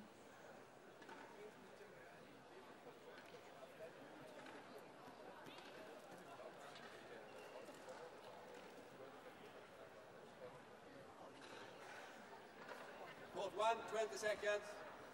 Court 1, 20 seconds.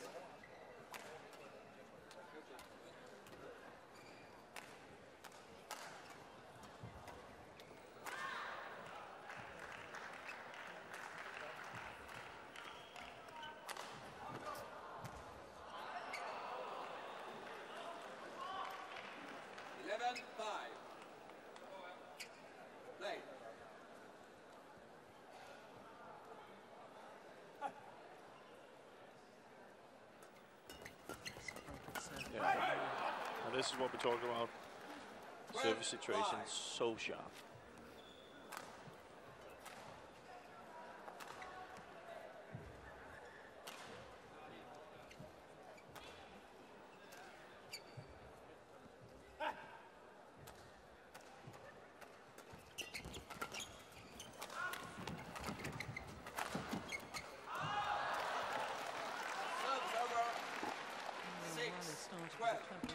Serving out wide that time from Carsten Mogensen.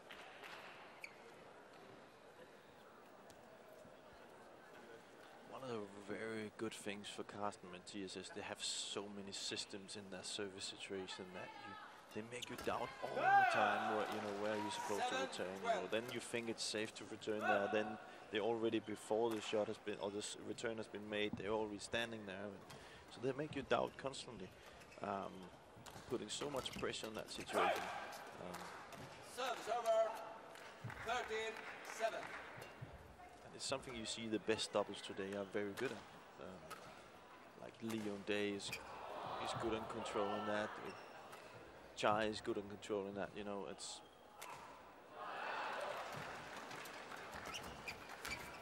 Well, there's a perfect situation. He serves out wide.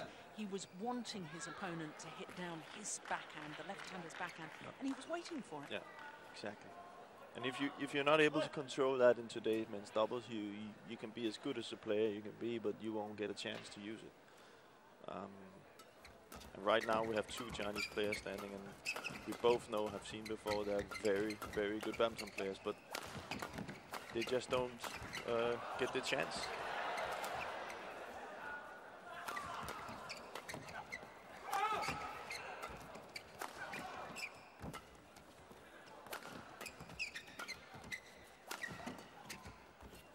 Very slow shuttle.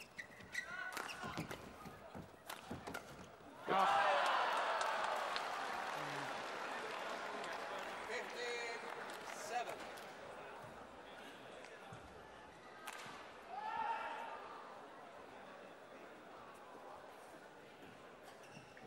Big cross court.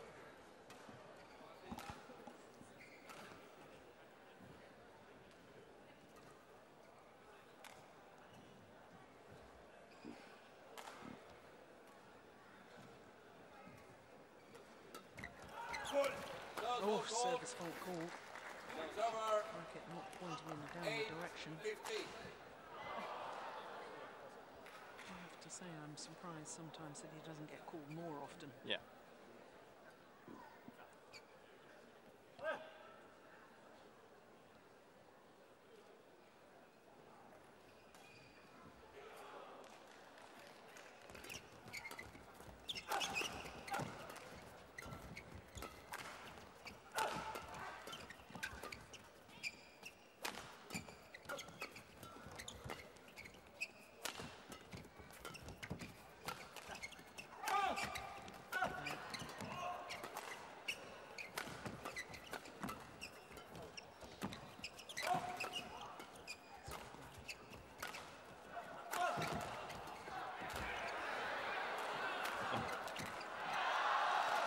Crowd getting on. Zhang hangs back a little bit there. The fact that he didn't kill the shuttle a little earlier when they thought he had the opportunity. Making it entertaining. Now, but the last shot here, by the, I can't remember who hit it, but it was a soft smash, which Carsten was standing and waiting for the hard smash, you know, and that's something I think the Chinese pair should use some more, you know, some variation from the back. If they just keep hitting hard, he will find a way to counter. Oh, goodness. How steep was that? 16-9.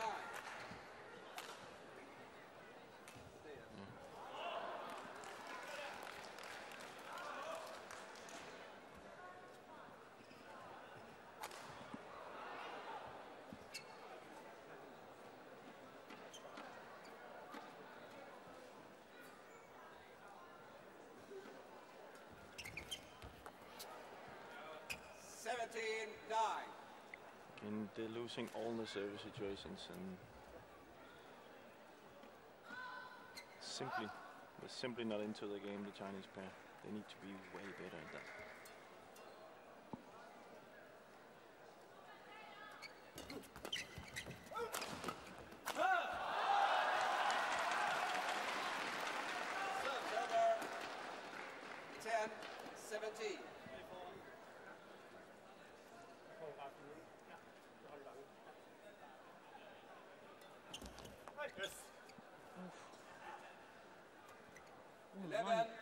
Line judge has called it good on that centre line, and I have to say I concur.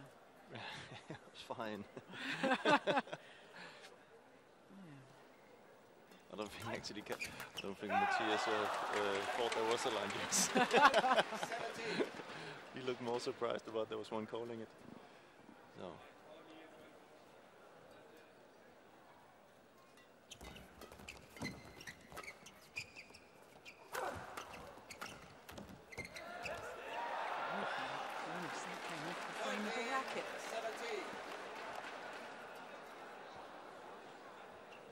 Luck. You have to be prepared for anything.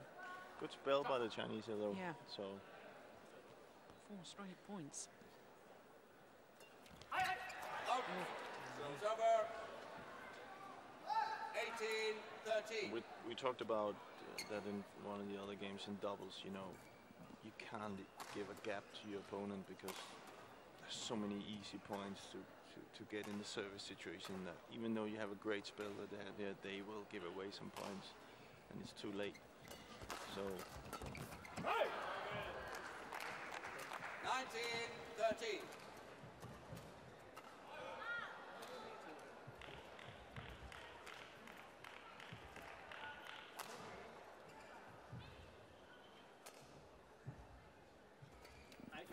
Serves over. 14-19. Well, both players, I'm sure, know the importance of the good low serve and both players making errors.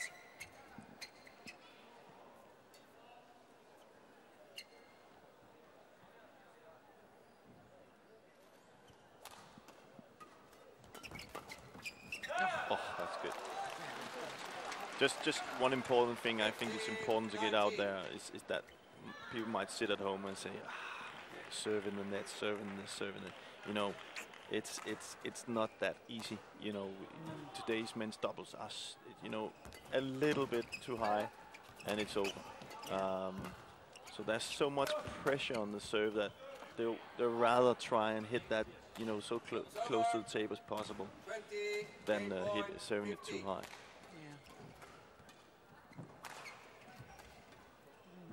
Chinese pair has quite a bother here because it's 5 game points to the defending champions.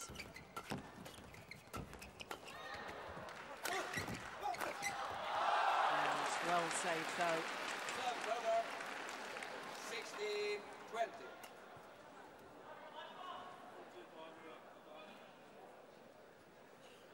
But they're playing a little bit better now, the Chinese. So at least they can get momentum into the second set.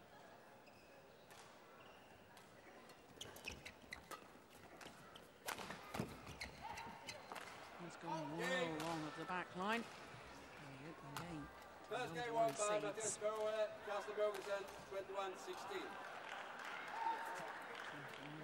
21-16. 18 minutes of play.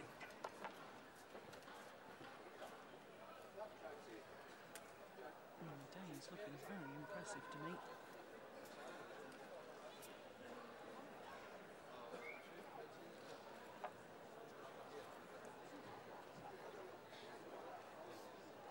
Zhengming. Trying to offer advice. Often heard as saying.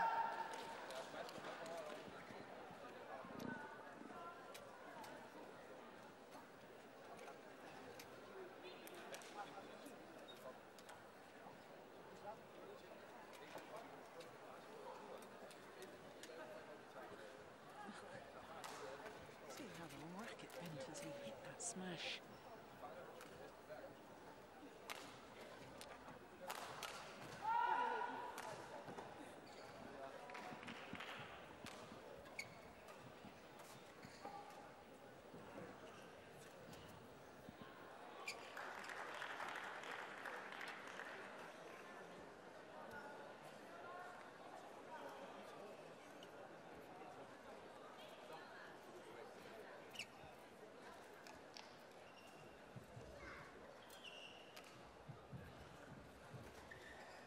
Court 1, 20 seconds. Court 1, 20 seconds.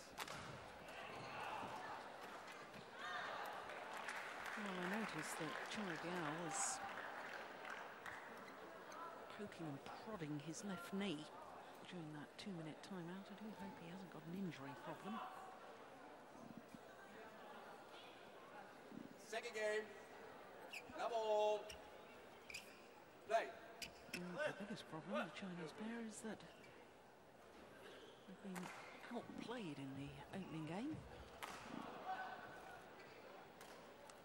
And unless the Chinese pair can turn this around and beat the number 1 seeds. Oh, look at that. See, it simply doesn't, you know, it simply doesn't work.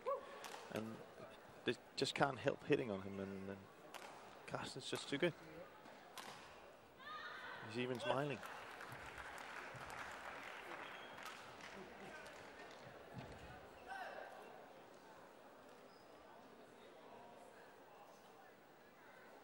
He's holding that serve for such a long time. Serve's over. 1-all. First Chinese pair are the last Chinese pair left in the men's doubles. So unless they can turn this around, a repeat of a clean sweep as China had at both the World Championships and the Olympic Games won't happen here at the China Open. 2-1. Fantastic return by Mathias there. Yeah, of course, and they feel the pressure. We'll see. The TV court today hasn't exactly been Chinese favorite court, so they must be feeling the pressure. Oh, there's the perfect placement. Right in between the two Chinese players, both leaving it for the other. That's what we call in badminton the channel attack. Call it that in Denmark? The channel attack? No. Channel attack. I didn't know it was called a channel attack. I know that now. Yeah. It's a very effective attack. It is. Yeah. Narrows the angle of reply, confuses your two opponents. Oh, good flick serve. Yeah. They're very, very good, the Danes, at winning these quick rallies, aren't they? Yeah. Well, we've just started 4-1. Yeah. You know, and we haven't had one rally, and that's what they're so good at. You see again, Carsten covering. You know, he's even moving before.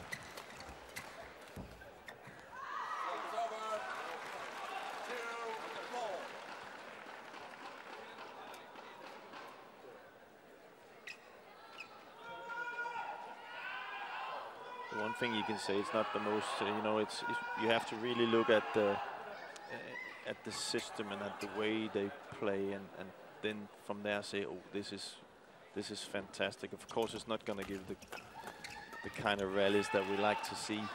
There won't be that much playing, and there'll be more breaks than playing almost. But if we look at the tactical side of it, and then you will be impressed.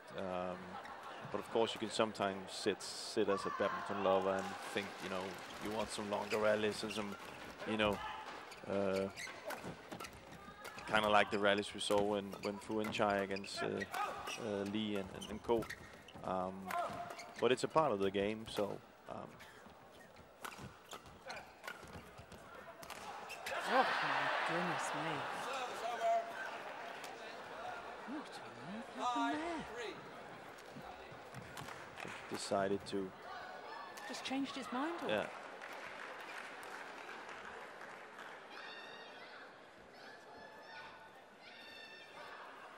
Oh, that's an extraordinary shot from the world and Olympic champion.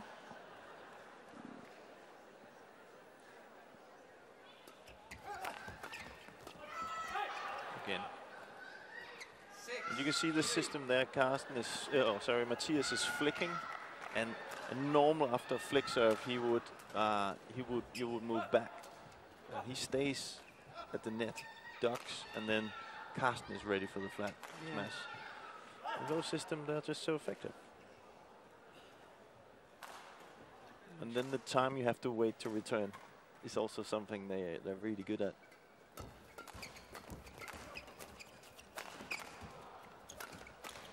Good at a little bit naughty about taking a long time to serve. Yeah. Oh, but that's brilliant. But you can say as long as the umpire doesn't do anything, then, you know, but you also know that as a player, when you don't feel comfortable and, you know, you want to get going, you want to get started up and make up for maybe the bad rally you just did, you know, there's nothing worse than standing there and waiting to get going. So you never get a rhythm.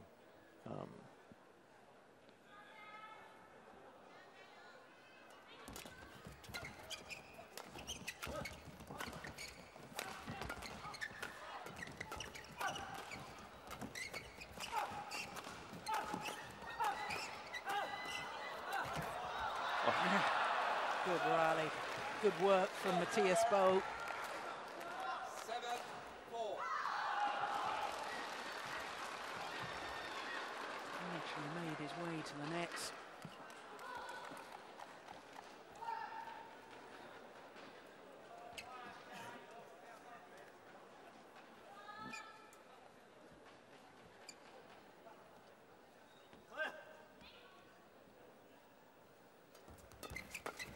She again takes their time, wins an easy point. So, don't get me wrong, I'm not in favor of that. I'm not sitting here. I'm just explaining how it is in there. I would like to see things done to change that service situation and get a more flow of a game and get the rallies that I really like to see. But there needs some change of the rules, you could say. It is, I mean, it's a very fine line, isn't it, in an awful lot of sport between, you know, what crosses the boundary between using the rules to the cusp of legality or just going over the rules. Well, not necessarily breaking the rules, but just... No, they are not breaking any rules here. No, there is no... exactly. But, you know, where does gamesmanship stop and start? Because gamesmanship is precisely you're gaining a quote, unfair advantage without breaking the rules. And there's no question they're not breaking the rules, but, you know, they are using the rules to the maximum to get the advantage that they want. Yeah.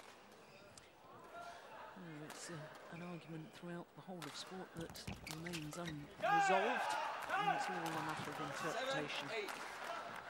And this is a good spell, a good comeback by Zhang. They're also more ready in the service situation now.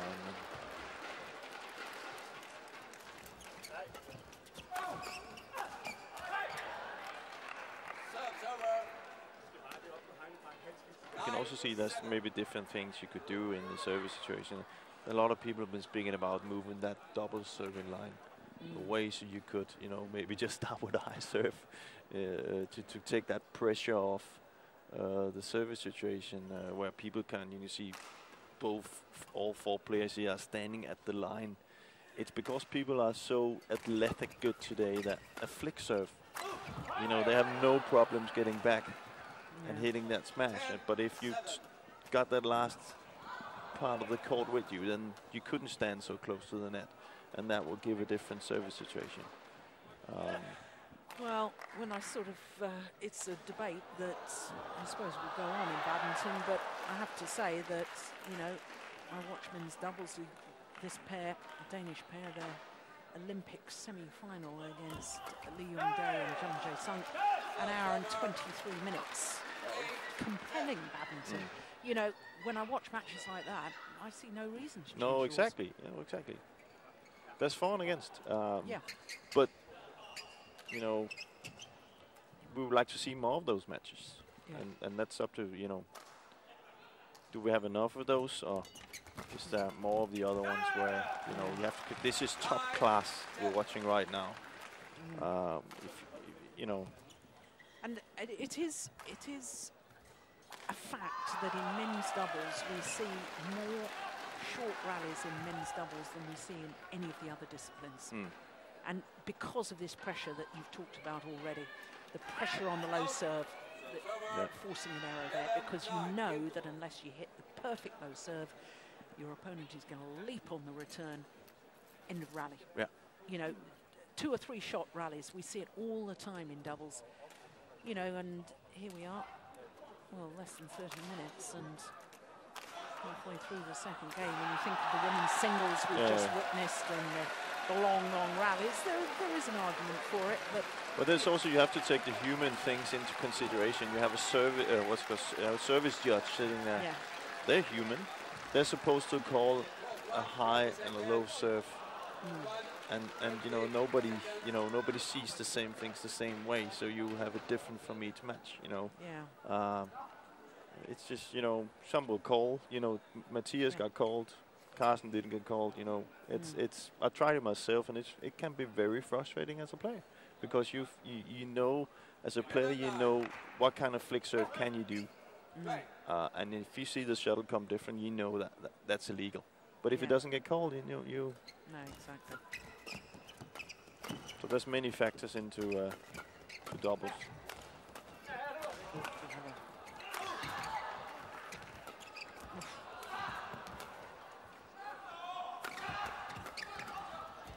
There's definitely more attacking play from the Chinese pair, though, isn't there? Much better movement and activity. Good rally. Oh my goodness. Danes weathered the storm. Under a huge amount of pressure in the early stages of that rally. See, now the... He's actually talking to them now. Taking too long? Yeah. Court 3, women's double. Debbie, Tiara, Indonesia. Wang, China, Korea. Good umpiring. Foster. Umpire, Juliane, Mauritius. Service Raj, Alex R, Malaysia. Oh, that's very, very good play from Zhang. They're more active now, Zhang and Zhao. Chai, sorry.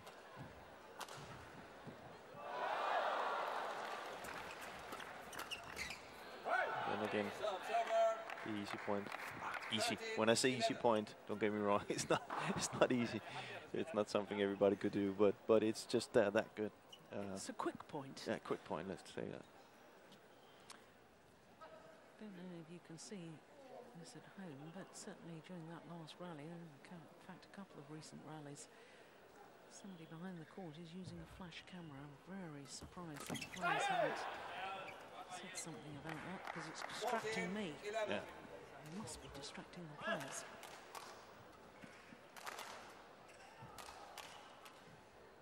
Unless it's a family member.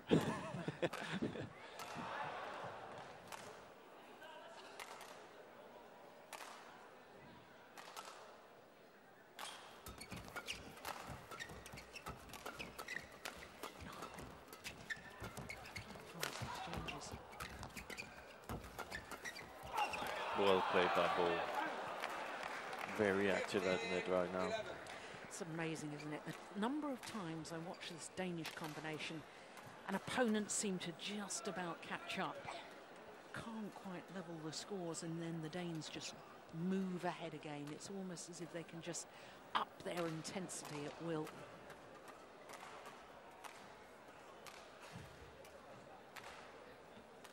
Once again, it's a long, long time he's taking.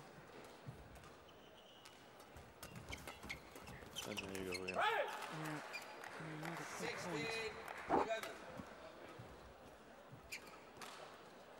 He's playing level football. I know he's a big Juventus fan, so maybe he's maybe they have scouts here.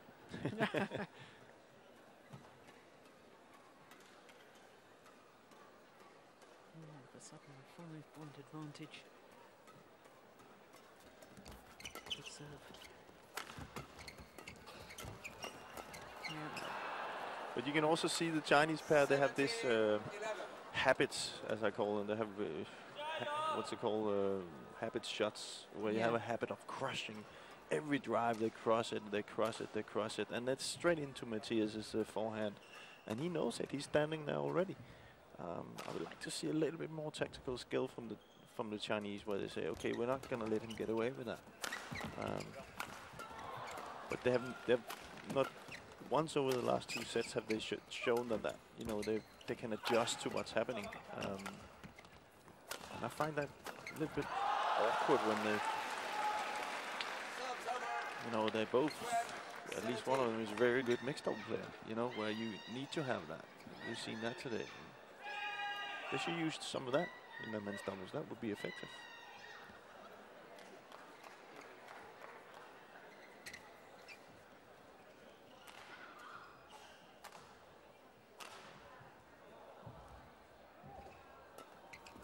Good flick serve.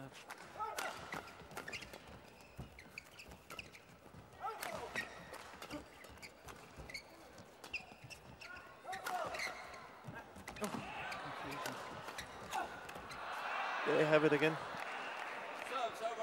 The cross drive to Mathias' forehand.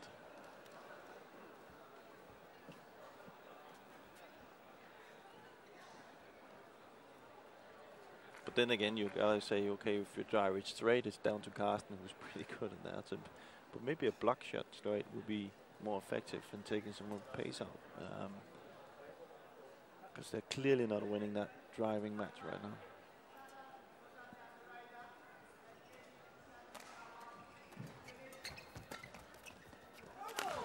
Oh, 13-18.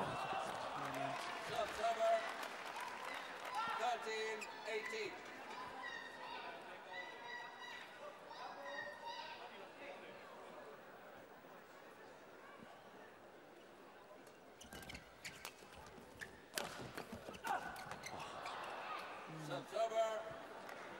19-13. 2 points away from the semi-final for the Danes.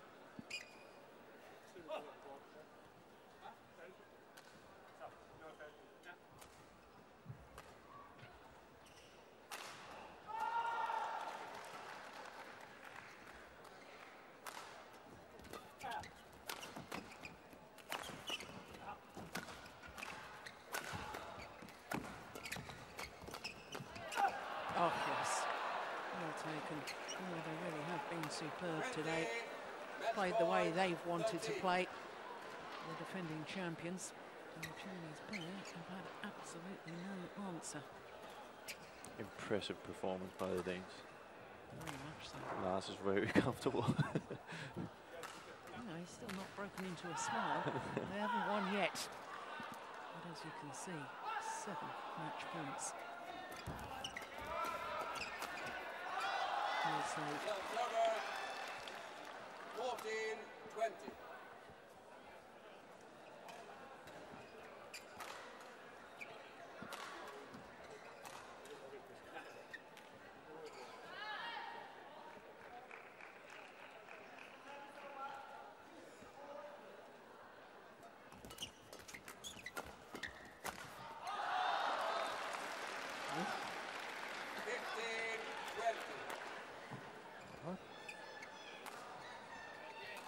Maybe there's hope. It's been seen before.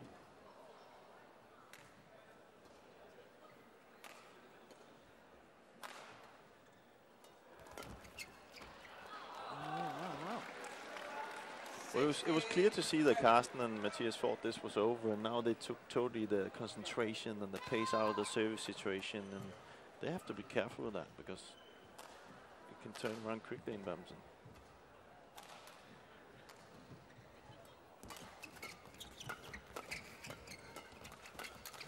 This time, symmetry in the scoreline in the end.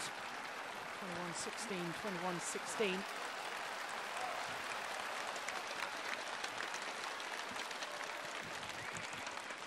And the defending champions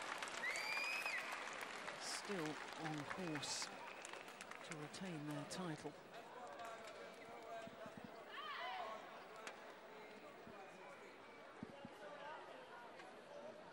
Well, they played well. If I'm absolutely honest, I have to say I was a bit disappointed in the Chinese pair. I think they're both very exciting young badminton players, but as you were rightly pointing out, you can have all the shots and all the stamina, but unless you put it together tactically, you can't win matches. They're just under 40 minutes of play, 21-16, 21-16, and the Danes are through to the semi-final.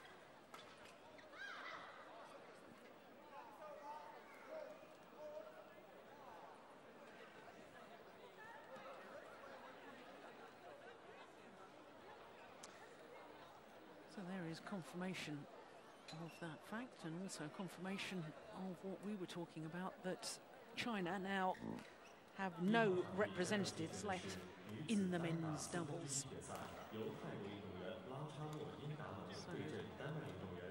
China certainly won't be able to take a clean sweep of titles at this year's China Open. Well, of course, that's what's happened today. It is quarter-finals day. It all started with the first of our men's doubles, and disappointment for the reigning world and Olympic champions in Hyun and Haifeng, going down in 2 straight games to that new Korean pair of Go and Li. Then it was men's singles, and Wang just too strong for Kashyap Parupalli of India.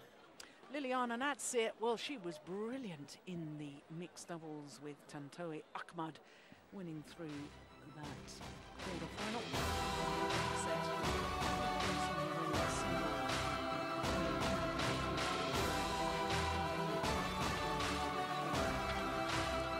Well, this was the first of our quarter-finals today. What an exciting, dynamic pair. Yes,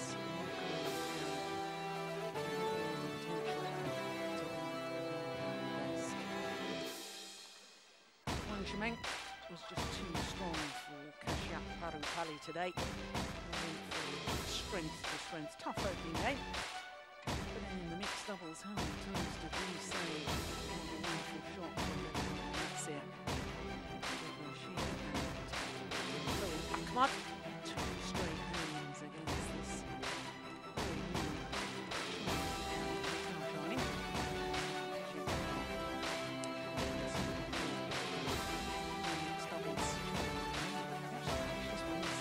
The only match on today's quarterfinals that went before this is a major upset.